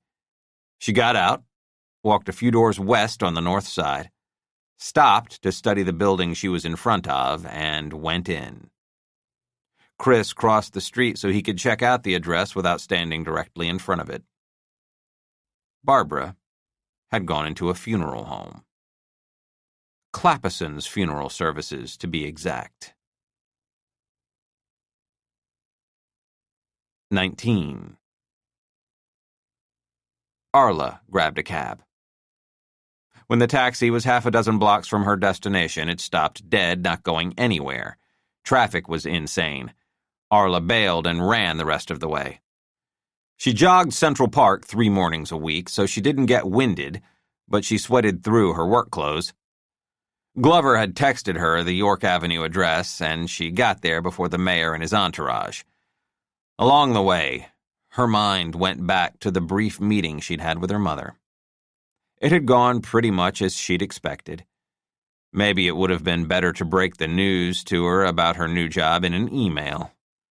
Face-to-face, things had a way of getting unpleasant in a hurry. Arla wondered if that awkwardness was what she'd wanted all along. To see the expression on her mother's face when she told her whom she was going to be working for. To revel in her shock and disappointment. Of course, if that really was why Arla had told Barbara in person, it meant her mother wasn't wrong suggesting Arla took the job just to get under her mother's skin. In the moments when Arla was honest with herself, she had to admit there was something to that. Arla had, to put it mildly, conflicted feelings about her mother. At some level, yes, she loved her. After all, she was her mother. And there were even times when Arla could understand what it must have been like for Barbara to have found herself pregnant at such a young age. To not want to have to give up a career. At least she didn't abort me, Arla told herself in moments when she was inclined to be generous. But then there were the other times, when she just didn't give a shit about her mother's feelings. She should have been there for me each and every fucking day. So, yes, maybe she was sticking it to her mother. But the flip side of all this was, should Arla have turned down a great opportunity just because it would make her mother unhappy? Didn't she have her own life to live? Wasn't she entitled to make her own choices? Arla had actually been concerned when she'd applied that her potential employer would make the connection. If they found out Barbara was her mother, they'd probably deny her the job. Would that have been fair? She stopped thinking about all that when she reached the scene. York Avenue was blocked off. There was no sense of pandemonium, but there were half a dozen FDNY vehicles, as many marked police cars, and 2 or 3 unmarked ones. There was one lone TV van and not an ambulance in sight. Arla was guessing the scene had been busier earlier. A couple of hours must have gone by since the accident. Flimsy police tape served amazingly well to keep people from entering the building. Without any official City Hall ID, she was hoping she'd have some before long. Arla wasn't expecting anyone to let her pass. She'd have to wait for Glover, once he had arrived with his father and whoever else was coming, to see if she could get in. Looking south down York, she saw a black town car approaching. It stopped, and Glover got out, followed by Mayor Headley. A woman Arla knew to be Valerie Langdon emerged from the other side. One of the news crews spotted their arrival and went charging in their direction. Arla expected the mayor to stop and say something for the cameras, but instead he made a path straight toward the building. As the 3 of them got closer, Arla tried to catch Glover's eye. But he was walking directly alongside his father, glancing down at his phone, presumably looking for updates he could pass along to the mayor. When they reached the tape line, close to where Arla was standing, she worked her way through the crowd, reached out, and tapped Glover on the arm. He glanced her way, reacting with mild surprise, as though it had slipped his mind that she was going to find her own way here. "Hey," he said, blinking. Then it all came back. He glanced at Headley, who was several steps ahead, having already ducked under the tape line. "Right," Glover said, seizing the opportunity and lifting the tape for Arla. "Come on." She slipped under it. The closest NYPD officer, having seen she was with the mayor's party, made no attempt to stop her. Arla stuck close to Glover. He was her hall pass. If she got separated from him, the police might boot her ass out of there. Arla felt her pulse quickening as she headed for the entrance. Here she was, on her very first day, walking alongside one of the mayor's key advisors, strolling right past the police barricades, a dozen steps behind the mayor himself, and hoping he would not see her and ask who the hell she was, getting an up-close look at a tragedy that would be all over that evening's news. Did it get any better than this? They went into the building's large atrium-style lobby. The bank of 4 elevators was along the back wall, and the doors to one were wide open. Standing outside, peering in, were 2 men and 1 woman in firefighter garb, and what Arla guessed were a fire department captain, in dress blues, the FDNY patches on his shoulders, and a woman Arla recognized as the city's new chief of police. Bringing out the big guns, she thought.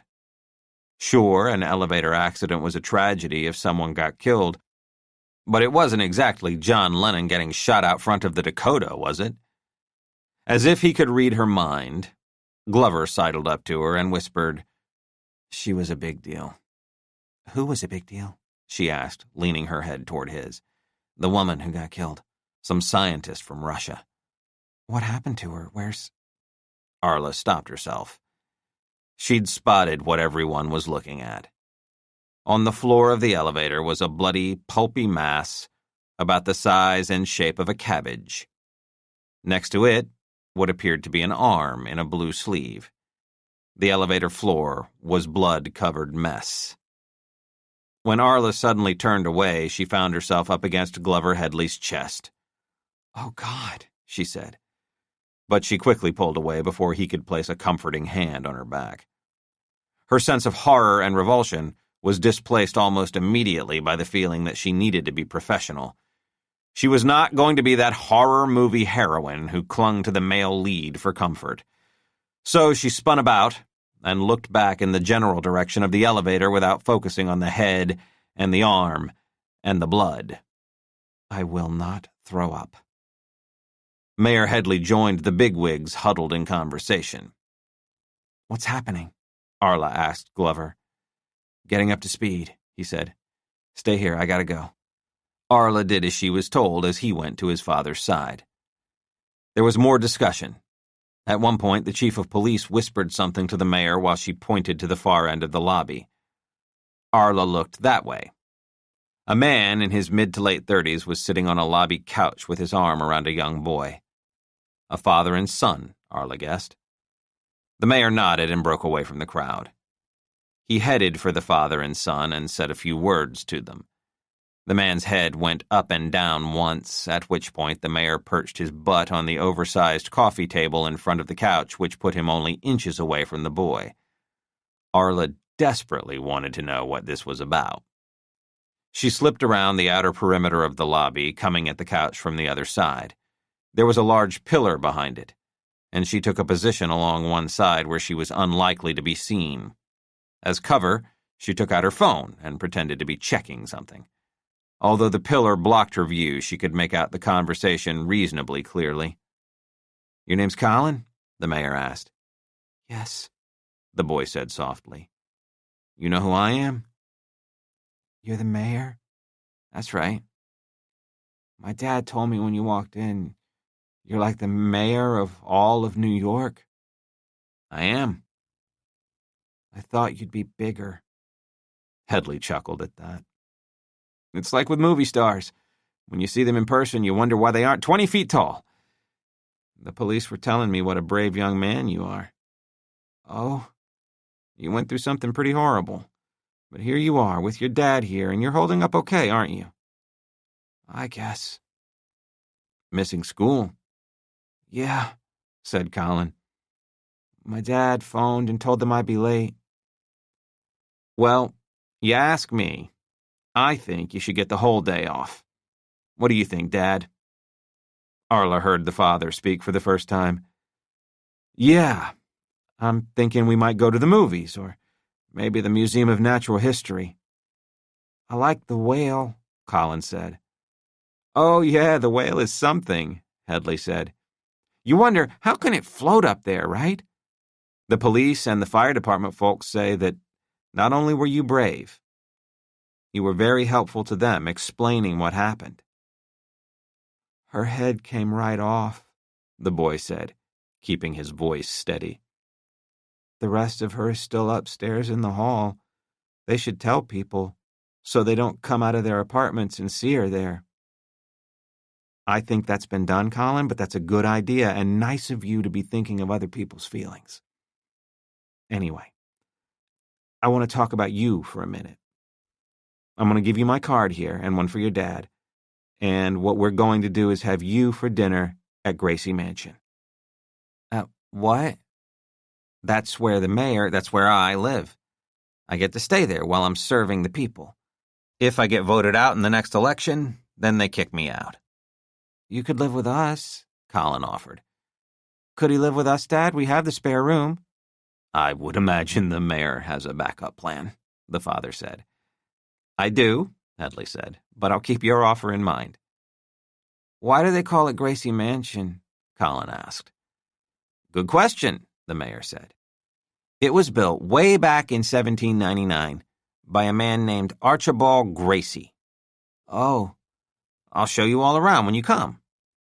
I've never been in a mansion, the boy said. Anyway, you and your dad and your mom will be most welcome. She lives in Omaha, the boy said. I see her at Christmas. Okay, then, you and your dad will be my dinner guests. What will we be having? The boy asked. Colin, the father said, gently reproachful. You don't. It's okay, Headley said. What would you like? Hot dogs? I think my chef can handle that. Arla moved toward the edge of the pillar, hoping to get a peek. Headley extended a hand for Colin to shake, but instead the boy slipped off the couch and threw his arms around the mayor's neck. Headley wrapped his arms around the boy and held him for several seconds. When they let go, Headley said, You call me any time. The mayor stood, shook the father's hand, and went back to rejoin the other emergency officials. No cameras, Arla thought. No TV crews. No reporters hanging about. They were all still outside beyond the police tape. Not even Glover or Valerie Langdon had witnessed Headley's visit with the boy and his dad. They'd hired her to analyze data. But that wasn't going to stop Arla from suggesting that they find a way to highlight some other sides of Headley's personality. That was what her gut was telling her. 20. A silver-haired man in a black suit spotted Barbara Matheson entering the lobby of Clapperson's funeral services and approached noiselessly, as though floating on air. "May I be of assistance?" he asked in a soft, unctuous manner. "I'm looking for the Chatsworths," she said. "Ken and Sandy, parents of Paula." "Yes, of course," he said solemnly. "A terrible, terrible thing. This way." Barbara realized she was speaking barely above a whisper, and this man's reply was equally sedate, even though there was no one else around. There was something about entering a funeral parlor that made people act like they were in a library. Someday, she thought, she'd like to throw a party in a place like this, take her best shot at waking the dead. Barbara followed the funeral director through a set of doors and down a hallway to a small receiving room. Broad-loomed, 4 big, comfy chairs, velvet drapes at the window. Barbara thought that if it weren't a room for grieving, it would be perfect for choosing which whore you wanted to spend the next hour with. In one of the chairs was a woman Barbara assumed had to be Paula Chatsworth's mother, and the man pacing the room with a phone to his ear must be her husband, Ken. Sandy Chatsworth had no phone in her hand, and seemed to be staring off into space. Dazed, numb with shock, Barbara guessed. But she did look up when Barbara came into the room. Her eyes were pink and puffy. "Miss Chatsworth?" she said. "Barbara," Sandy said, suddenly focusing, extending her hands, which Barbara took in hers. Ken was still pacing the room. "Ken, it's—" He held up a finger. The introduction would have to wait. "Hello?" he said into the phone. "Listen, I've been on hold for 15 goddamn minutes. I want someone to tell me— Hello? All I want is some answers about—" He took the phone away from his ear, his mouth wide with astonishment. He looked ready to spout a series of obscenities, but then, mindful of where he was, changed his mind. "I got cut off," he said, looking at his wife. "After waiting that long, they hung up on me, the sons of— Jesus!" "Keep your voice down," Sandy said. He shook his head, still not believing it. Finally, he looked blankly at Barbara as if wondering who the hell she was. Barbara reached out a hand. "Mr. Chatsworth, I'm Barbara." "Oh, right, sorry," he said, hitting his forehead with the butt of his hand. "God, you got here fast." "You caught me at a good time," she said. "How are you doing? A dumb question, I know, but—" "They're getting Paula ready to send home," Sandy said. "We're going to have a service in Montpelier on Friday. So many people back home want to pay their respects to Paula. Everyone is devastated." "Of course," Barbara said. "All her friends from school, at least those who haven't moved away like Paula did, are coming. Flowers have been coming to the house.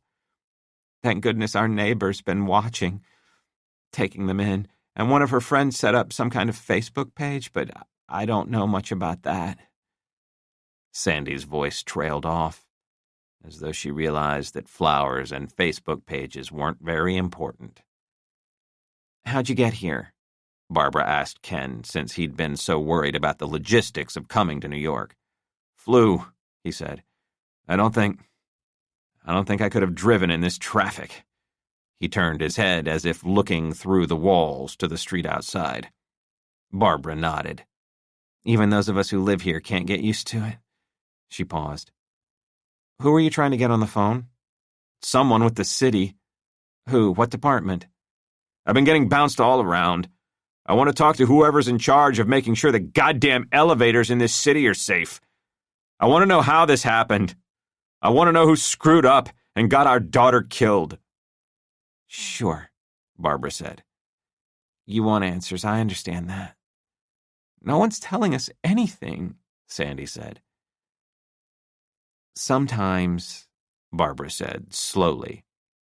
And I certainly don't want to be making apologies on behalf of the city, but things can get overlooked. I don't mean with the elevators, but maybe that's true. I mean the personal touch. People doing their jobs forget about how this is all actually affecting you. They forget there are folks like you who are really hurting and deserve to be updated on what's going on. And everyone thinks it's someone else's job to talk to family, but an accident like what happened with Paula, that's the sort of thing that's going to be fully investigated. At some point, someone will talk to you. Oh, someone already came to talk to us, Sandy said. That's why we called you. Yeah, Ken said. Who? Barbara asked. Didn't give us a name, Ken said. Sandy asked if he had a card or anything he could leave with us, but he didn't give us one. He just said he'd find a way to get in touch with us if and when he needed to. He was, Sandy said slowly, kind of nice. I mean, he said all the right things about expressing his condolences and all. But he didn't say who he was or who he represented? Barbara asked. Was he someone who works here at the funeral home? Sandy shook her head. He made it sound like he was with the city, you know, the city government, whoever looks into these types of things. So, what did he say? What did he want? Did he find you here? Ken nodded. He said he'd called around, found out where Paula had been taken after she left the hospital. Sandy said. He said he wanted us to keep our mouths shut, Ken said, cutting her off. What? He didn't say it like that, Sandy said. But that was the implication. Tell me what he said, Barbara said, feeling a tingling at the back of her neck. Exactly. Or as best as you can remember. Sandy thought a moment. He said he was very sorry for our loss. He said it was a very terrible thing that happened. He said all aspects of the incident were being looked at and... Is that the word he used? Incident? As opposed to accident? She looked to her husband, who nodded. Yes, he called it an incident. Anyway, he said they were looking into it and asked for our patience and said we weren't to talk to anyone about it. Barbara blinked. Why? He didn't mean like friends and family, Ken said. He meant, well, people like you. He didn't want you talking to the press? To the media? Ken nodded. He said we needed to keep a lid on this while the cause was being determined. So anyway, this was early this morning, and after he left, I started thinking, what the hell? This is America, last time I checked, right? Pretty sure, Barbara said. And if we want to talk about what happened to our daughter, and we ask for answers, that should be our right. But first I wanted to call around and see what they'd found out, maybe find out which department that guy was from, and no one wants to talk to me.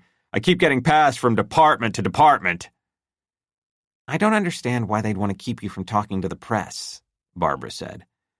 I wonder if they've approached the families of others who were in that elevator. Sandy said. At one point, he said they needed time to find out who did this, and then he corrected himself right away and said how it happened. Barbara blinked. Who? Sandy nodded. But he took it right back. What did this guy look like? Sandy said. About 6 feet tall, black hair, very short and trim, nice suit and tie, clean-shaven, and his shoes, she said slowly. I remember his shoes. What about his shoes? They were really nicely shined. Remember that, Ken? I didn't pay any attention to his goddamn shoes, he said. And his car was parked right out front in a no-parking zone, she said. I watched when he left. He got in the passenger side, but whoever was driving wasn't worried about parking it illegally. Can you describe the car? Barbara asked. Any city markings on it? Did it say NYPD on the side? Sandy shook her head no. It was a big SUV. all black with dark windows. Ken asked, "Who drives around in a car like that?" A couple of people came to mind for Barbara.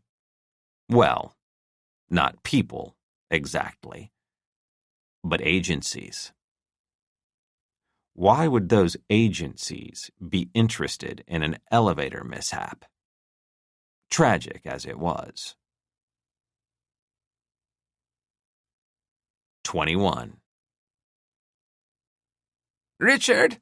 Oh, Richard! The mayor turned when he heard his name and saw a woman heading his way. Early 80s, her slender frame draped in black silk. Her billowy pants were half covered by a blouse that came down nearly to her knees. Her silver hair was pulled into a tight bun at the back of her head, and she viewed the world through oversized, round glasses with thick rims. Heavy on the makeup, huge black eyebrows. She had her arms outstretched as she closed the distance between them. "Margaret," Headley said, placing his hands on her shoulders and delivering air kisses to both cheeks. "The Queen of the Sycamores. I knew I'd been in this building before." When he'd first heard the address of this second elevator catastrophe, he was sure there'd been a campaign fundraiser here. Margaret Cambridge had invited all her wealthy friends to a party so extravagant they'd all felt obliged to give the maximum contribution allowed under the law to Headley's campaign. It was a shame about the rules that prohibited massive infusions of cash from individuals. Margaret's late husband, whose name adorned half a dozen buildings in the city, had left her $1 billion or $2, not that anyone was counting, and she'd have given Headley $1 million if she could get away with it. "I heard you were here," said Margaret. "I walked down the whole way." "Good God," he said. "From the penthouse?" "Well, I didn't have much choice," she said. "They shut all the elevators down when that one went haywire. I hope they open the others before long, because there's no way my ticker's going to survive the walk back up." He rested a comforting hand on the woman's shoulder. "I'm sure they will." "If not, a couple of those handsome firemen can carry me back up," she said, and cackled. She then quickly put her hand over her mouth and glanced around. "I better not laugh, considering what's happened." She lowered her voice to a whisper. "It was Dr. Petrov, wasn't it?" He nodded solemnly. "A terrible loss to the scientific community, I'm told." "Maybe, but she was a total bitch," Margaret said. "I don't move as fast as I used to, and she'd see me coming for the elevator, but do you think she'd hold it? Not a chance, the commie slut." "Well," said Headley. Margaret leaned in closer and whispered conspiratorially. "She was Russian, you see." "Yes, I know. I heard from the ambassador a short while ago." "I don't like it when we've got any of those in the building. They're all spies, you know. Rockefeller's full of them." Headley smiled. "Always good to be on your guard." She smiled. "Will you be at the party Thursday?" Headley had to think a moment. "Top of the park," he said. Margaret nodded. "It's going to be the event of the year. A party in the sky." "I'll be there. Wouldn't miss it. Are you on the list?" Margaret looked incensed at the suggestion she might not have been invited. "Please," she said. "It's Rodney Coughlin's project. He and I go way back." She winked. Headley grinned. "He's been a close friend to me for a long time as well. Perhaps not as close." Margaret sniffed. "He only gave you a bigger party to show me up, you know." Headley gave her bony arm a friendly squeeze. "You could always throw another one." She laughed. "Mr. Mayor." Headley turned. Annette Washington, the city's chief of police, the first black woman to ever hold the position, wanted his attention. "Chief," he said. "Sorry to interrupt." She tipped her head to draw him away. "See you Thursday, Margaret," Headley said. "Bring your dancing shoes." He pulled himself away and followed Washington into the building's management office off the lobby. Already there were the fire chief and a small, balding man in his 40s, and a formidable-looking man in a dark suit. Early 60s, just over 6 feet, strong jaw, the kind of guy who, if he wasn't already in charge, looked like he was about to assume that role. Headley looked at him and thought, federal. The man extended a hand. Mr. Mayor, Brian Cartland, Homeland Security. Yup, Headley thought. What was a guy from Homeland doing at an accident like this? It didn't make any sense to Headley, unless it had something to do with the fact that the person killed in this accident was some noted Russian scientist who was an expert in who the fuck knew what. What a crazy world, where a malfunctioning elevator could lead to a diplomatic incident. Headley was betting the ambassador had been on the line to the White House before he'd called him at City Hall. That would explain Homeland's attendance. Good to meet you, Headley said warily. What's going on? He looked at the fire and police chiefs and then turned his attention to the small, balding man. He said, Mayor Headley, Martin Fleck, I work for you. He flashed a smile. Department of Buildings, Elevator Inspection Division. So, again, I ask, what's going on? Headley asked. That's very much what we want to determine, Cartland said. Elevator accidents don't happen every day. You've had 2 this week and it's only Tuesday. As a matter of routine, after yesterday's incident, we got in touch with Mr. Fleck here. As it turns out, Homeland has a sub-office in that building, so our interest was piqued. Needless to say, how an elevator goes up and down is not Homeland's area of expertise, so Mr. Fleck was able to enlighten me. It's true, Fleck said. Elevator accidents don't happen every day. Although about 30 people on average are killed in elevator mishaps every year, and some 17,000 Americans are injured on an annual basis, although those numbers also include escalators. Okay, said Headley slowly. And of those 30 who are killed, probably about half of them are going to be folks who work on them. An elevator technician slips and falls down the shaft, or he's at the base of the shaft and an elevator comes down and crushes him, or he gets caught between the moving parts. All totally avoidable, but someone gets careless. Horrible when it happens, but not totally shocking, given the dangerous conditions in which an elevator technician works. Headley was getting impatient, but decided to let Fleck continue with Elevator 101. Stats show that 1 in every 12 million elevator trips results in a mishap, and often that may be as simple as a door failing to close or open properly. Fleck continued. When passengers in an elevator are injured, it's not usually a fault of the elevator itself. For example, a woman goes into an elevator with some big flowing scarf, and it gets caught in the doors, and the elevator starts to rise, and that scarf is stuck at the floor below, and the other end is still wrapped tightly around the woman's neck, and... I get the picture, the mayor said. Sometimes you get an idiot who wants to elevator surf and... I'm sorry, what? Asked Headley. Elevator surf. Gaining access to the shaft and riding on top of the car for the thrill of it. Kids do it. The problem is there are cables galore and parts that stick out, and the cables are greasy, and you're either going to fall and get caught between the car and the shaft, or... Just tell me what happened here, the mayor said.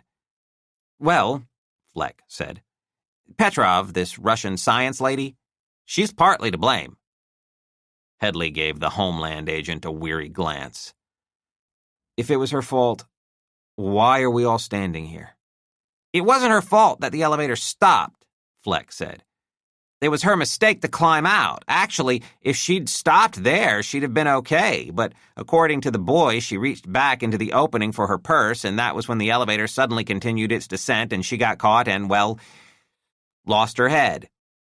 But the fact that the elevator stopped in the first place is the thing we're looking at. We think it may have been sabotaged, Cartland said. Sabotaged how? We're not sure, the Homeland Security agent said. Not sure. It might have been hacked. The mayor's eyes widened. Hacked? Is that possible? Yes, Cartland said. It's not an easy thing to do, but it can be done. The elevator system here was recently upgraded, loads of high-tech stuff. The more high-tech things get, the greater chance there is of messing about with them. Those old-fashioned ones with the big metal gates you had to close that needed a guy to run them. Those didn't get hacked. But you don't have any actual proof that that's what happened, the mayor said. No, said Cartland. This time, Fleck weighed in. In yesterday's incident, as far as we can tell, given that there are no survivors, the car started acting like it had a mind of its own, passing floors riders had pressed buttons for. That part sounds a bit like a hack, like someone was messing with the system. They've got an upgraded system over there, too, so up and down they went, and then, when they were around the 20th floor, the car plummeted. That suggests a total override of the system. How could that happen? If someone had control of it, someone outside the elevator itself? Headley looked at Cartland. What the fuck are we looking at here? The Homeland Security agent looked grim. We're still assessing, but we have to consider the possibility that one or both of these elevator accidents were not accidents at all. Headley studied the man. So if they weren't accidents, who's doing it? If you're here, does that mean terrorism? Does ISIS know how to hack elevators? They've decided to stop running cars and trucks into crowds? Do you know how ridiculous that sounds? I mean, as far as terrorism is concerned, it's about the most inefficient method I can imagine. And not only that, the level of expertise required would be off the scale. You want to kill a bunch of people, there are lots of easier ways to go about it. I don't disagree, Cartland said. But it doesn't change the facts that have been presented to us. Let me see if I get what you're saying. Someone might have tampered with one or two elevators. Someone might have hacked in or sabotaged the mechanism, but you really don't know yet. Has anyone claimed responsibility? Cartland shook his head. Not for this specifically. Is there anyone you think might claim responsibility? We have been dealing lately with an uptick in domestic terrorist acts in Seattle, in Portland, just yesterday in Boston. The group responsible for those incidents might be looking for a higher profile. They're very much on our watch list, but there's no shortage in this country of crazy individuals with an axe to grind. But so far, no one's taking credit. Cartland shook his head again. Could it be you guys are blowing something out of proportion, looking for something that's not there to justify your existence? Cartland clearly did not think that deserved a response and said nothing. What would you have me do? Headley asked. Tell New Yorkers to stop using the elevators until further notice? You have any idea what kind of chaos that would create in a vertical city like this? The entire fucking town would come to a halt. We should show him, Fleck said to Cartland. Show me what? The mayor said. Cartland said, Let's take a walk upstairs. There's something you need to see. 22. Welcome back to New York Day, said the woman looking into the camera. I'm Angelica Briscoe. Briscoe adopted a stern expression. A bombing in a Seattle coffee shop. More bombings in Portland and Boston. People dead and wounded. Disgusting, cowardly acts. What do they have in common, and what do these cities have in common? Many things, of course, but one is that they're coastal cities, and that makes them, symbolically, targets for those who identify themselves as members of the Flyovers, a domestic extremist group whose somewhat self-deprecating name is actually a shot at the so-called coastal elites, the people who fly from New York or Boston to Los Angeles and San Francisco and back again. They feel these elites literally look down on the rest of the country and hold the people who live there in contempt. Our guest here today is the head of the Flyovers, Eugene Clement. Mr. Clement, thank you for coming in to speak with us here today. The camera panned to the other end of the desk where Clement sat, grim-faced. I think your characterization of what the Flyovers stand for is grossly unfair and inaccurate, Clement said. Briscoe looked him straight in the eye and said, The Flyovers has been branded by some as a terrorist group. Is it? Absolutely not. That's a reckless assertion, he said. The flyovers is made up of good, decent American citizens who want nothing more than to be recognized for their contributions to this great country. You heard what I said off the top. Law enforcement officials say these bombings in various coastal cities are very possibly the work of flyovers' adherents. The blood vessel in Clement's right temple could be seen pulsing as he leaned forward in his chair and said, "These bombings are despicable, horrible acts. To even suggest they have anything to do with us breaks my heart, outrages me." So, the flyovers eschew violence as a means to highlight their issues? "Without question," he said. And yet, you were among the armed militants involved in the occupation of a national wildlife refuge in Colorado last year. Are you going to tell me that wasn't a violent act? Eugene Clement appeared slightly taken aback by the question. He took a moment to respond. "A couple of things, Angelica. First, that was not an event connected in any way to the flyovers. Second, no one was injured in that, well, what you call an occupation. I would call it a demonstration against abusive federal authority. Washington controls millions of acres of land in the state that it has no business being involved in. That was a protest aimed directly at the federal government, which, thank God, did not come in with guns blazing and kill a peaceful protester as they did at a similar demonstration a few years ago."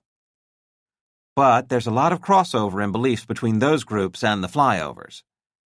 "Some, perhaps," he acknowledged. "But that's very true on the left as well. We haven't held all liberals to account for the actions of the Black Panthers or the Symbionese Liberation Army, or more recently, groups like Antifa." "Yes, but what the flyovers is seeking to address is the current cultural divide, not government interference in our lives. Our goal is an attitude change. We want to educate the Americans living along the coasts, the folks who seem to be unaware that there is another America. We're more than a caricature, more than a bunch of NASCAR-loving, rib-eating, beer-swilling rubes. Not that being a NASCAR-loving, rib-eating beer drinker is anything to be ashamed of." He managed a rueful smile. "That sounds like a great afternoon to me.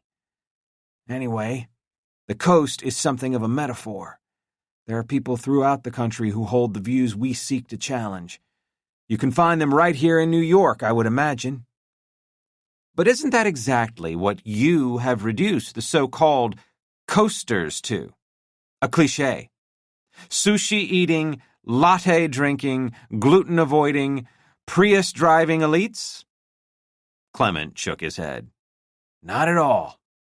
As I said, we're just trying to educate." By blowing things up. Clement's cheeks flushed. "No. That greatest generation you've heard so much about, you'll find it in the heart of the country. And you'll find their sons and daughters and grandsons and granddaughters there too. But some of this country's most prominent politicians seem to have forgotten that. Only a couple of years ago, that woman who nearly became president, who even won the popular vote, said, and I quote, 'I won the places that are optimistic, diverse, dynamic, moving forward.'" He sneered. "You know, coastal places. What an insult to the rest of the country."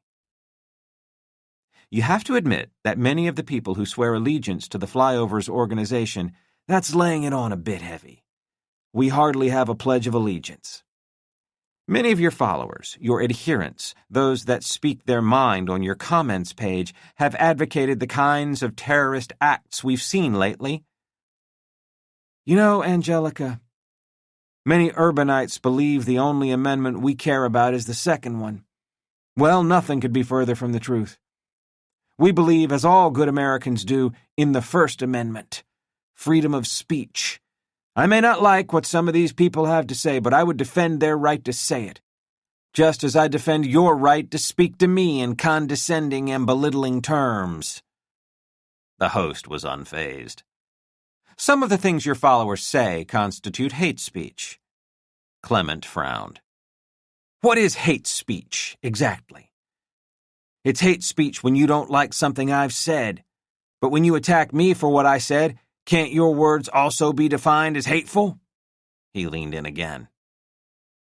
What we need to do is find common ground. You speak your mind, and I'll speak mine. And that way we'll find a way to meet in the middle. Think of all the things that we have in common. We want good jobs. We want the best for our families. We want a secure future. You make yourself sound like a peacemaker when the FBI and Homeland Security have suggested the exact opposite. Many of your members also belong to white supremacist, white nationalist organizations. Some are members of the KKK. Clement shrugged. And I can find you plenty of people of color who share their sentiments when it comes to coastal folks looking down their noses at us. That's what I mean about meeting in the middle, which is an apt metaphor when you're talking about the middle of the country. We've got people talking to each other who otherwise might never do so. We want to bring people together, to start a dialogue. We won't get anywhere throwing insults at each other. The interviewer grinned slyly. If you can take a mild criticism here, Mr. Clement, wouldn't it be more accurate to call your group the Flown Overs, since that's who you are? It's the coastal folks who are flying over you. Clement gave her a withering look. And there you have it, in a single question. The contempt, the we're so much smarter than you comeback. Briscoe suddenly looked regretful, aware she had gone too far. She touched her ear, an indication she was getting a message from the control room. Mr. Clement, we've run a bit over here, but I wanted to thank you for agreeing to come in and speak to us. He said nothing. I do have one last question. Of course. Given the way your organization feels about coastal cities and the people who live there, what are you doing in New York? My wife and I are celebrating our anniversary. Or we were until you dragged me in here. He offered up a self-deprecating laugh and a smile. The fact is, he said, I love New York. How dare she say those things to you? Estelle Clement said when her husband returned to the TV studio's green room, where guests waited for their turn to go on air. There was a monitor in the room, and she had watched the segment. She lowered her voice and said, What a bitch. Clement scowled. The way she talked to me, he said, his voice trailing off as he grabbed her by the arm and steered her into the hallway. You're hurting me, she said. He eased his grip but did not let go of her as they headed for the lobby. You should sue, Estelle said. You could sue her for what she said. The studio was on the 4th floor of a building on Columbus Circle. There were several people waiting at the bank of elevators by the reception desk.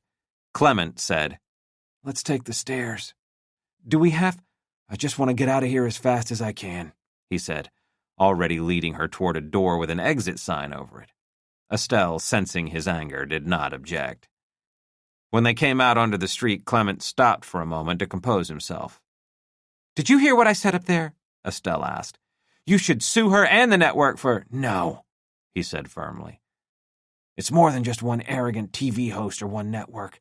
It's a bigger battle than that. Estelle placed a hand on his arm. What do you want to do? Do you want to go home? We can, you know. If this has ruined everything, we don't have to stay. I can see if I can get our money back on the tickets. Tickets? He said. You remember we have tickets for that show tonight, but it's okay, we can... No, we're going.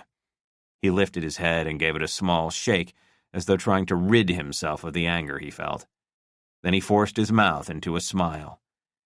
We're not going to let them stop us from having a good time. Estelle smiled. You're sure? Clement nodded.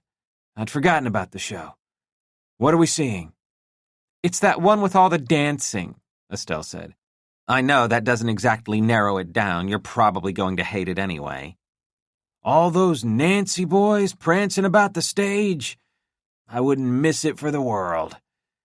In the meantime, I'm going to take you out for a fabulous lunch. How does the Capitol Grill sound?" "Sure," his wife said. "I'll get us a cab," he said. "You stay here." He stepped off the sidewalk and walked out between two parked cars. He came up around the side of one of them as he waved his hand in the air. Behind him, he heard a window power down. "Hey," someone said. Eugene Clement did not turn around when he heard Bucky's voice. Looking up the street, Clement said, "Still on track?" "Yes." "Keep your eyes open. The world knows I'm here. There's probably a heightened alert already." "Got it." "We're good to go." Clement heard the window power up as a yellow cab swerved across the street and came to a stop in front of him. Clement opened the back door and called out to his wife. "Madam," he said, "your chariot has arrived." 23. Barbara had been in the funeral home for the better part of half an hour. Chris Valens was getting tired of waiting across the street for her to come out. It wasn't hard to figure out why she might be here, given that in her column she'd written about losing a friend in the Monday elevator accident. The dead woman's name had been Paula Chatsworth. To confirm, he had looked up this funeral home on his phone and called to ask if the Chatsworth service would be held there. And if so, when? Asking for a friend, he said. The woman who answered said that while the home had been involved, the service for the Chatsworth woman was going to be held up in Montpelier. "Ah, well, thank you very much," he said. Chris believed he was going to have to do more than just follow Barbara Matheson around and make a few online inquiries. If you really wanted to find the dirt on someone, you broke into their place. You got on their computer and read their emails. You looked into the bottom bedroom dresser drawer and checked out the sex toys. But one thing had come out of today's efforts that had piqued his curiosity. Who was the woman Barbara had met with at the Morning Star? They hadn't talked long. The other woman hadn't even ordered breakfast. Was she a source? Was she someone passing along information to Barbara? Valens could not recall seeing the woman in the time he had been working for the mayor's office, but the city employed a lot of people who could be privy to the kind of information Barbara would like to have. Even though Chris had seen her from across the street, he was confident he'd recognize the woman if he saw her again. And he had her picture. Valens started hearing music and glanced to the north. A shabbily dressed man was coming his way, pushing a rickety shopping cart with nothing in it but an 80s-style boombox that was playing at full volume. You can't always get what you want. Wasn't that the truth, Valens thought, giving the man a nod as he wheeled his cart past him. The man was bobbing his head to the music and took one hand off the cart's handle long enough to give Valens a thumbs up. Valens couldn't help but smile. Finally, Barbara emerged from the funeral home and started walking back towards 2nd Avenue. Valens was on the move again. When the Manhattan Today writer got to the corner, she crossed 27th, looking down at the phone in her hand the entire time. A cab shot past, the driver giving her the horn. Without even looking up, Barbara sent her free hand skyward and gave the cabbie the finger. She went into the Duane Reade on the corner. Chris followed her in, still keeping his distance, and found that Barbara had gone down the feminine hygiene products aisle. He knew he was going to look especially conspicuous hanging around that part of the store, so he decided to go back outside and wait for her to emerge. He found a spot a few yards down the sidewalk where he could watch the door of the drugstore. While he waited, his own phone rang. He dug it out of his jacket, saw Valerie on the screen. "Yeah," he said. "Where the hell are you?" Valerie asked. "I'm running an errand for the mayor." "What kind of errand?" "If he wanted you to know, I'm guessing he would have told you." A sigh at the other end. Then, "There's been another elevator plunge." "You're shitting me." "No." "Where?" "On York, just south of Rockefeller University, some big-deal Russian scientist got killed." "Jesus," Chris said. "Are you there?" "Yeah. Homeland Security's here, too." "What?" "Yeah. Maybe because of who it was who got killed. You ever heard of Fanya Petrov?" "No. Should I?" "Beats me." Barbara, a small Dwayne Reed bag in hand, came out of the store. She glanced into the bag as if checking that she remembered everything. "I gotta go," Chris told Valerie. Without waiting for a response, he ended the call and slipped the phone back into his jacket. Barbara was heading north, holding the bag in her left hand, her phone in her right. As she crossed 28th Street, she put the phone to her ear, spoke to someone. The call lasted little more than 30 seconds, which led Chris to think maybe she'd only left a voicemail. As she continued on, she appeared to be searching for something on her phone. Maybe another number, someone else she wanted to get in touch with. Or maybe she was on some site, thumbing through headlines. She did write a column, after all, Chris thought, making an allowance for how she never put the phone away. She probably read through several dozen news sites every day. And then she'd be calling people and interviewing them and turning the shit they said into a piece for Manhattan Today. But right now, in the wake of what she had written lately about the mayor, it would be nice to know exactly what she was reading and who she might be getting in touch with. And why had she gone to the funeral home anyway? Was it simply to offer condolences, or was there more to it than that? Chris found himself closing the distance between himself and Barbara, fooling himself into thinking that if he got near enough, he'd be able to see what was on her phone before she put it away or to her ear. Chris had an astounding number of talents, skills that no one even knew about, but there were limits to what he could do. Between 30th and 31st, Barbara nearly walked into an elderly woman coming in the other direction. Her bat-like radar had her dodging out of the way just in time. As they neared 32nd Street, Chris started to worry. If Barbara had been looking up as she approached the intersection on the west side of 2nd, she might have noticed the "Don't Walk" warning blazing from the traffic signal on the other side. But Barbara, oblivious, kept on walking. Coming from the left, a once white van, nearly eaten away by rust, was approaching at high speed. It careened around a taxi that had pulled over to pick up a fare. The driver was flooring it, hoping to make it across 2nd before the light turned red. The engine roared hoarsely, as if suffering from automotive emphysema. Barbara stepped off the sidewalk and into the intersection. Everything happened in milliseconds. Chris expected Barbara's seemingly innate sense of where she was and what was going on around her to kick in. As the truck bore down on her, Chris realized with startling clarity that was not going to happen. Fuck, he thought. 24. When Jerry Burke and Lois Delgado finished talking to Gunther Willem, manager of Simpson Elevator, they went into the back shop to talk to the other employees. The company, counting Willem and the woman in the office, had 9. 8, now that Petrenko was going to be removed from the payroll. 4 more were on the premises, 2 were out on a call together.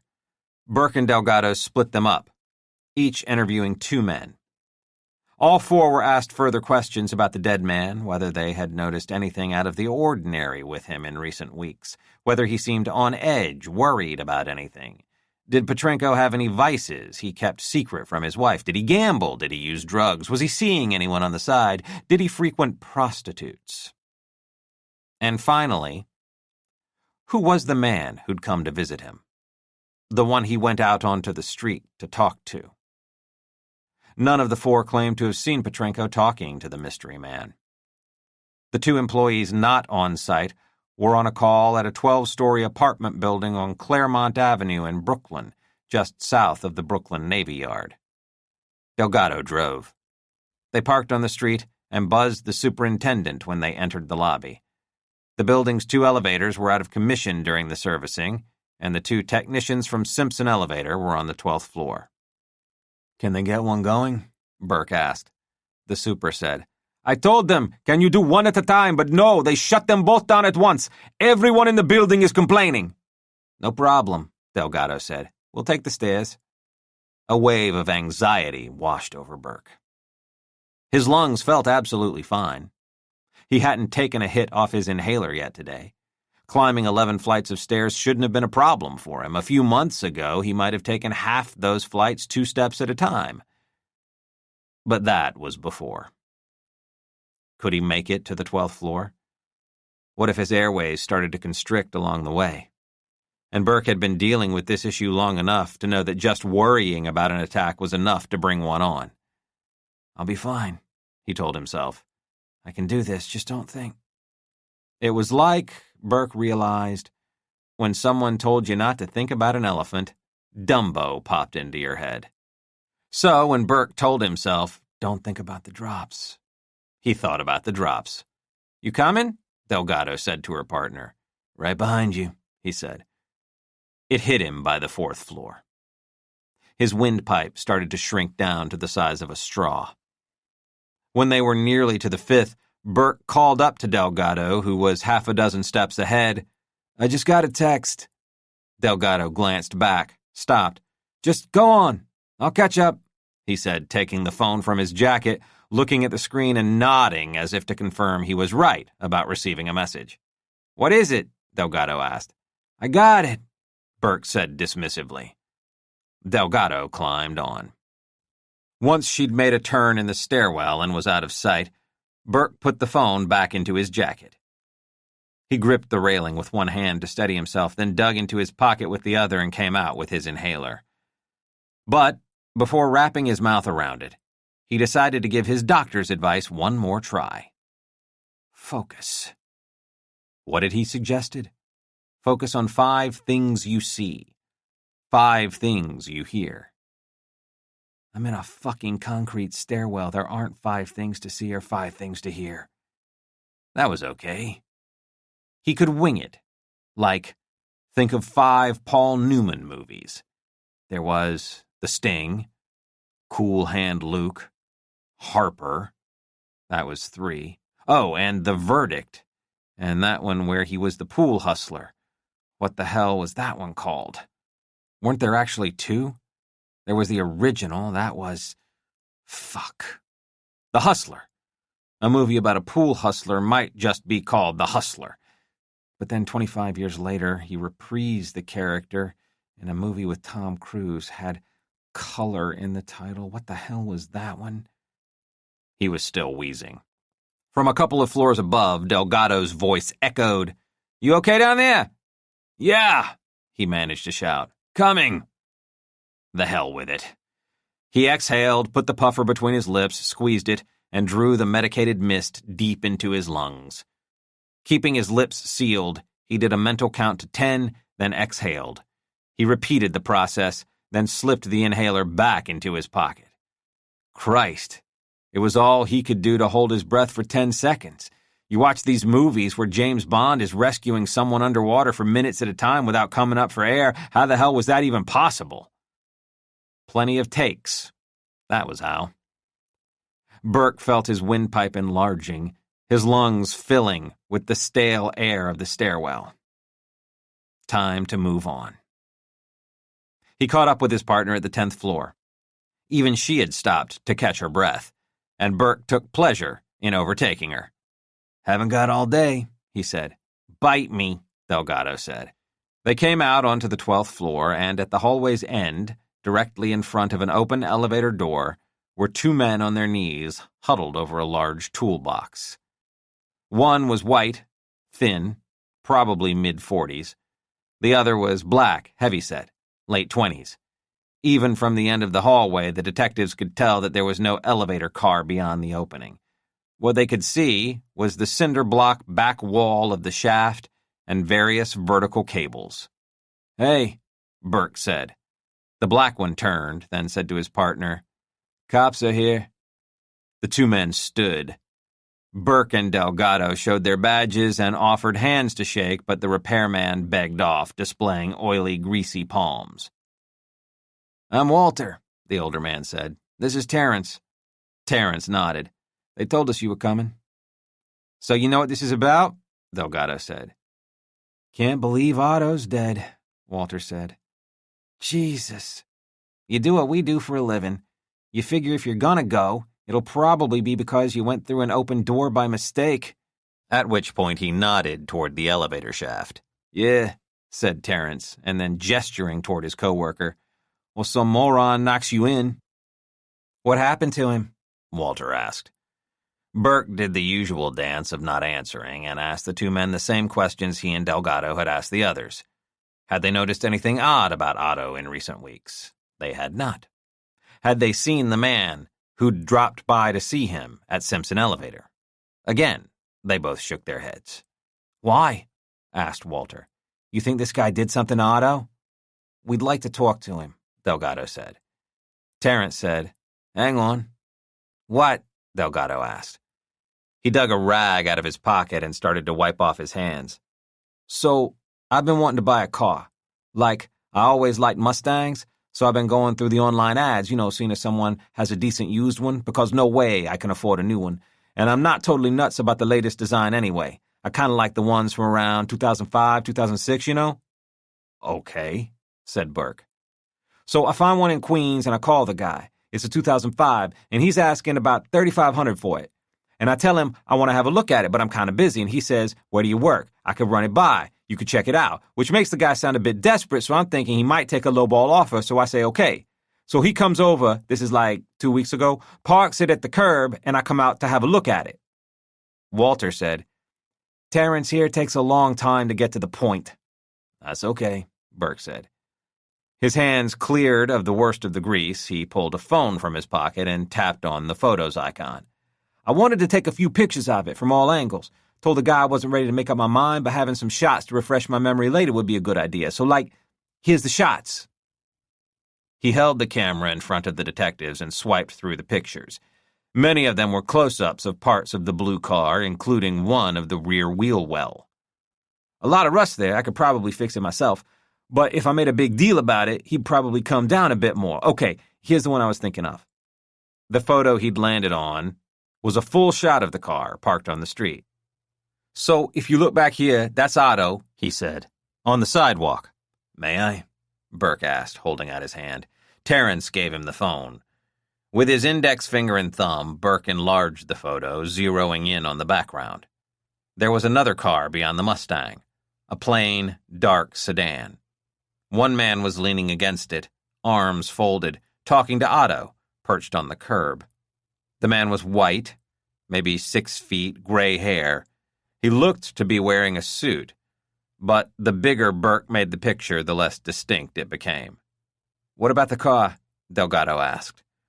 Burke shifted the focus to the car. The Mustang in the foreground cut off the left half of the orangey-yellow plate, and the part that could be seen was blurry. New York plate, Burke said. That narrows it down, Delgado said. Last 2 numbers, 1 and 3. Maybe. Burke tapped the screen a couple of times. Just want to know when this was taken. He squinted. Here we go. This looks like middle of last month, the 15th. That sounds right, Terrence said. Burke said, I'm going to email this to myself. Sure, yeah, okay. Burke did a few more taps, then hit send. Seconds later, there was a familiar ding from his jacket pocket. Terrence had never gotten a closer look at Otto's friend and had never learned anything about him, same with Walter. Did you buy the Mustang? Burke asked. Terrence grinned. I did. Got it for $2,000. Delgado asked, pointing toward the open door. What's wrong with the elevator? Walter shrugged. Just routine maintenance. Delgado took a step closer, stuck her head beyond the door's edge, and peered down the shaft. 12 floors down to the bottom. The car was 12 floors down, at the bottom. Yikes, she said. Walter chuckled. That's nothing.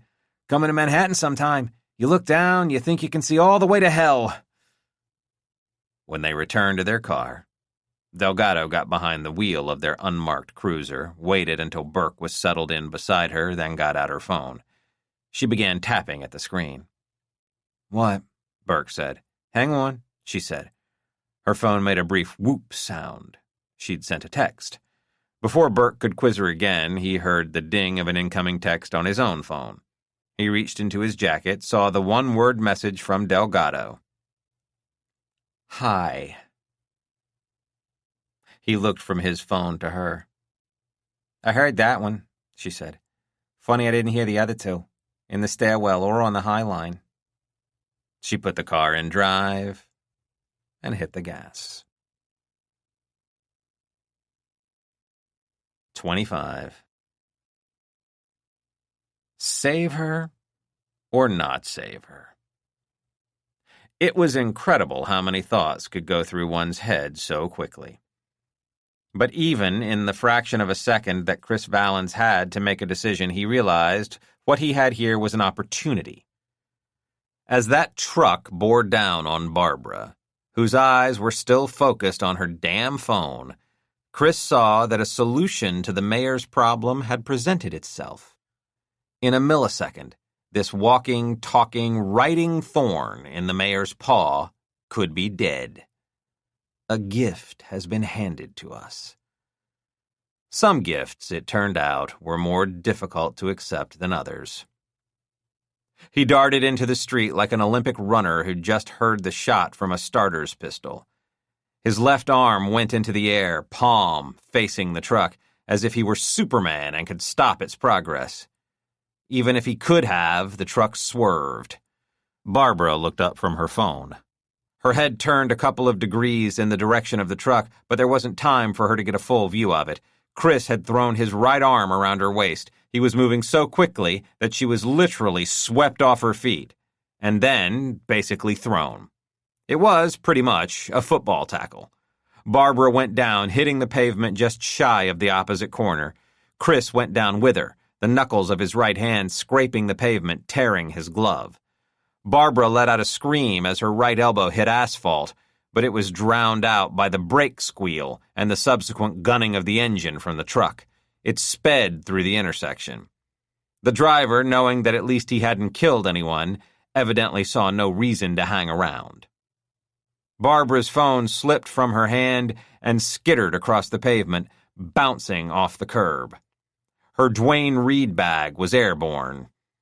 When it landed some 20 feet away, its contents, a box of Tampax, a stick of Hall's lemon cough candies, and a bottle of shampoo, scattered across the pavement. "Shit!" she cried. Instead of trying to get up, she rolled over onto her back. She winced as she gripped her elbow. "Fuck!" Chris had hit the ground hard too, but at least he knew what was coming and had thrown himself into a roll as he struck pavement. As he slowly got to his feet, half a dozen people gathered.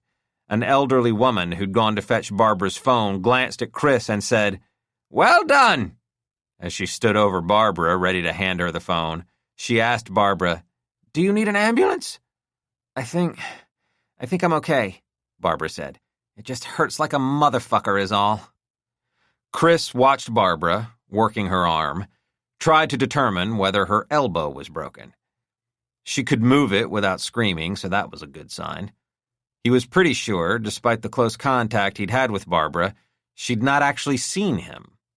She didn't know who had pulled her from the van's path. The identity of her Good Samaritan could remain a mystery. Perfect. All he had to do was walk away, blend in with others on the sidewalk. He started heading north. "Hey!"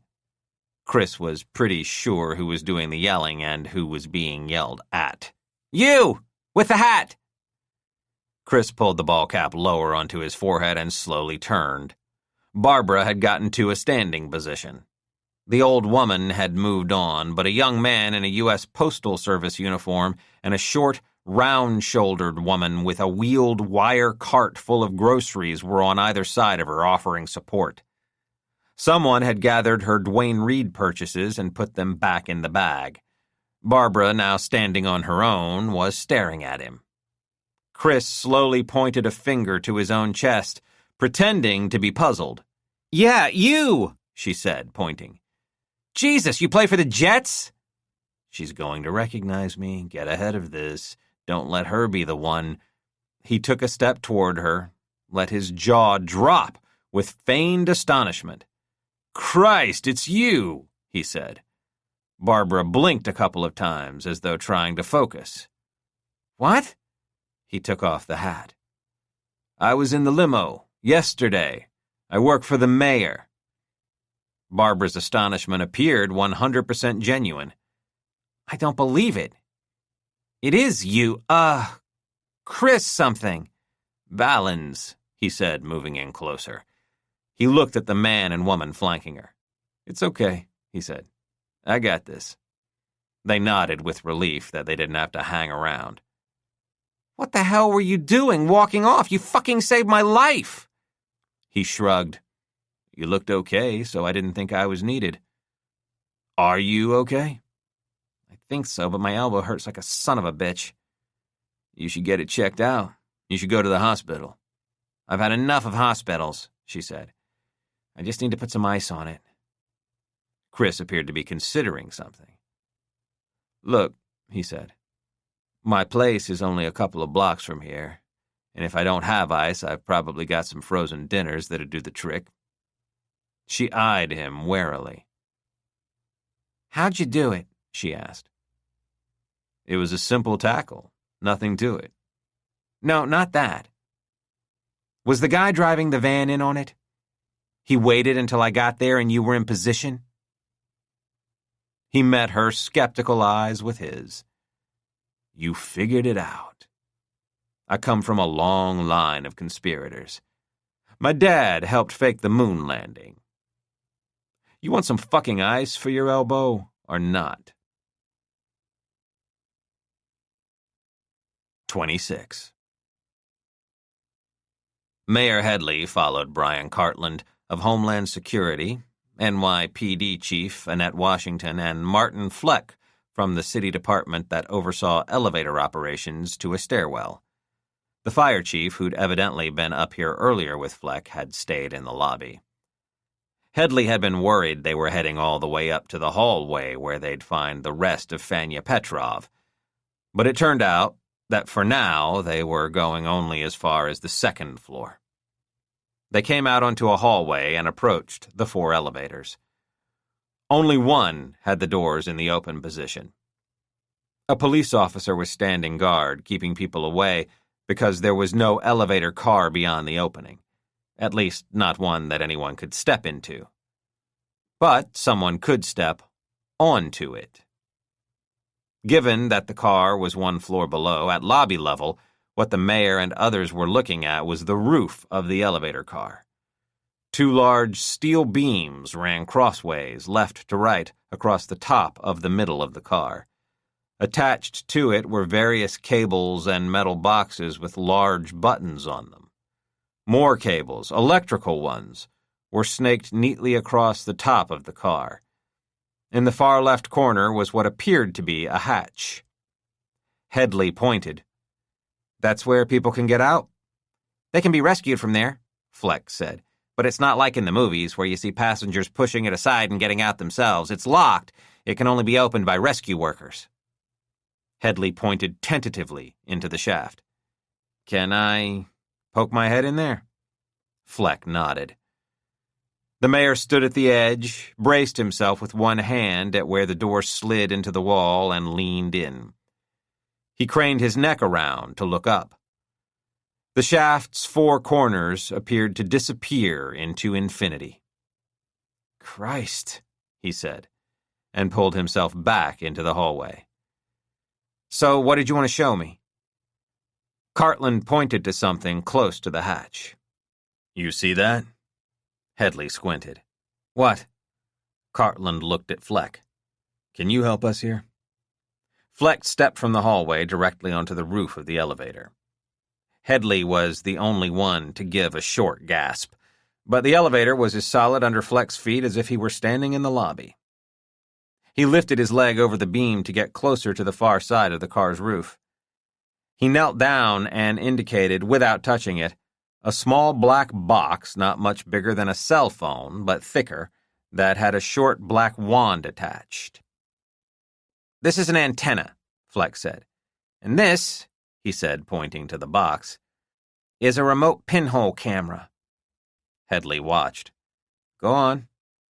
Someone's drilled a small hole here that provides a view of what's happening inside the car. Fleck stood, used one of the beams to lean against. He looked as relaxed as if he were sitting on a park bench. Cameras in an elevator don't seem all that unusual, Headley said. Fleck said, people think cameras are everywhere, but that's not necessarily so with elevators. There may be cameras in the hallways and the lobbies, so you see who's going in and out of the elevators, but while they're inside, not so much. Freight elevators, that's a different story sometimes. Security likes to keep tabs on those. But some buildings must have cameras in the regular elevators, the mayor said. You're right, Fleck said. But we've talked to building management, they don't have them here. The other elevators? No cameras in those. Headley looked at the man from Homeland Security and the police chief. Their faces were grim. Only this one, Cartland said for emphasis. Well, and one other. Headley waited. We had a look at the elevator from yesterday. There was a camera attached to the roof of that car, too, like this one. It was the only elevator in the building outfitted that way. Jesus Christ, Headley said. We have a definite link between both events, Annette Washington said. Same kind of camera, identical placement. What you're telling me, Headley said, is that somebody could have been watching everything that happened. Somebody could have watched those people die yesterday. Somebody could have watched that scientist's head come off. No one said anything. Fucking hell, Headley said. He pointed first to the camera, then to the beams and other equipment that sat atop the elevator car. Fingerprints? Working on it, Washington said. And what about surveillance cameras in the halls and the lobby? Cartland said, we don't know when this camera might have been placed here. It could have been a week ago, a month ago, or a year. Fleck here is going to have to go back and see when this elevator was last inspected. It's doubtful this would have been overlooked during an inspection. That'd mean it was outfitted with the camera since then. He sighed. We don't know how far ahead this was planned.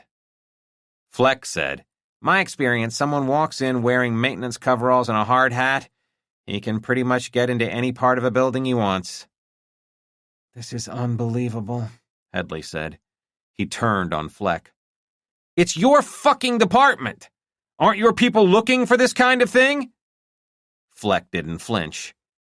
No, we're looking for mechanical and safety problems, although, like Mr. Cartland said, I'd like to think that our people would have noticed this. Headley tried to stare him down. Like to think? Cartland cleared his throat. If you've got the strength to walk up a few more floors, Fleck's got something else to show you. Headley trembled at the thought of having to look at the headless corpse. Surely they didn't need for him to see that.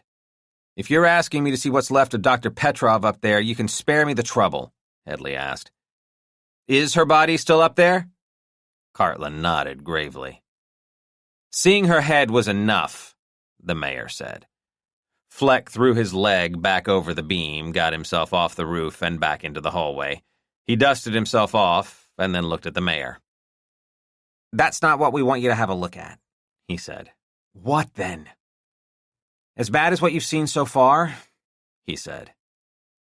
It gets worse. 27.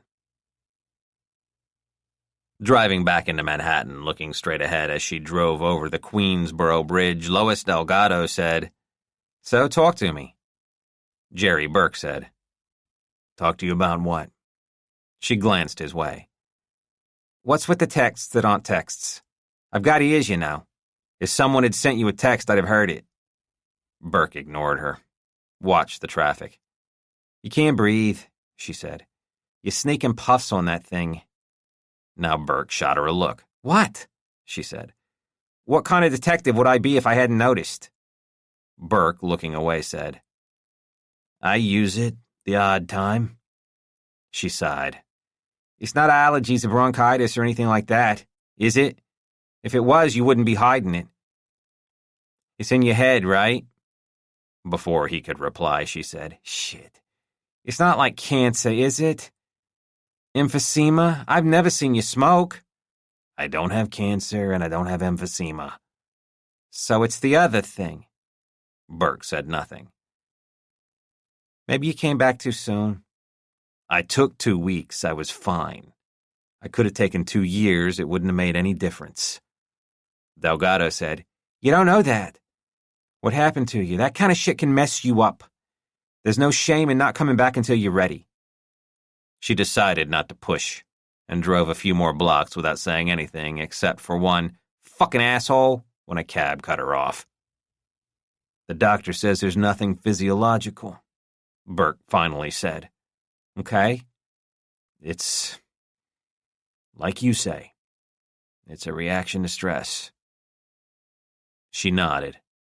"So, at those times, your windpipe starts shrinking on you?" He nodded. "More or less. Couple hits off the inhaler usually takes care of it. Until the next time." "And this has been going on since it happened?" Burke shook his head. "No. Maybe 3-4 months after. I've been having a lot of trouble sleeping. And when I did finally nod off, there were nightmares. And then, through the day, there'd be times when I found myself struggling to catch my breath. The memory gets triggered and it starts." "You can't blame yourself," Delgado said. "It wasn't your fault. Is that what this is about? Guilt?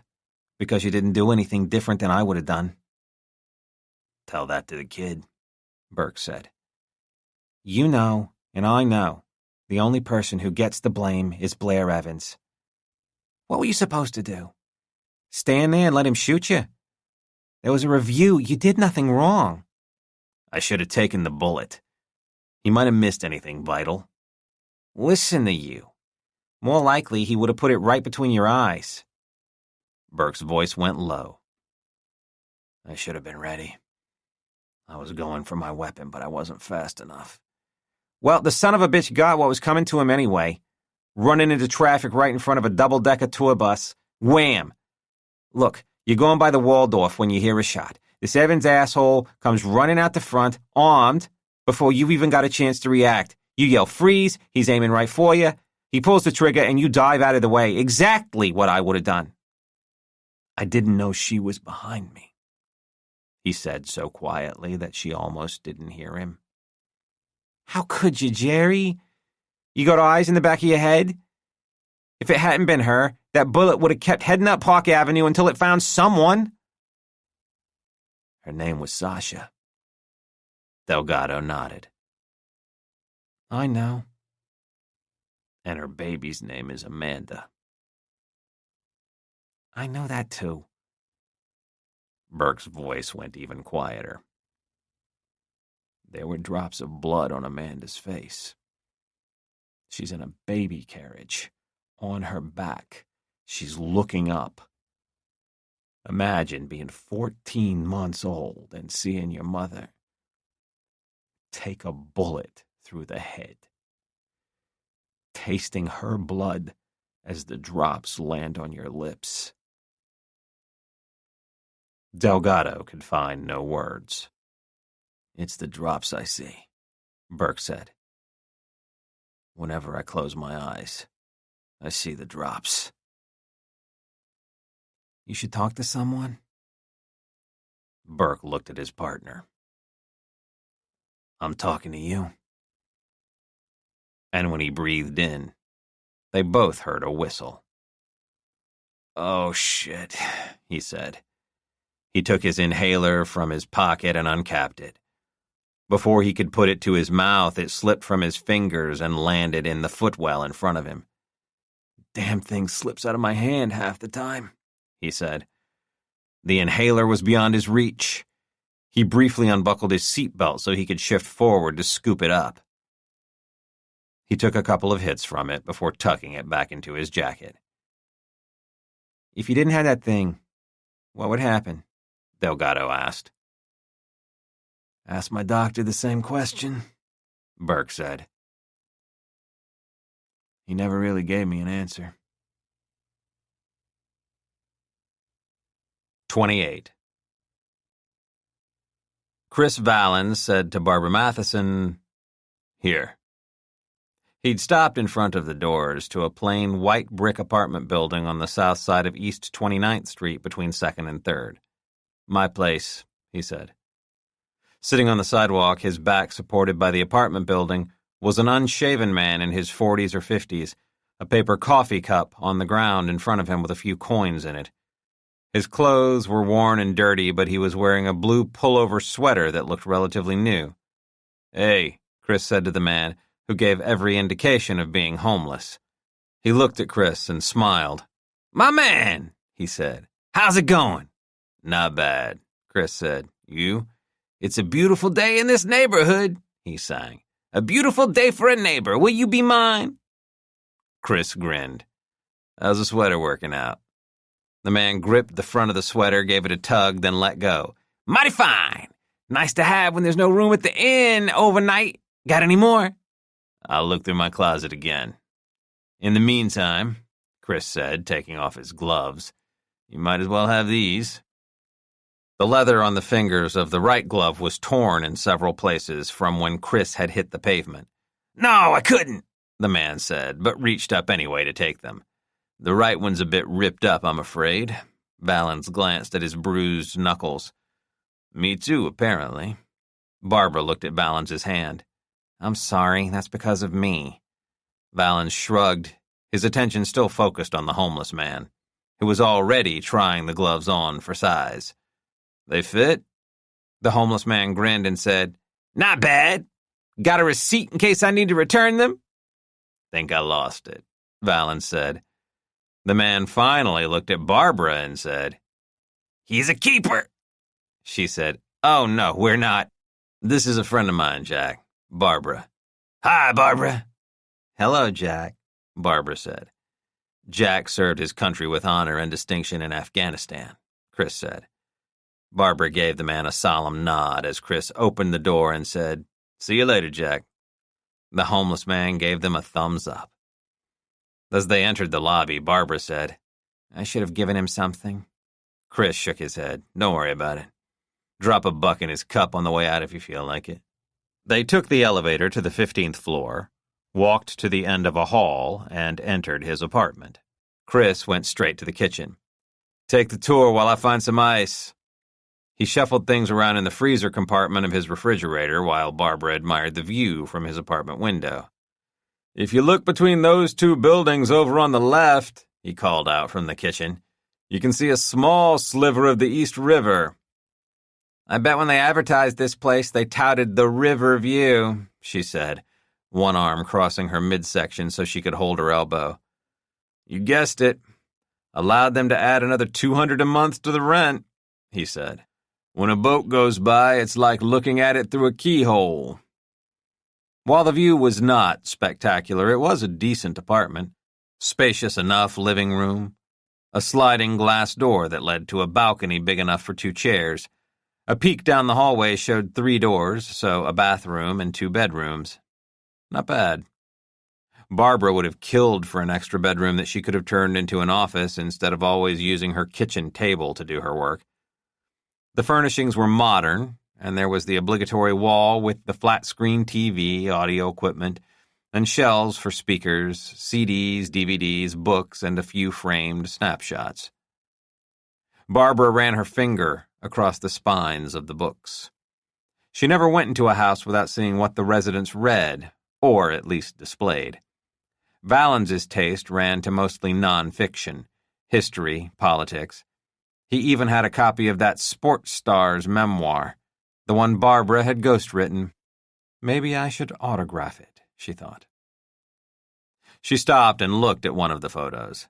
A young, grinning Chris, maybe 7 years old, standing between what she presumed were his mother and father, the 3 of them leaning up against a rusted minivan.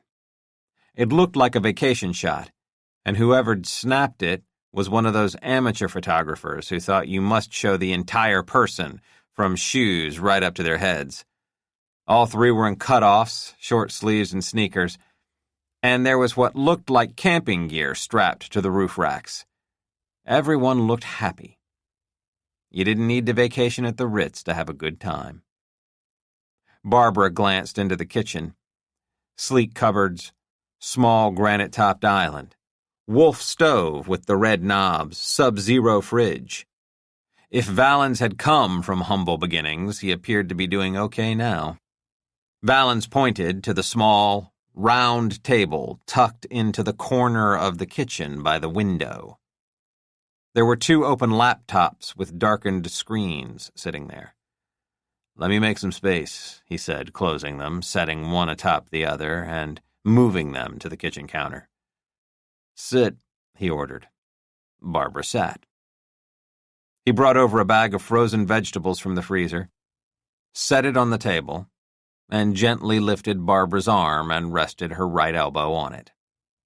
"Oriental stir-fry," she said, glancing at the bag. "So, this is like Chinese medicine?" She winced. "Fuck, that's cold."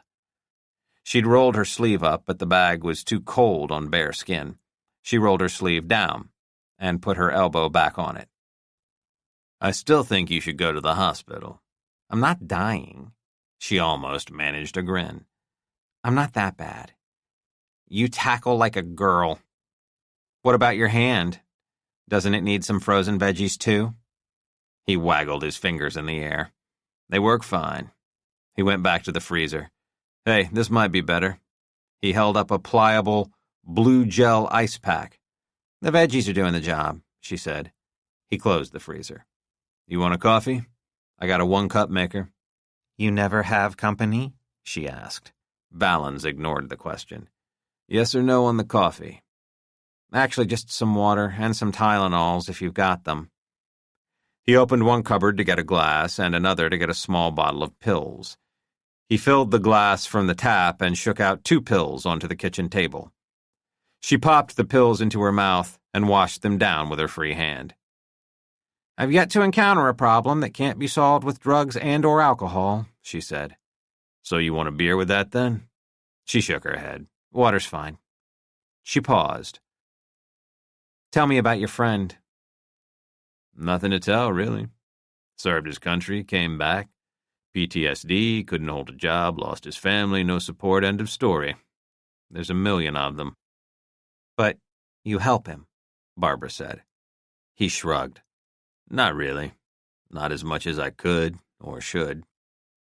Barbara narrowed her eyes as she looked at him, as if intensifying her focus would provide some greater insight. "So," she said slowly. "Yeah?" Chris looked at her with raised eyebrows.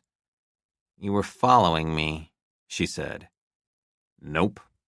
"You had to be." He shook his head very slowly. "You think you're that important?" "Why are you dressed like this?" "Like what?" "Baseball cap? Leather jacket? Jeans? Give me a break. You didn't want to look like you did in the limo yesterday." "On my day off," Chris said, "I lose the suit and tie." "It's Tuesday." "The mayor has weekend events. Sometimes I work Saturday or Sunday, so I get a day off midweek instead." "Not buying it," Barbara said. "Okay. So let's say I was following you, which I was not. This kind of blows my cover, doesn't it?" Barbara considered that. "Maybe the whole thing was a setup, a way to gain my confidence, so you rescued me." "Yeah. I cleverly arranged for that truck to come along at just the right moment as you were crossing the street, and you helped immeasurably by staring at your phone the whole time like a complete and total idiot." Barbara bit her lower lip. "Okay. So where were you going if you weren't following me?" "There's a bar up the street where I have lunch sometimes." He cast a suspicious glance her way. "What are you doing in my neighborhood? How do I know you weren't nosing around up here looking for me?" "Please," she said. "Let me ask you this," Chris said. "Is this your routine when someone saves your life? Interrogate them? A simple thank you would do."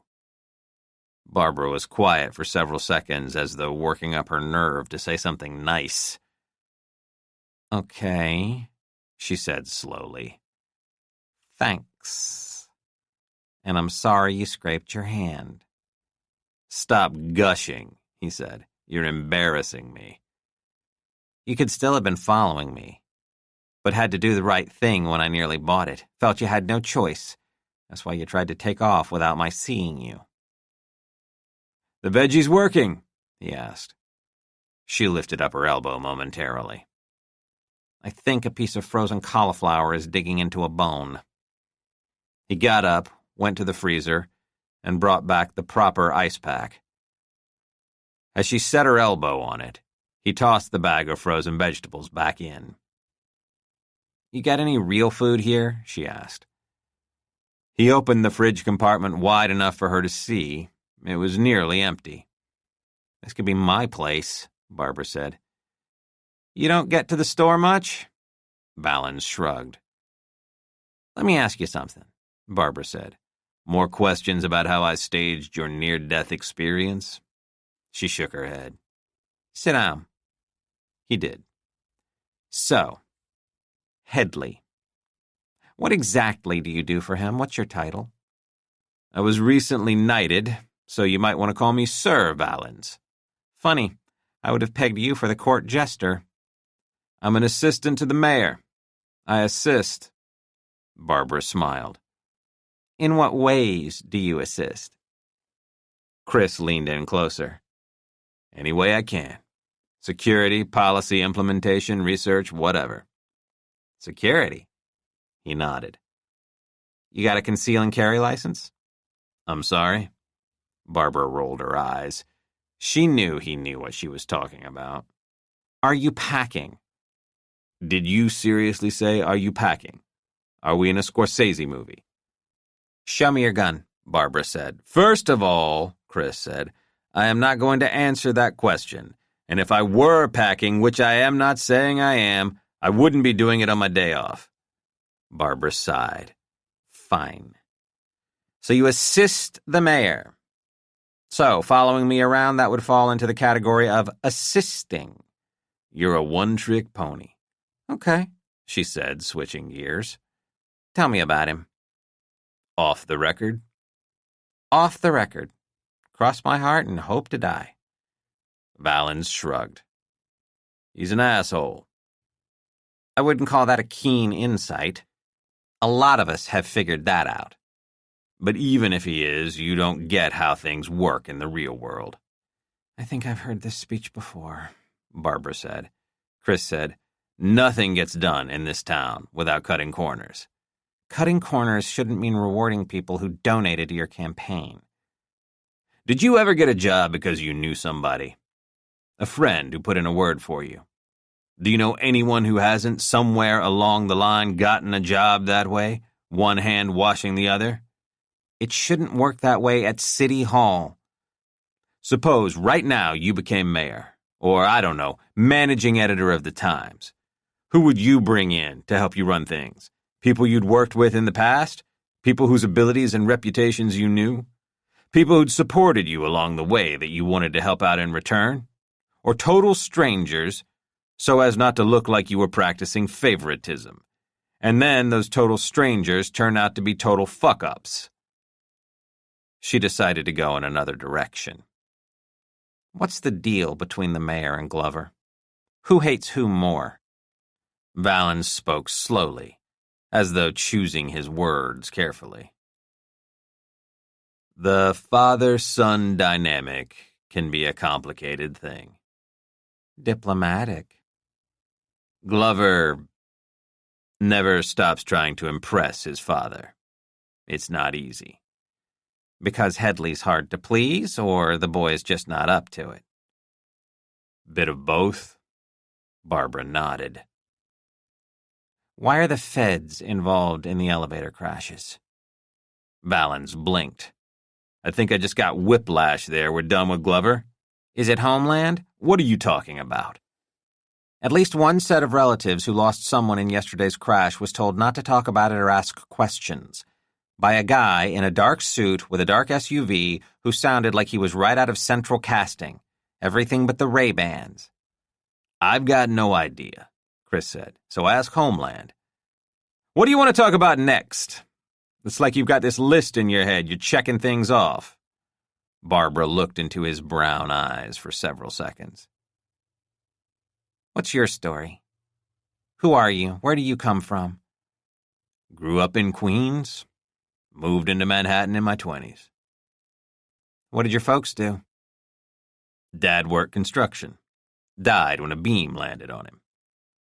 My mom was a traditional wife until he passed, and she went out to work for a couple of years. Her face softened. Sorry. He shrugged. I was 10 when my dad died. College? Chris shook his head. No money for that. Whenever I need to know how to do something, I find someone who already knows and learn from them. Did all kinds of jobs from the age of, 13. Even before then, I had an aunt who helped me as much as she could with money, but she wasn't rich or anything. Worked in a butcher shop, computer repair store. Did some security work in my 20s.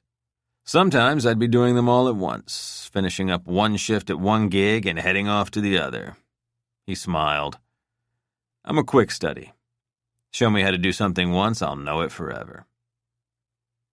So you never played college football, then? Where'd you learn to tackle? She smiled. Tackling girls just comes natural. How'd you connect with Headley? Worked low level on a campaign, got discovered. Like a movie star. He shrugged. What about you? What about me? Chris moved in closer. Why are you so angry? She scowled. I'm not angry. Please. I've been reading you for years, he said. You are one pissed-off bitch, and I mean that as a compliment. The best writing comes from outrage, right? You use words like a weapon. Barbara shifted her elbow on the ice pack. It's not anger, she said defensively. I just don't like injustice and hypocrisy. Nah, he said, shaking his head. It goes deeper.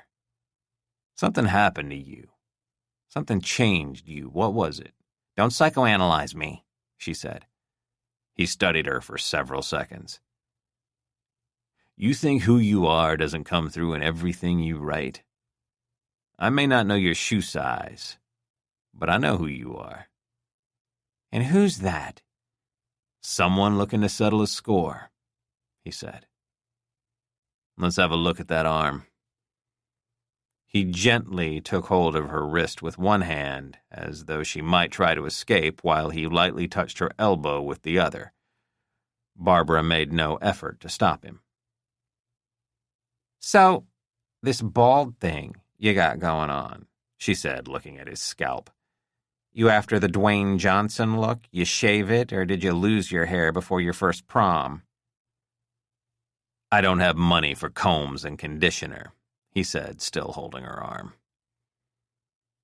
They didn't say anything for several seconds. I don't sleep with the enemy, Barbara said. Did I ask? No, Barbara conceded. Not yet. I'm heading into kind of a busy week and don't think I could handle anything more than heavy petting. She appeared to be considering it, then glanced at her elbow. And I do my best work with this arm, and until it mends. She pushed back her chair and stood. She handed Chris the ice pack. Gotta go. Let me walk you out. I can find my way. He followed her as far as the door. She turned, went up slightly on her toes, and kissed him on the cheek. Thanks for the Oriental veggies. My pleasure. I know you were following me, she said. He smiled. Then you won't be surprised the next time it happens. On her way out, she gave Jack a 10. 29. They had to walk up 27 floors. They couldn't be sure that the other elevators in the York Avenue building hadn't been sabotaged in any way, even though there was no evidence that they'd been fitted with pinhole cameras. Martin Fleck offered to save the mayor the hike, saying he could take video and email it to him. But Fleck had also set the hook, promising to show something significant to the mayor, and Headley wanted to see it for himself. "I still hit the Stairmaster 4 times a week," the mayor said. "So lead the way." Brian Cartland of Homeland was okay with making the climb as well, but Police Chief Annette Washington begged off, but not because she wasn't up to it. She had a meeting at One Police Plaza. In the lobby, Arla had found Glover and was going to tell him about the exchange she had just witnessed between the mayor and the boy, but she didn't have a chance.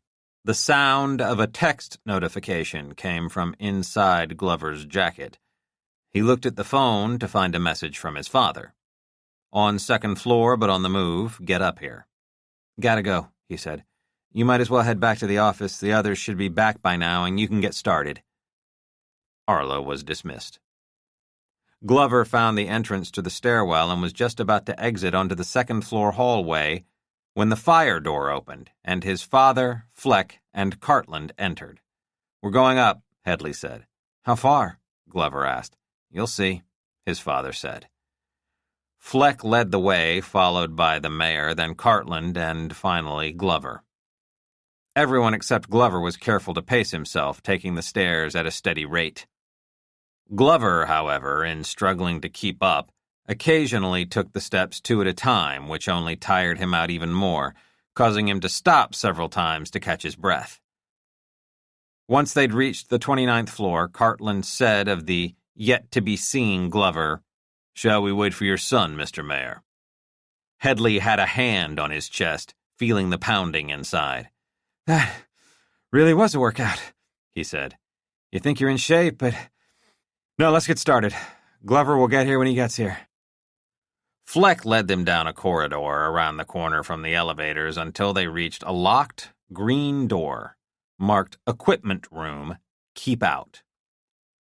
Fleck produced a key to open the door, and once he had, they heard the soft humming of machinery and cooling fans. Cartland and Headley followed him in. As the door was about to shut, a hand shot in to keep it open. A breathless Glover stepped into the room behind the others. "Good of you to join us, Glover," Headley said. The room, about 30 feet square, was filled with several tall, locker-like units in the center that were constructed of green metal. Along one wall were the tops of the machines, massive pulleys that housed the belts and cables responsible for raising and lowering the elevators through the shafts. They were, at this time, idle, given that all the elevators were shut down. Attached to one of the locker units, at eye level, was a black box about the size of a thick paperback novel or an oversized TV remote. "Whoa," said Glover, scanning the machinery like a wide-eyed kid. "Never been in a room like this." Fleck walked over to one of the green metal units and, with another key, opened one. Inside, from top to bottom, were countless wires and circuit panels. Lights flickered on and off, while small digital readouts provided information. Headley glanced at it all, clearly flummoxed by what any of it meant. "This is the brains and the guts of the elevator system," Fleck told the other men. He reached for the black box attached to the next unit and dislodged it. It had evidently been attached magnetically. It had a small screen at the top and several rows of small buttons below. A cable with a jack at the end dangled from the bottom. Fleck plugged it into one of the circuit boards, and the screen came to life with a series of numbers and symbols. "Okay," Fleck said. "I'm now, with this box, in control of the elevator system to this building. I can move them from floor to floor, open the doors and close them, send them straight to the bottom or the top. I can do any damn thing I want." He continued, "Before I can do any of this, of course, I have to punch in a slew of codes to establish an interface between this device and the elevator system. But if you know the codes, you're in business. And here's the thing." At this point, he unplugged the unit and started tapping the various buttons with his index finger. "If I'm outside the building, at home, or at my office, and if I want to do all these same functions, I can, as long as I have this box or one just like it with me. Admittedly, That's a little trickier because first I have to get through the entire building's security system to access the elevator system. But if I know those codes, and it would be easier to get them if I've already been in here to set things up, I'm in business. I can make this elevator do whatever I want, and I don't even have to be here. So if you're thinking of reviewing the surveillance tapes from the time of the event, well, that's not necessarily going to be of any help. Jesus, said Headley. But the codes and everything, those can't be easy to crack. They aren't, Fleck agreed. But it can be done. So, Cartland said, you'd either have to work in the elevator business and understand all this shit, or know someone who did, said Glover, who had been watching intently. Headley gave his son a dismissive look. Thanks, Glover. I think we'd all pretty much figured that part out. To Fleck, he said, or anyone who works for the city's elevator inspections division. Yes, said Fleck. Headley looked at Cartland. What do you suggest? Off the top, he said. We need to get people checking every single elevator in the city, looking to see if a camera's been surreptitiously installed. So far, the 2 elevators where people have been killed have had that camera. Christ. How long could that take? Headley asked Fleck. 70,000 elevators and roughly 140 inspectors, Fleck said. Do the math, that's about 1,800 elevators per person. You figure maybe they can do half a dozen a day, and that's insane, Headley said. But, Fleck said, if we make this public, get every building maintenance team involved and they do the inspections themselves, at least a simple visual, well, that would speed up the process. Headley looked back to Cartland. Go public. Cartland's face was granite. We go public with this, Headley said, and let everyone in New York know that somebody may be fucking with the elevators, and they know that every time they get into one of these things, they're gambling with their lives. Pandemonium, said Glover. Yeah, said Cartland. This is a vertical city. You got 8.5 million people afraid to go to work, terrified to ride the elevators in their own building. The city will come to a fucking standstill, Headley said, unless we can find the son of a bitch who's got one of those boxes there. Yeah, said Cartland. And if this is, as we suspect, sabotage, we have to start asking why anyone would want to do this. The terrorists need a reason? Headley asked. This is a very sophisticated way to go about killing people. It would take a lot of thought and planning and expertise. To go to all this trouble, you can bet your ass there's a reason, even if it's one that might not make sense to us. Headley had turned his attention back to the box Fleck was holding. How many of those can there be? Not that many, right? You go to every elevator maintenance company, find out if one of these has been stolen. Fleck looked grim. Mr. Mayor, you remember before we came up here I said what I had to tell you was worse than what you already knew? Headley made a face that suggested he'd had a bad burrito. I think we know what that is now. A paralyzed city. Well, yeah, that's pretty bad. But what I wanted to tell you was about this box. Fleck held it up in his hand next to his face, like a Price is Right girl, but without the fake smile. Anybody can get one of these off eBay for $500. 30. Jerry Burke was slipping on his jacket and getting ready to leave the station at the end of his shift when his desk phone rang. Lois Delgado had left early to look after her sick kid, so he couldn't hand it off to her. Before departing, she'd gotten back to Gunther Willem to find out if he'd learned whether Otto Petrenko might have worked on one or both of the elevators that had killed people in the last 2 days.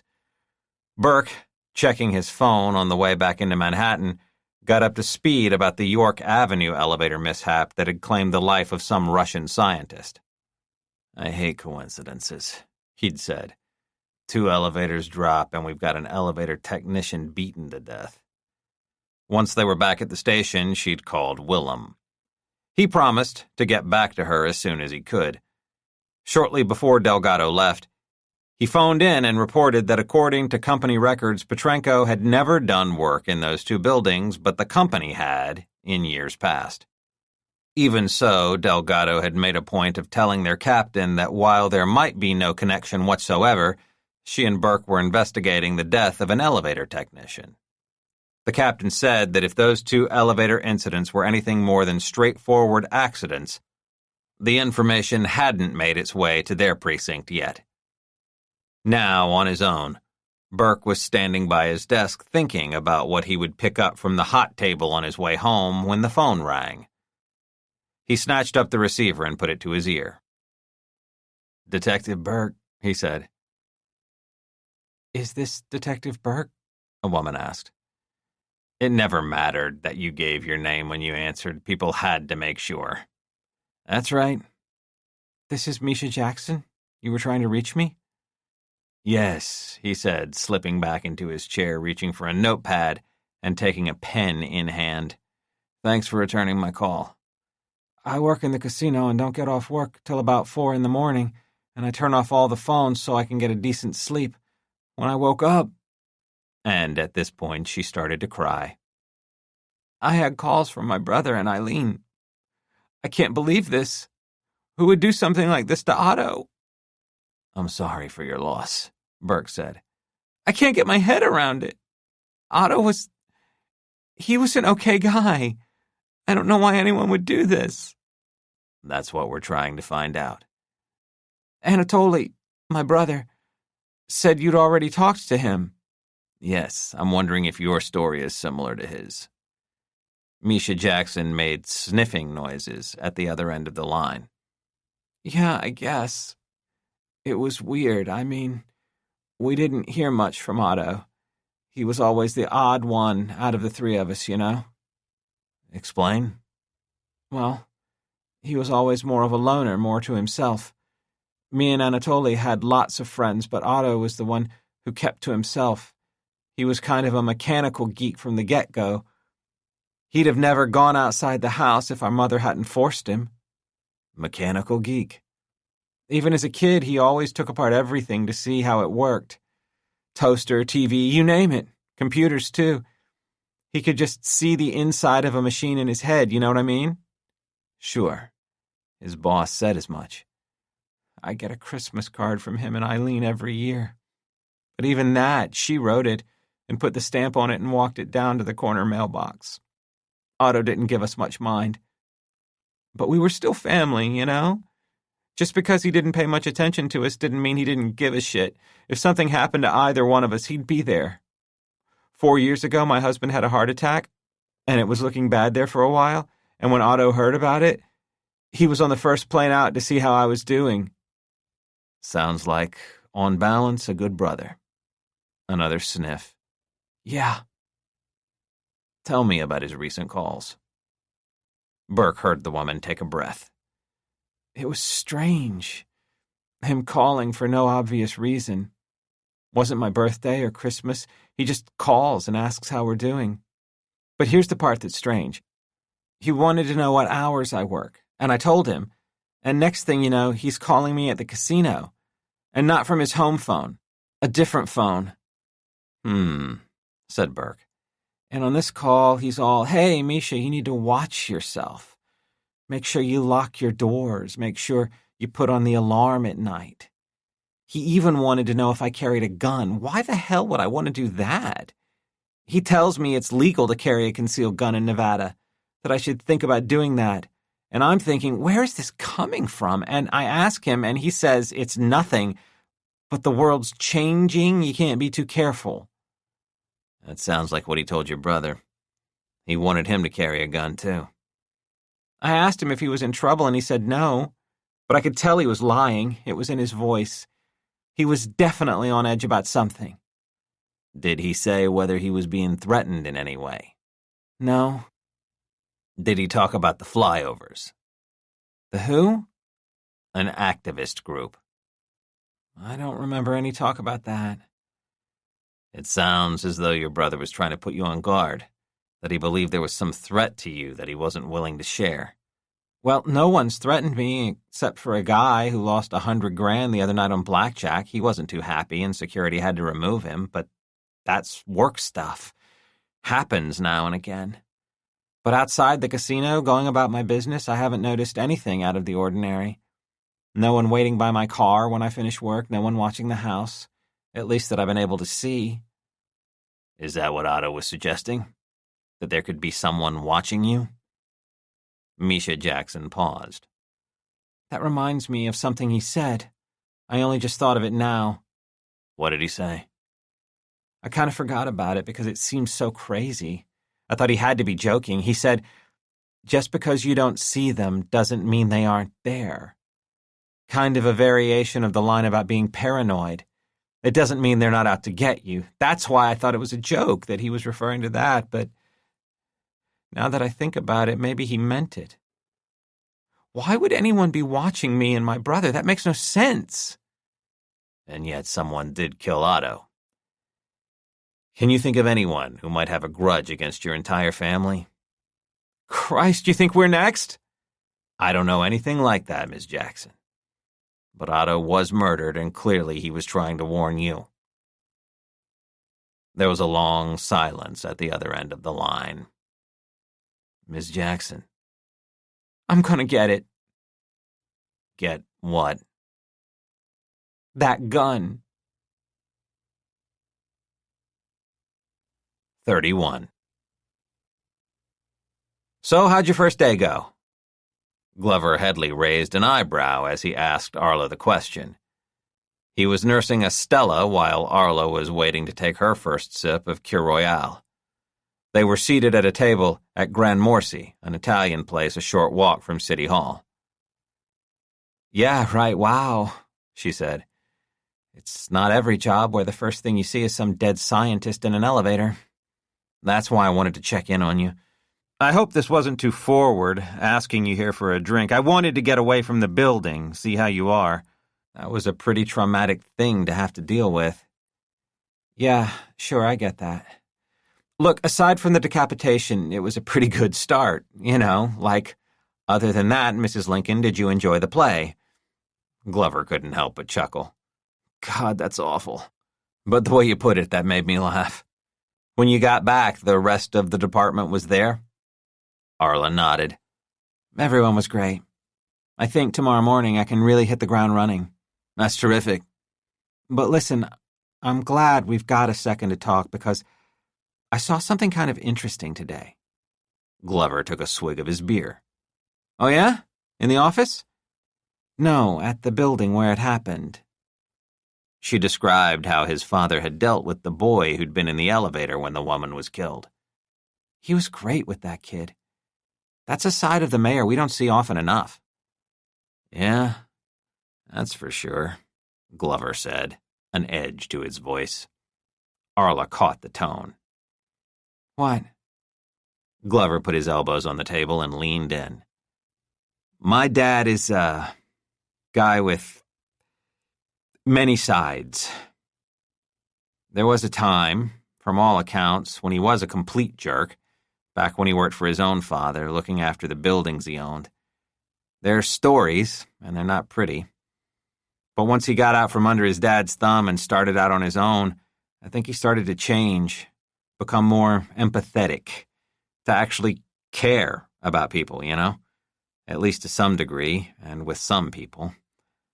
But there's always been this part of him, a side he tries to keep buried, where he's still that young man who's stuck doing daddy's dirty work. A cold son of a bitch.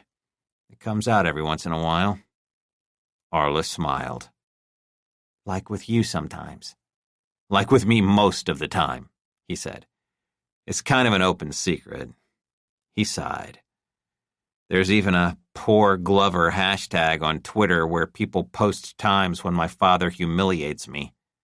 That's awful. Yeah, well, I guess it balances out. Considering there's like half a dozen other Twitter accounts devoted to making fun of him. Arla gave him a sly look. Which one of them is yours? That made him laugh again. I'll never tell.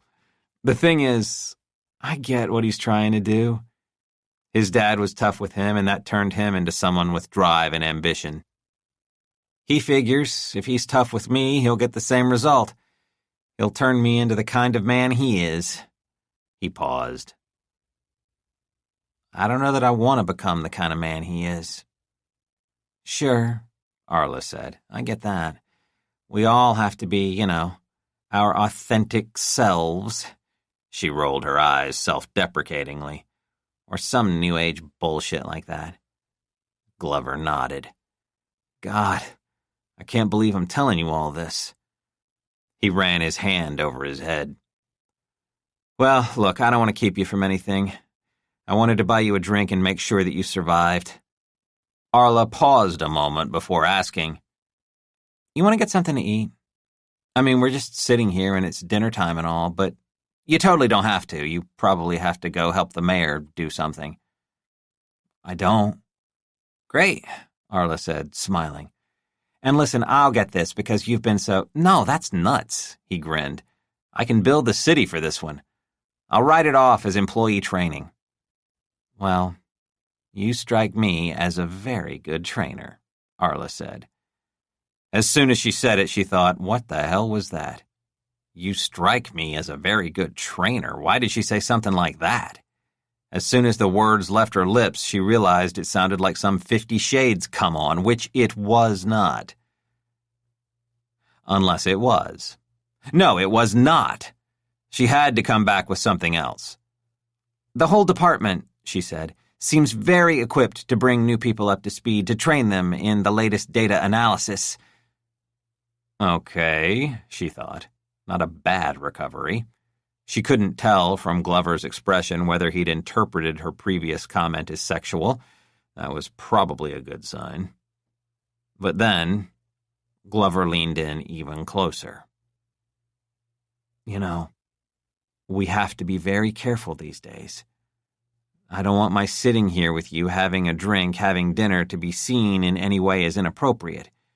You're not under any pressure to stay. We're living in a post-Weinstein world now. Dinner was my idea, remember? She said. Glover smiled. It's nice talking to you. Yeah, Arla said slowly. Glover sat back in his chair and raised his palms. About work. It's good talking about all the things that need to get done. Of course, right, she said. He turned his head, scanned the room. If you see a waiter, let me know and I can score us some menus. So, Arla said, signaling a change in the conversation's direction. What did your dad want? When we were at the accident and he texted you to come upstairs? Oh, yeah. We had to walk all the way to the top. He stopped, looking for someone to bring him a menu, and leaned in conspiratorially. I don't even know if I should tell you about it. Why? What? Glover rubbed his chin, trying to decide how much to share with Arla. You have to promise not to tell anyone. Arla felt her pulse quicken. Yeah, sure, of course. There was this guy from the building department and this other guy from Homeland Security or something. You're kidding. Why would someone from Homeland be there? His voice went even quieter. They think the elevator was sabotaged. Her mouth dropped open and her voice rose. Seriously? Heads turned at a nearby table. Through gritted teeth, he said, Shh. I can't tell you this if you're going to look like I just told you I'm gay or something. A pause. Which I'm not. Okay, she whispered. Anyway, it looks like the accident was deliberate. Yesterday's, too. His face grew grim, yet he also looked excited to be able to share privileged information. Looks like by the same person. Oh my God. So it's terrorism? Could be, he said. It would have to be someone very smart to be able to pull it off.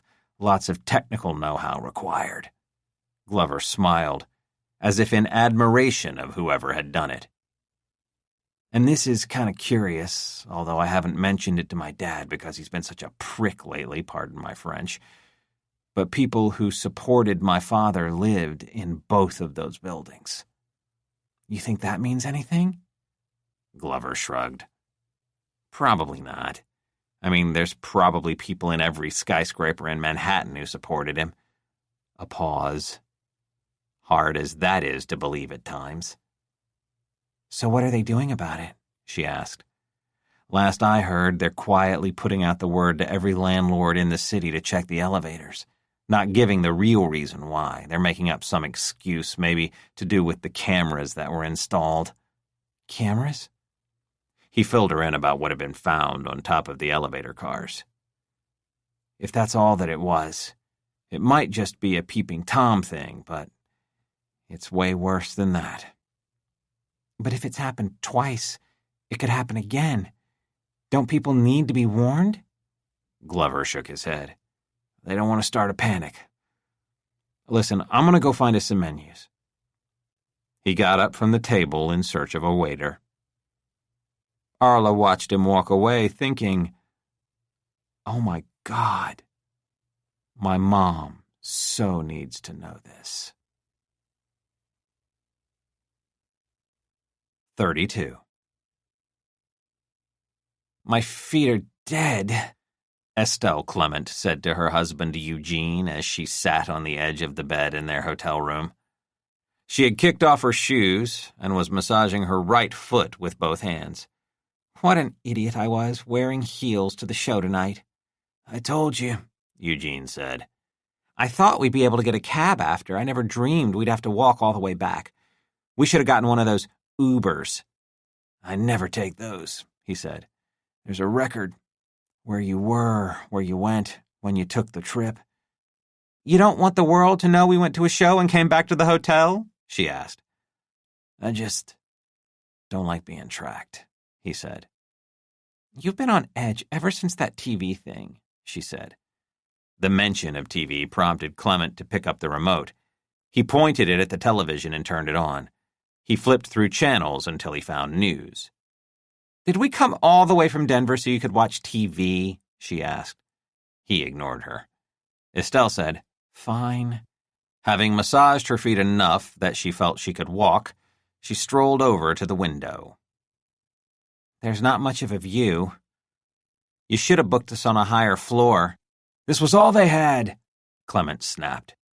On the screen was a reporter, standing out front of a high-rise building.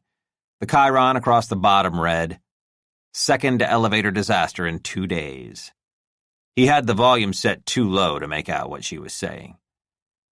His wife reached across the bed for her purse and dug out her cell phone. I'm going to text the kids. Do that. We've got 2 more days, she said, with what sounded like a hint of resignation in her voice. What about tomorrow? Why don't we talk about it at breakfast? He said. I'm trying to watch this. She hadn't started texting yet. She was glaring at her husband. Eugene, she said. Look at me. He sighed, turned, and said, What? She asked, Who was that man? What man? The man sitting in the car after the interview, when you were getting the cab, the one you talked to with your back to him. Clement's face grew concerned. I'm not sure I'm following you. He put down his window and he said something to you. You had a conversation. He was probably telling me to stop leaning on his car, Clement said. Do you know him? She asked. Of course not, he said. Because I think I've seen him before. What are you talking about? I only had a quick look at him, but at home, I thought I saw you talking to him once on the street, and I even thought I saw him in the lobby. I'd never seen him before in my life. So you did see him? Today you had your back to him when you talked to him. Clement was briefly flustered. I didn't see him. I didn't see anybody. I don't know what the hell you're talking about. Estelle was quiet for a moment before she asked, Why did we do this trip? What? It's our anniversary, for Christ's sake. I was surprised when you proposed it. He tossed the remote onto the bed and rolled his eyes. Why wouldn't I? Because it's the first really nice thing you've done in a long time. This is what I get. I plan a trip, I fly us to New York, and now I've done something wrong. What do you want from me, Estelle? She considered the question. Well, for starters, to love me again, if that's not asking too much. He looked at her, said nothing. She sat back down on the bed. You don't even... I know I'm not 21 anymore, that the years take their toll, but I'd like to think you still found me even a little attractive. Of course I do, he said without conviction, glancing for half a second back at the television. The prescription worked, but you still don't seem to want... I really don't want to have this conversation again, Estelle. You never want to have this conversation. Maybe because we don't need to have this conversation. If you would just talk to... I don't need to talk to anyone. Estelle said nothing for several seconds. Then, it's a myth that it's always women who lose interest. Clement briefly closed his eyes and sighed. This has been a very stressful year for me. Getting the organization up and running, getting the word out, dealing with all these baseless accusations, it's taking a toll. Surely to God you can see that.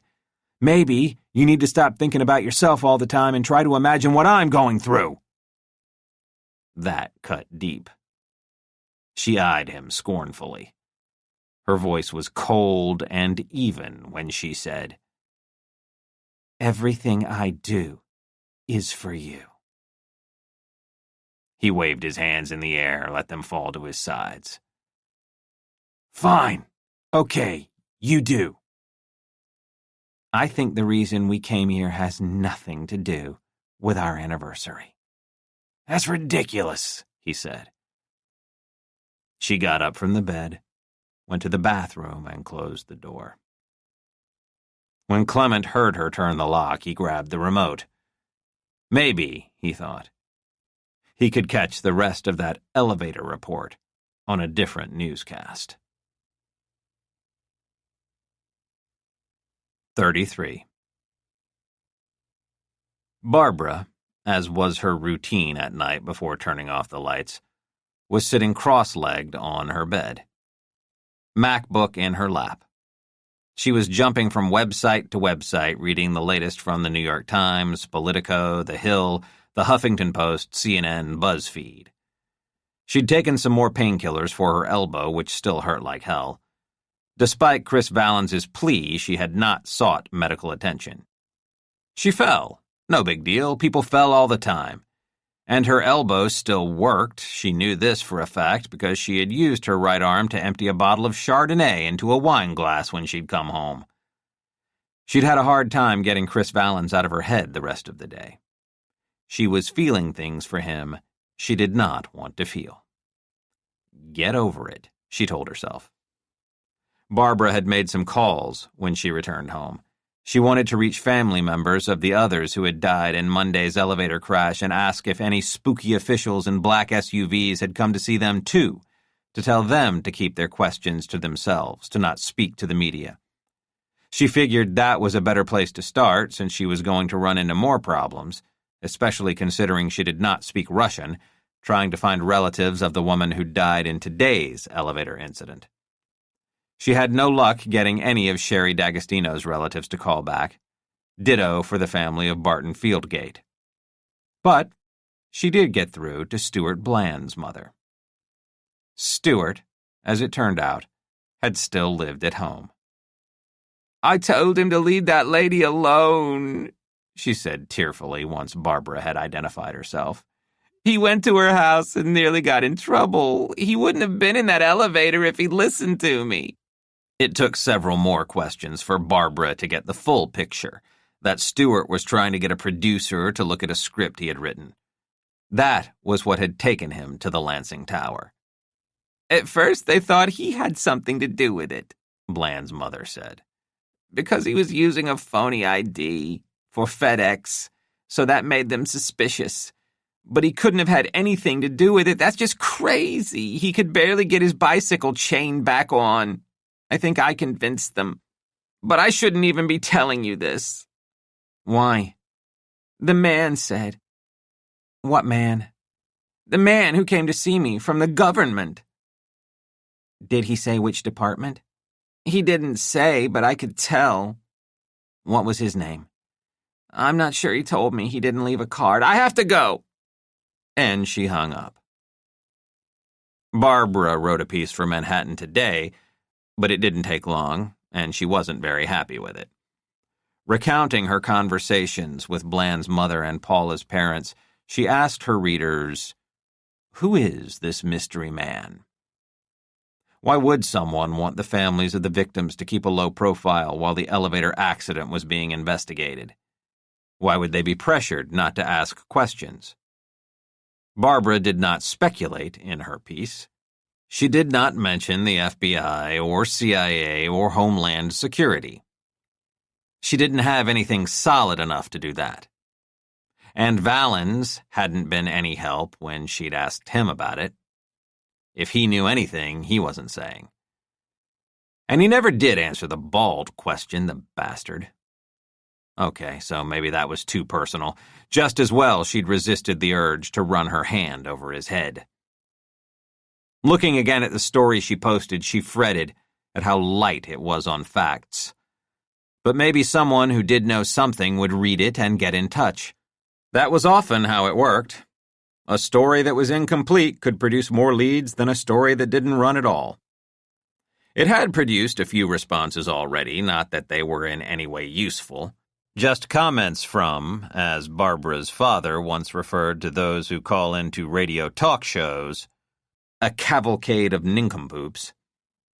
There was Spicy Dragon, who said, "Anybody that old who still lives with his mommy deserves to die." And there were these words of wisdom from Deep State Harry. "We are all being watched. There are black vans everywhere." Barbara was about to move on from the Manhattan Today website when one other comment caught her eye. "Hope you are feeling better." It was from Going Down. Barbara felt, along with the persistent dull pain in her elbow, a chill run down her spine. Hope you are feeling better. Barbara thought back to when Chris Valens had tackled her in the middle of the street. All this time, she'd thought he was the only one keeping an eye on her. Was it possible someone else was too? Whoever this going down person was, had he, or she, seen that van nearly hit her? When she screamed in pain about her elbow, had this person heard her? Barbara tried to think back to the scene. There was the old lady who got her phone, that postal worker, the woman with the shopping cart. Was it one of them? Going Down had been the one in a response to her last article to express condolences about Paula Chatsworth. Okay. That's what Going Down is referring to. Not my fall today. Barbara touched her hand to her chest. Her heart had briefly raced at the thought that she was being watched. She was getting paranoid. Thinking about mysterious men in black SUVs had prompted her mind to go places it shouldn't. "Chill out, girl," she said under her breath. That was when she moved off the Manhattan Today site and started surfing all the other news outlets. The so-called experts said screens should be avoided an hour before bedtime. Artificial light from phones and tablets and laptops messed up sleeping patterns, they argued. Bullshit, Barbara thought. This was what she did every night. Even if she had someone over. If some man wanted to roll over and go to sleep after a fuck, that was fine with her, but don't expect her to ignore what was going on in the world. Frankly, this was one of the reasons why she didn't like having men spend the night. Not only did they want you to put the laptop away, they expected you to make them breakfast. Fuck that. Barbara closed the laptop, killed the lights, and put her head on the pillow. She was about to close her eyes when she noticed her phone, sitting screen side up on the covers next to her, light up with a text. Barbara glanced over. It was Arla. There really hadn't been a moment all day when Arla wasn't in her thoughts. Even when Barbara had been with the Chatsworths or talking to Stuart Bland's mother, Arla was on her mind. Barbara had been unable to stop thinking about Arla's new job and what had motivated her to go after it. Had she done it to drive her mother nuts? Or was it really a position she wanted that she believed would challenge her? Barbara, in one moment, would think her reaction to Arla's news at breakfast had been perfectly justified.